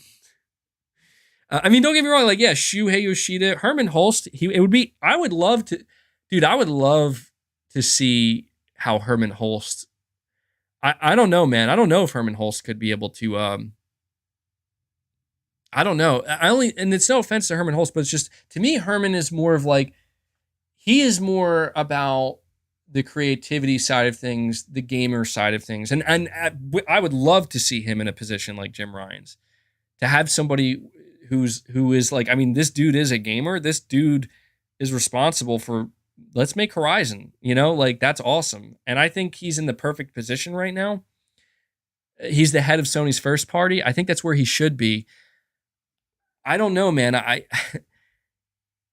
The reason why Jim Ryan is where he is because he has been very business oriented for PlayStation Europe, and he brought PlayStation Europe to massive success. You know what I mean? Like massive, massive success. So he knows what he's doing.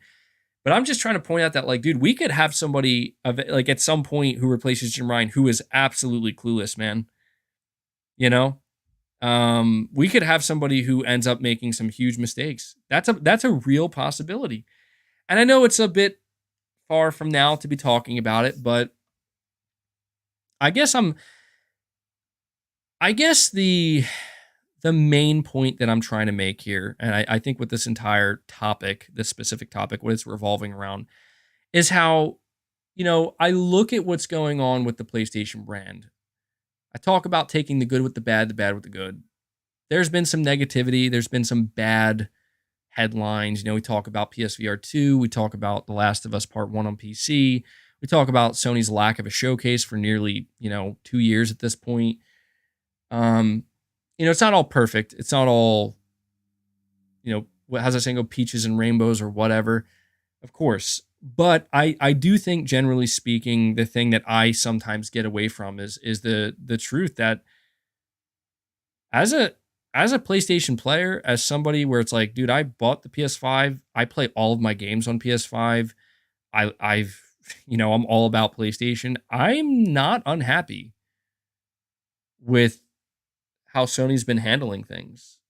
I'm not saying that they're, it's perfect. Again, I'm not saying it's perfect, and I'm not saying there aren't moments like I had a whole tangent about, how Sony handled The Last of Us on PC, but generally speaking, like I think Sony's been doing a good job with the PS5 and with the handling of their brand and the studios and the games. And I know it's easy to get like kind of caught up in the. And again, I don't mean to make it like a console war thing. I'm not trying to make it a console war thing. Excuse me. But I feel like it's easy to kind of get caught up in the hype that exists right now for the Xbox brand and for Microsoft, and how they're really, certain people, certain influencers, they're really trying to paint a dire picture for PlayStation. But I think what's just crazy to think about is like, dude, Sony's output under Jim Ryan has been insane. I mean, Sony's output before Jim Ryan was already insane, but it's only Like I just think it's wild that people are feeling not people. Some people are trying so hard to paint such a negative picture when it's like, dude, we're coming off a year where we just got Horizon Forbidden West, GT7, and God of War Ragnarok, among others. It's like, what? Like, and again, I don't mean this as a slight to Xbox, but it's just, again, I kind of hear this vocal minority, and they're really kind of getting louder. Like, guys, you went a whole fucking year without games, dude. Like, what are you talking about? Like, what are you talking about? I mean, dude, Starfield looks like it's going to be fucking colossal. Redfall's looking pretty solid from what I've seen. That's great, man. But I guess, look, again, I'm not saying that to make Xbox players feel bad. I guess I am. I know I really got to get away from it. But I guess I can't help but try to speak to the vocal minority on the other side, because I what they're saying and the echo chambers, it does echo my way, and I end up hearing it, and I'm like, guys, I mean, I've seen a celebration. I've seen a straight celebration of Forspoken's failure.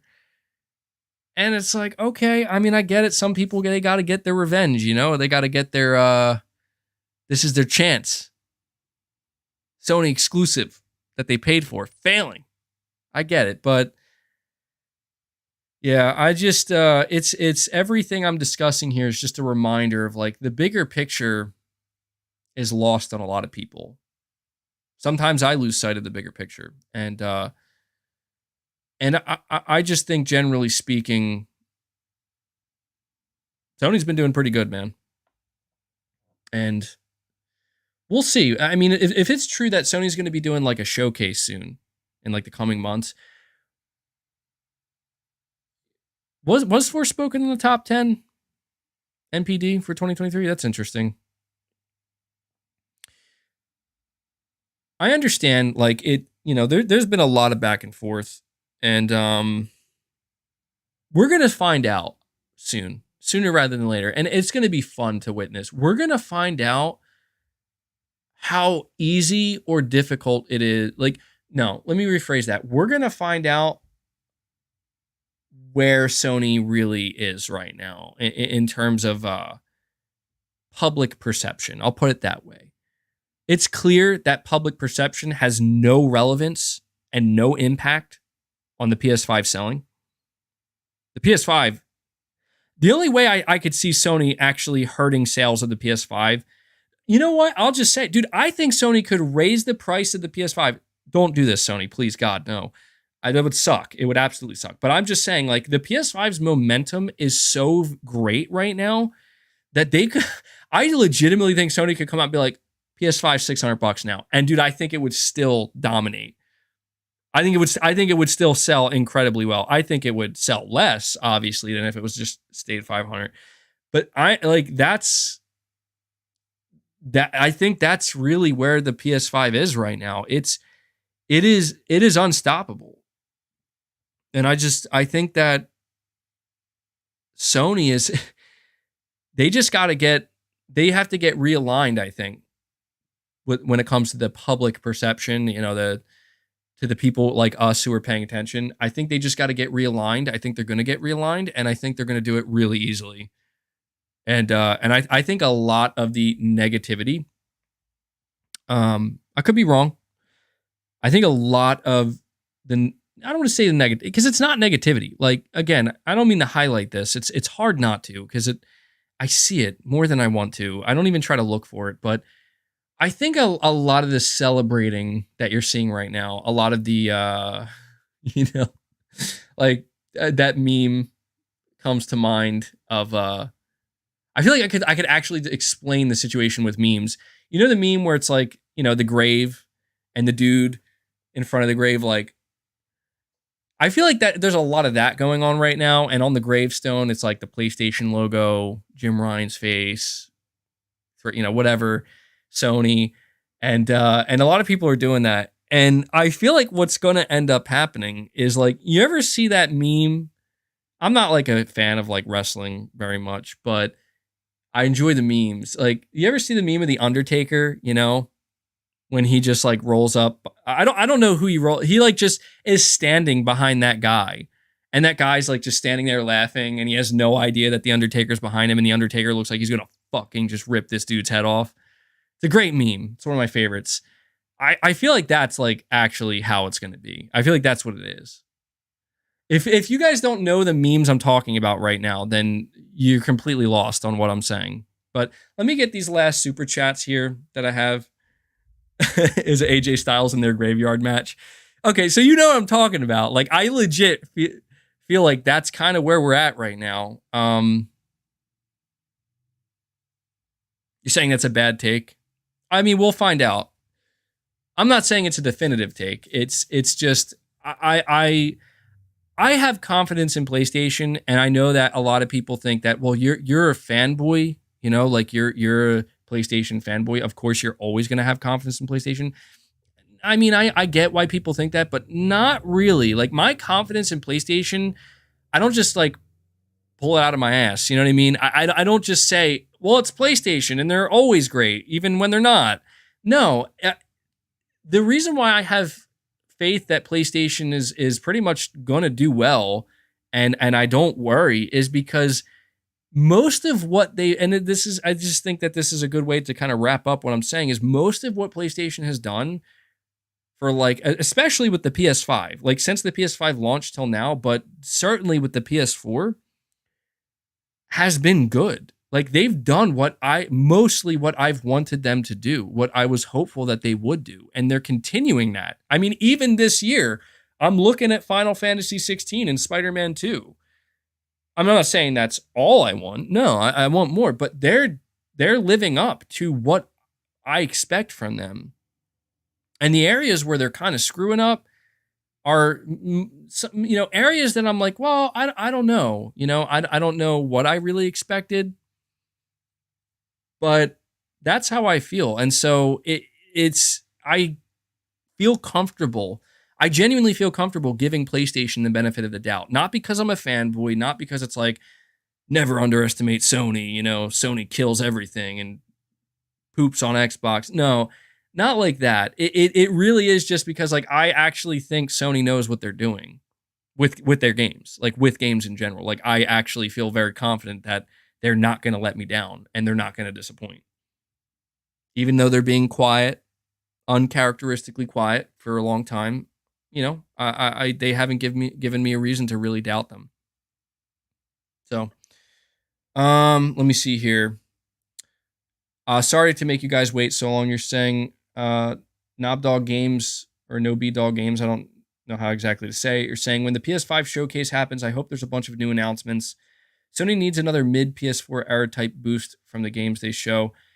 Well, yeah, I agree wholeheartedly. That's why I'm actually particularly excited about this showcase that they're going to do. It'll be their 2023 showcase after taking a year off, right? This brings me back to, like, 2015, 2016, give or take. Big years for the PS4, pivotal years for the PS4. I think that this could be a pivotal year for the PS5. And they just need to have a really, really good show to facilitate that. Planet Schlorpian, you're saying, would Sony even need to buy Square if they can just secure permanent third-party exclusives like Final Fantasy 16? Perhaps not.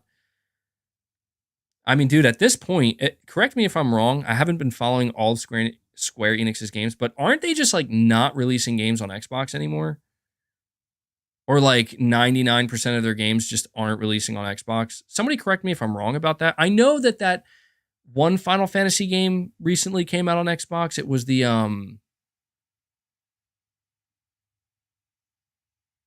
I forget the name of it. It was the PSP remake. My Italian is showing. Yeah, I am part Italian. But I have noticed that, like, I've seen people kind of complaining that, yeah, Crisis Core is Xbox. I've seen quite a few people complaining that, like, you know, there are these games getting announced by Square Enix, and they're just like not coming to Xbox. And they're it's not that there's an exclusivity deal or anything. It's just they're literally choosing not to release them on Xbox. Oh, you know what? I totally forgot. Totally forgot to mention this. Did you guys see? Now, I did. I couldn't believe this, man. And I do. One of the reasons why I didn't want to cover this is I like refuse to talk politics on my channel. I'm not doing it. But this is one thing in particular that I was just like, there's no fucking way this is happening, dude. Apparently, like, there are 4 US senators that are out of nowhere, I guess because of this whole situation, they're calling out Sony and basically saying that Sony is doing anti-competitive practices in Japan, and they have a monopoly in Japan. And, you know, I saw all these headlines, basically how, like, Sony's under fire, monopoly, you know, all these buzzwords, and like, and I was like, there's no way. I was like, there's no. So I was like, okay, whatever, man. That it sucks for Sony. And then I went to go check who is funding these senators, who the biggest donors are to these 4 senators. Can anybody guess? Would anybody like to take a guess as to who the top donor is for not just 1, not 2, not 3, no, all 4 of these senators that are bitching about Sony's supposed monopoly in Japan? You'll never guess. I promise you'll never guess it. Yep. Microsoft. And I'm just fucking appalled. Like, this is why, dude, when I look at people out there right now, like that vocal minority, like celebrating, like,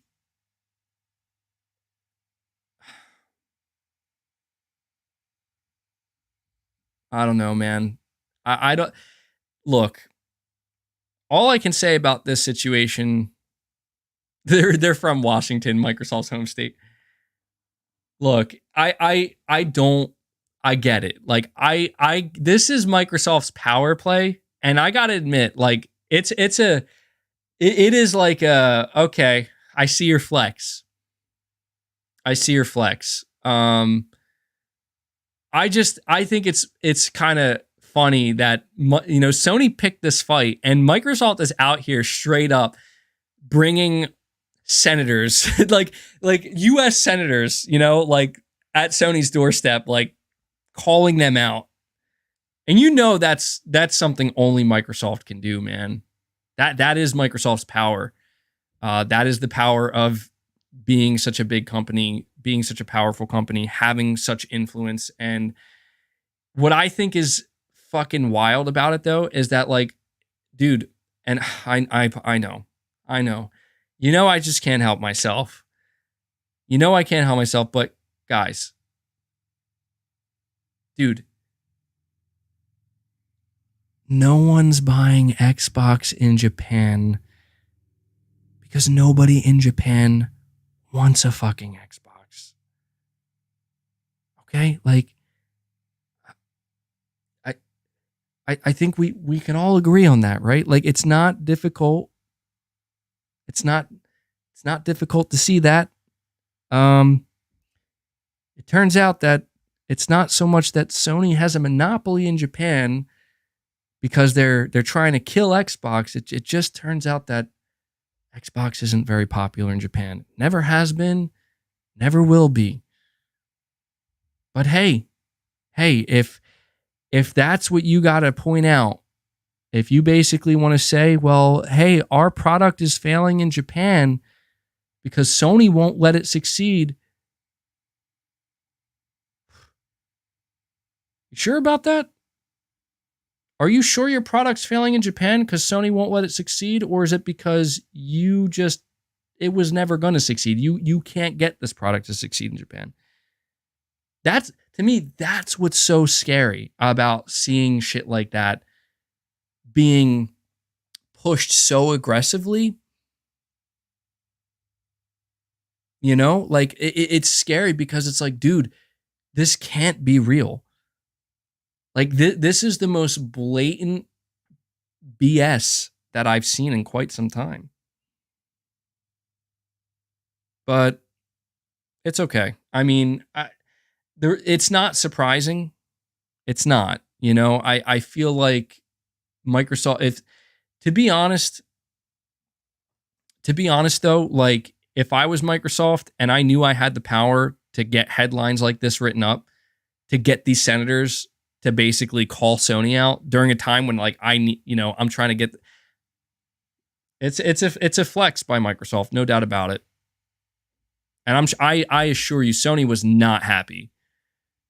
Sony was not happy. And that's what that's what I don't like about all of this going on. Not to call more attention to it, but I think that something that really is truly bothersome is how utterly hypocritical all of these companies end up looking, where it's like, oh, you know, we're for competition and you know, wanting more people to play games, right? But at the same time, it's like, aren't you the same company that has literally, like, aren't you the same company that has been in hot water over and over again for basically like being very close to actually actively creating a monopoly in other areas? You know what I mean? Like, it's wild to me. It's fucking wild that people think like we became a $3 trillion company by caring about competition, by advocating for competition. But at the same time, you get like Sony out here and they're like, you know, when Sony's on top, when Sony is kicking the shit out of their competition, let's add that fucking salt to the wound, why don't we? Right? Here's how you share a game, Microsoft. You know, like, not like, I mean, straight up curb stomping them when they are at their lowest. And again, I can't blame Sony, can't blame Microsoft, and that it's just like I've tried to say it before, and it's, you know what, it's the real competition between all of these companies. It's not difficult to see, and I want you to always keep keep this visual in mind. Like, this is the visual I want you to always have in your mind when you think about any company, any corporation, and competition. They truly are in competition with one another, but it is the literal opposite of friendly competition. They both have knives behind their back, and they are just simply waiting for the right moment to deliver a killing blow to end their competition and win. And that's what it is. This is not like a let's shake hands and may the best company win. Not at all. And it is comical to me that when we evaluate this situation, it's like they both try so hard to present it like, yup, we're just trying to do the right thing. Like, no, you're not. Anyway, I'm sorry. This is one of the reasons why I wanted to end my podcast sooner, because the longer I go, the more I ramble, and I really start to lose, like, you know, any type of coherent focus. Dereal, you're saying actions speak louder than words. Sony can say Game Pass isn't a threat, but their actions speak otherwise. Very well said. Very well said, Dereal. I mean, it's tough to determine, you know, like there's no denying that Sony has been paying attention to Game Pass, and they have created PlayStation Plus Extra and PlayStation Plus Premium. And they've even been putting, you know, a game like Horizon Forbidden West into it. I have no doubt that all that is because of Game Pass. But I do think that Sony, I don't think that Sony has lost their confidence in the traditional console model. I just think that they are nervous, though. I don't know if it's even nervous, but they're paying very close attention to what happens in the industry each year and how things might shift. Because, I mean, look, I could sit here and I could say the traditional console gaming model will never die and it'll always be on top. And that's how Sony will make the bulk of their money and it will always be their bread and butter. But I don't know that. And if I was in charge of Sony, I would be a fool to think that oh yeah, that's it. That's just how we're going to operate our business. I mean, Sony could do that. Sony could say, screw live service, screw subscription models. We're going to make a console, we're going to sell a premium product, and that's our business model. They'd be perfectly fine. They'll stagnate a little bit. Yeah, maybe a lot. Like, they will stagnate. They won't grow nearly as much as they would if they decided to say, well, hey, you know what? While we're doing this, let's also do these 5 other things as well and see what happens. You know, and that is where I think Sony and Nintendo do differ to a certain extent. But I look at Microsoft and Nintendo on like opposite ends, on extremes. Like, I think Microsoft's all the way over here, Nintendo's all the way over here, and I always kind of look at Sony as being in the middle, where it's like they're doing things that Microsoft is doing and would do, but they're also doing things that Nintendo does and would do. And I this is why I try to say, like, I really think Sony has been working to try their best to get the best of both worlds. So the only question is, can they do it?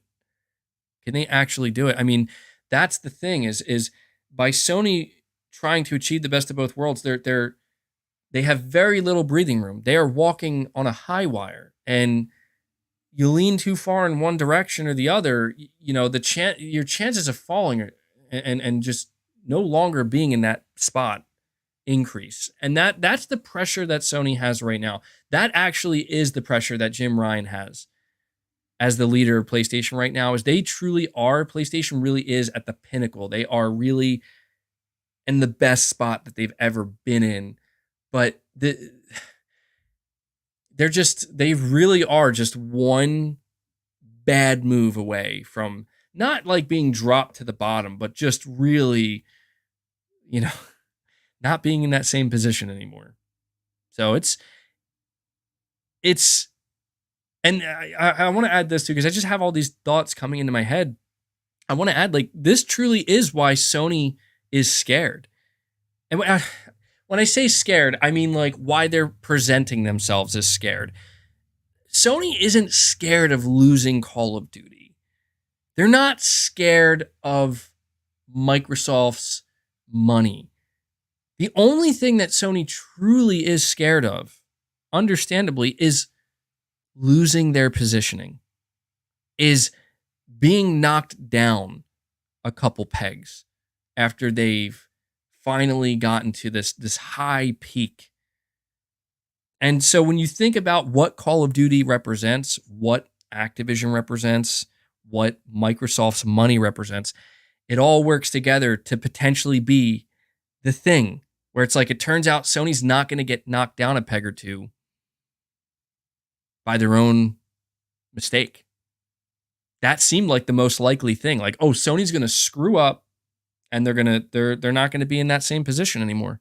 They're going to mess it up. No, it turns out that it's this acquisition that potentially will be the thing that does it. And I'm here for it, man. Let's go. I love to see Sony succeeding, but man, I want to see Sony actually scared. Because, dude, do you know what Sony's going to do? What do you think Sony would be willing to do if they were actually scared, dude? Like, if Sony actually is like, oh man, we got to do something. I want that Sony. I appreciate the Sony where it's like, we're doing great. We're keeping it going. We know exactly what we're doing. We got the strategy. 1, 2, 3. Let's go. When we're ready, whatever. I don't know what I'm saying at this point. I appreciate that Sony, but man, I feel like I would have a much greater appreciation for a Sony that's like, we got to get this thing moving. Like, we got to get the attention of gamers and we got to win them. Like, we got to win. You know, I appreciate the Sony that's like, we've won. We're smoking our cigars. Business as usual. We know what you want. We're going to deliver. I like that. I like that Sony because they've been good to me. That Sony's good. But I don't know, man. I really I want the Sony where it's like, get hungry again. Get hungry again, you know? Not in a dire way, not like you're gonna starve, but just get a little hungry. That's all. By the way, guys, do me a favor before I read these last super chats. Please hit that like button for me. I would really appreciate it. Can we do it? Can we come together and do it? Can we get 400 likes? We're at 320 right now. I don't know. I think if everybody contributed right now, if you're able to do so, please hit that like button. I would really love it if we could get to 400 likes before this podcast ends. I have been doing a bad job at calling that out throughout. Yeah, let's get it from 320 to 420. Let's do it. Let's do it, guys. All right, let me see. Josh Z. You're saying this situation reminds me of when Disney lost the chance to make Harry Potter a successful theme park attraction, and Universal capitalized. Now their Harry Potter parks are rivaling Disney parks. Yeah, that is really interesting. I never knew that. That's crazy. That's why sometimes I do love the world of business, because it's just so, the world of business, it is the fact that it's not always like, there really is very little room for like morals in, or morality, I should say, in business. And it's just fascinating to kind of watch how you think about like CEOs and you think about people in high positions. If you think about it, what they really get paid to do is make decisions.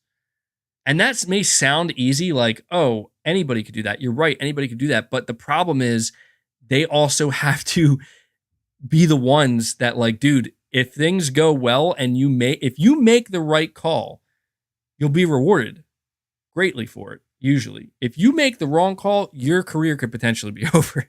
So it is really high risk, high reward when it comes to, these high ranking executive positions. And I think that's why a lot of people on the consumer end kind of disconnect with that, because it's like, it seems on the outside like it's easy, but it's really not.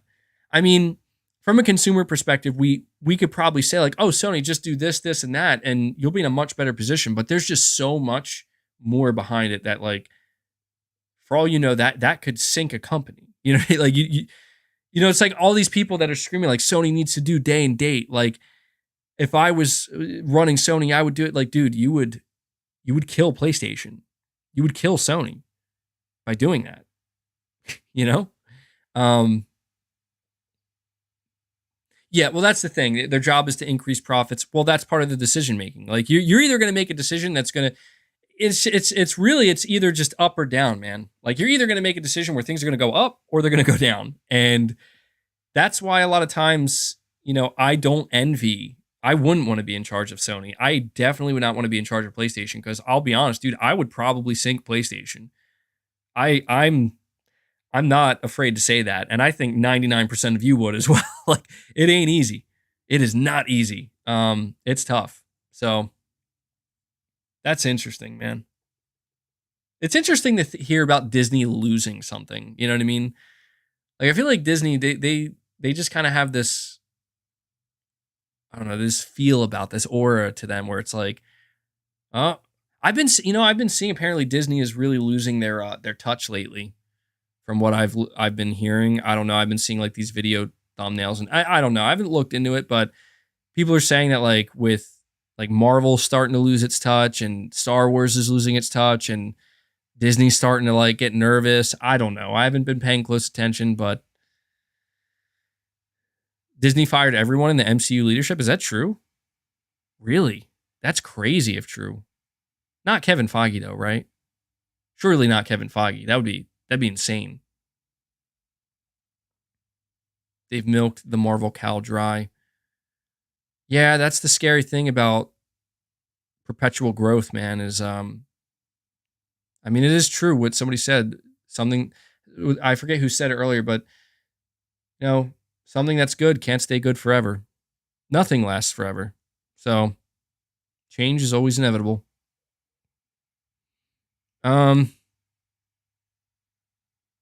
I will say with the new Star Wars game coming out, I feel weird because like I feel like I'm not into Star Wars anymore, and I feel bad. Like maybe it's just a me thing, but I always feel kind of strange when the only way I'm interacting with an IP anymore is through gaming. That makes me feel a little weird because I tend to feel like, oh, well, if I should care about more than just the Star Wars game, right?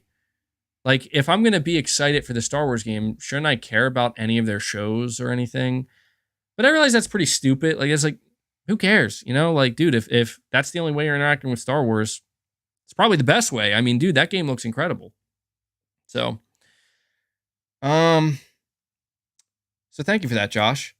Solid Crusader 89, you're saying, hey there, I am not sure if you bought the DualSense Edge controller or not, but if you did, what is your opinion about the Edge controller? Is it better? So I actually haven't purchased it yet. I do plan to at some point. I'm actually waiting for Sony to start releasing more of their multiplayer live service games. I feel like that would be like more of an appropriate time to buy a controller like that. Hopefully it'll be a little bit cheaper. If not, I'll still purchase it. But from what I've heard, it's really good. I heard that generally, if you're looking for a really good controller, like a premium controller, you can't go wrong with it. But I have heard that because it only has 2 back buttons rather than 4, some people feel like there are other controllers at a similar price point that do offer 4 back buttons, and they feel like that might be better. But other than that, I've heard it's really good. I don't know. Maybe chat. You can give me your thoughts. Give Solid Crusader 89 your thoughts. Anybody who maybe picked up the DualSense Edge, how has it been for you? And to me, that's one of the reasons why I'm questioning, should I buy the Edge controller? Because I don't think I would use back buttons. It feels like it would be really hard for me to get used to it. Waved Max, you're saying you're saving up money to get the Edge soon. Nice. You're saying you have a controller with 4 back buttons and you only use 2. Interesting. Okay.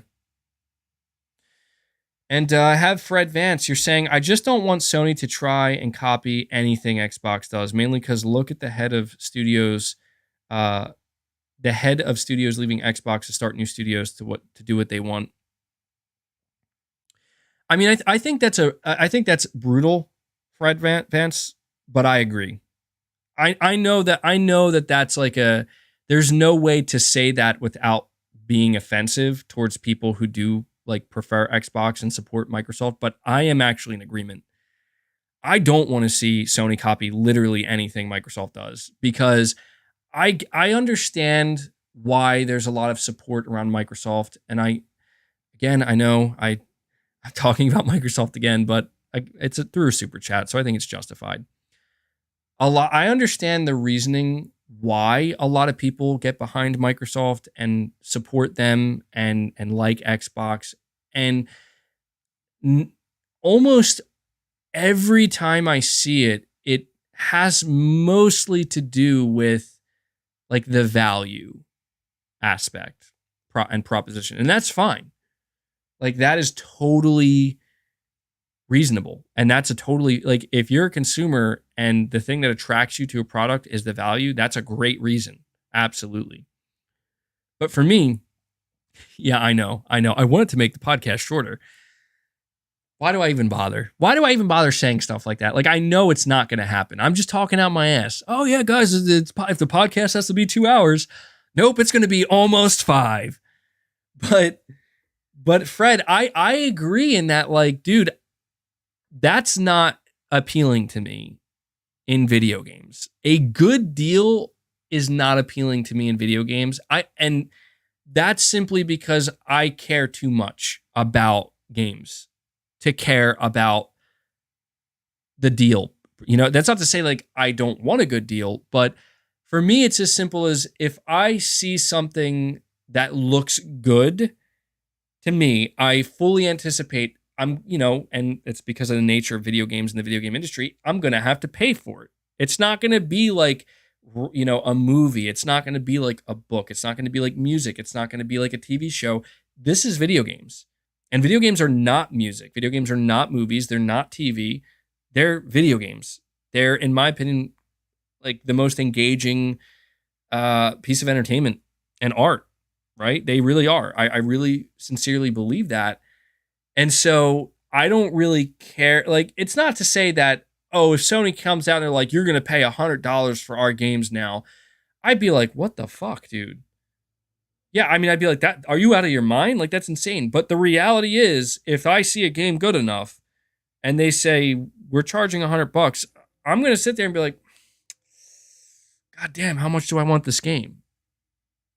So it's not to say that they're, it's a balance, right? And that's why for me, paying like $70 for games, if a game feels like it's worth it, like I paid full price for Resident Evil 4, and it's absolutely worth every dollar. Like, dude, I do not imagine a day, I really don't, and I don't see how it could be possible, where a game like Resident Evil 4 Remake launches into a gaming service and doesn't basically lose a shit ton of money.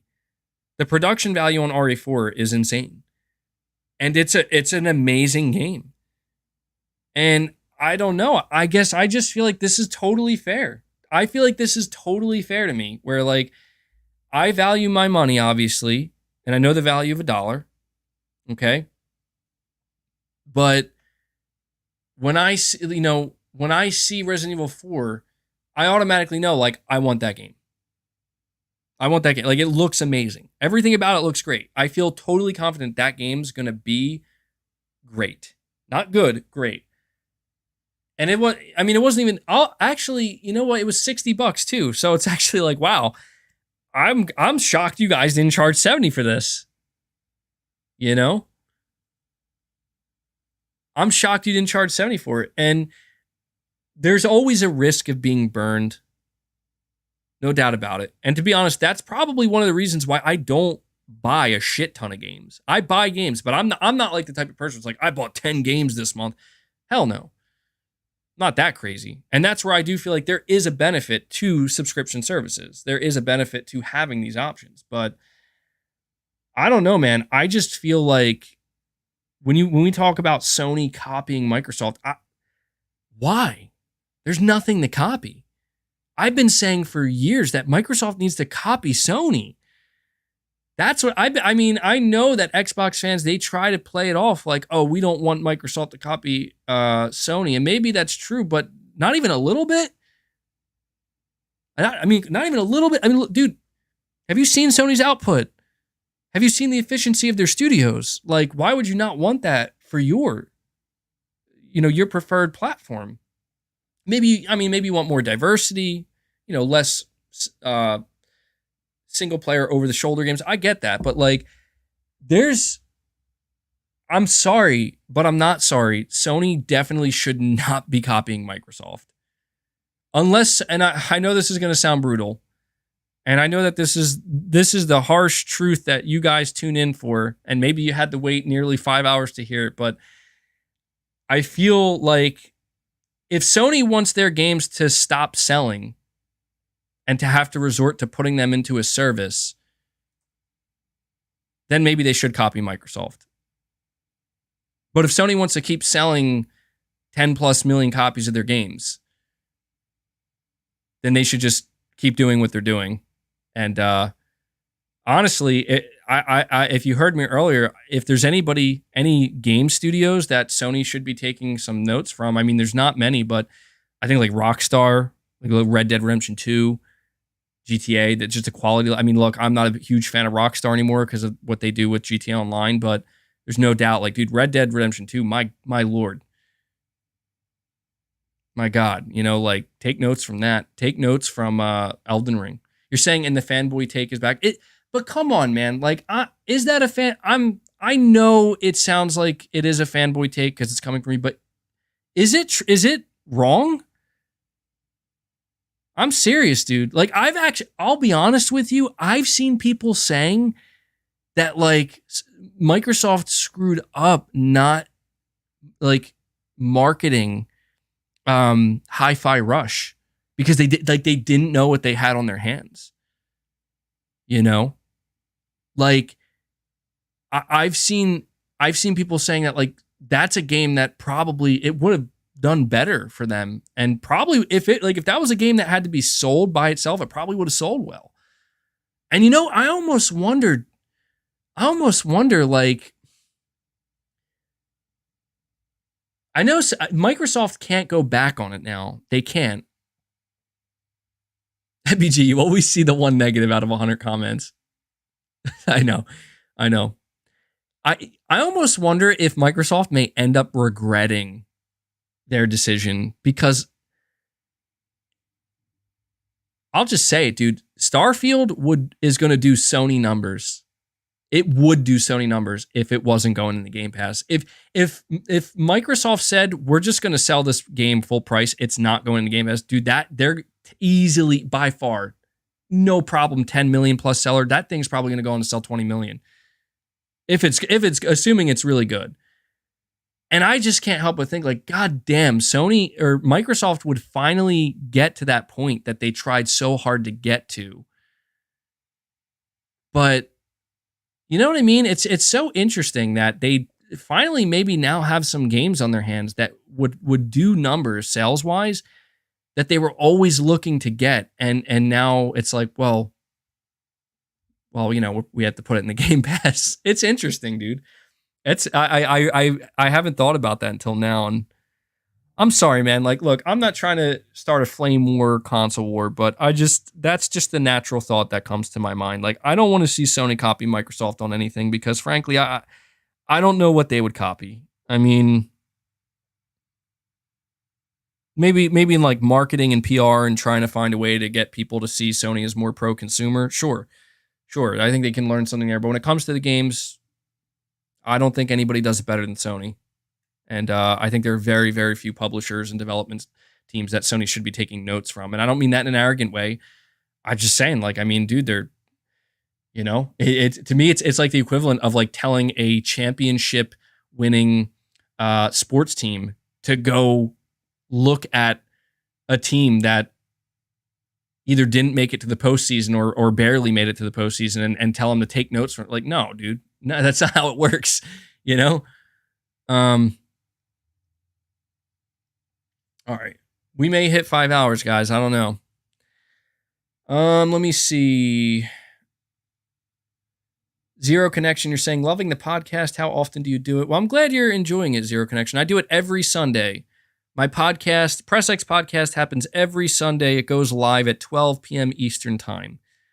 And I do some random streams throughout the week occasionally. Like, I do them less now, but sometimes I do random streams. I do reactions, but the podcast happens every Sunday. So I'm happy to hear it, man. The Real, you're saying, too late. Sony is already copying LOL. Have you seen their ad about cloud gaming? The play anywhere motive they're pushing. Slowly but surely they're copying. Well, we'll see, man. I mean, look, I do understand why Sony's copying some of the things that Microsoft is doing. I was mainly talking about the games, but like Sony copying, like, oh, okay, maybe it's okay if we put our games on PC. Maybe it's okay if we try to get more involved with mobile. Maybe it's just okay to try to push the PlayStation brand out further. I get that. I think that is a smart thing that Microsoft has done with Xbox. Absolutely. Nothing wrong with that. You know, you want to expand your brand. That's fine. Just don't lose sight of what your brand is and where it comes from. That's all. Yeah. Hey guys, I'm going to shorten the stream. Has this first ever 5-hour stream? But yeah, there's no doubt that Sony is taking some notes from Microsoft. But just when it comes to the games, I don't think that's necessary quite yet, if ever. We'll see. Fred Vance, you're saying, it's never a fanboy stance to question the gaming industry. Something good never remains good. That's well said. Yeah, I mean, dude, like, I'll put it to you this way. I think what Sony is doing and what they have been doing is good, and I know that it probably can't stay good forever, like you say, but I'm going to try to push for it to stay good as long as it possibly can, right? So anyway, guys, let me see what topics I didn't quite get to today. So I didn't get to talk about the Burning Shores DLC. Not a big deal. I didn't get to talk about God of War, but I'll just bring it up here. I did make a video. Keep in mind, most of these topics I probably already did cover in videos. I just didn't talk about them super extensively. The voice actor for Tyr says, this is not the last we've seen of Tyr. All right, so I guess maybe a sequel, maybe starring Atreus. We'll see. We did talk a bit about Final Fantasy, not super extensively, but I still count that. I think we talked about that. We talked about Naughty Dog, Last of Us PC. We talked about the PS5 selling well. We talked about PSVR2 apparently not selling well. We didn't get to talk about Metal Gear Remake or Silent Hill 2. Not a big deal. Not a big deal. That's a topic we can always talk to, but apparently Metal Gear Solid 3 Remake is coming in 2024. And then we talked about the PlayStation Showcase. So generally speaking, I pretty much got to almost all of my topics. So, and then there was obviously a lot of extra stuff in there.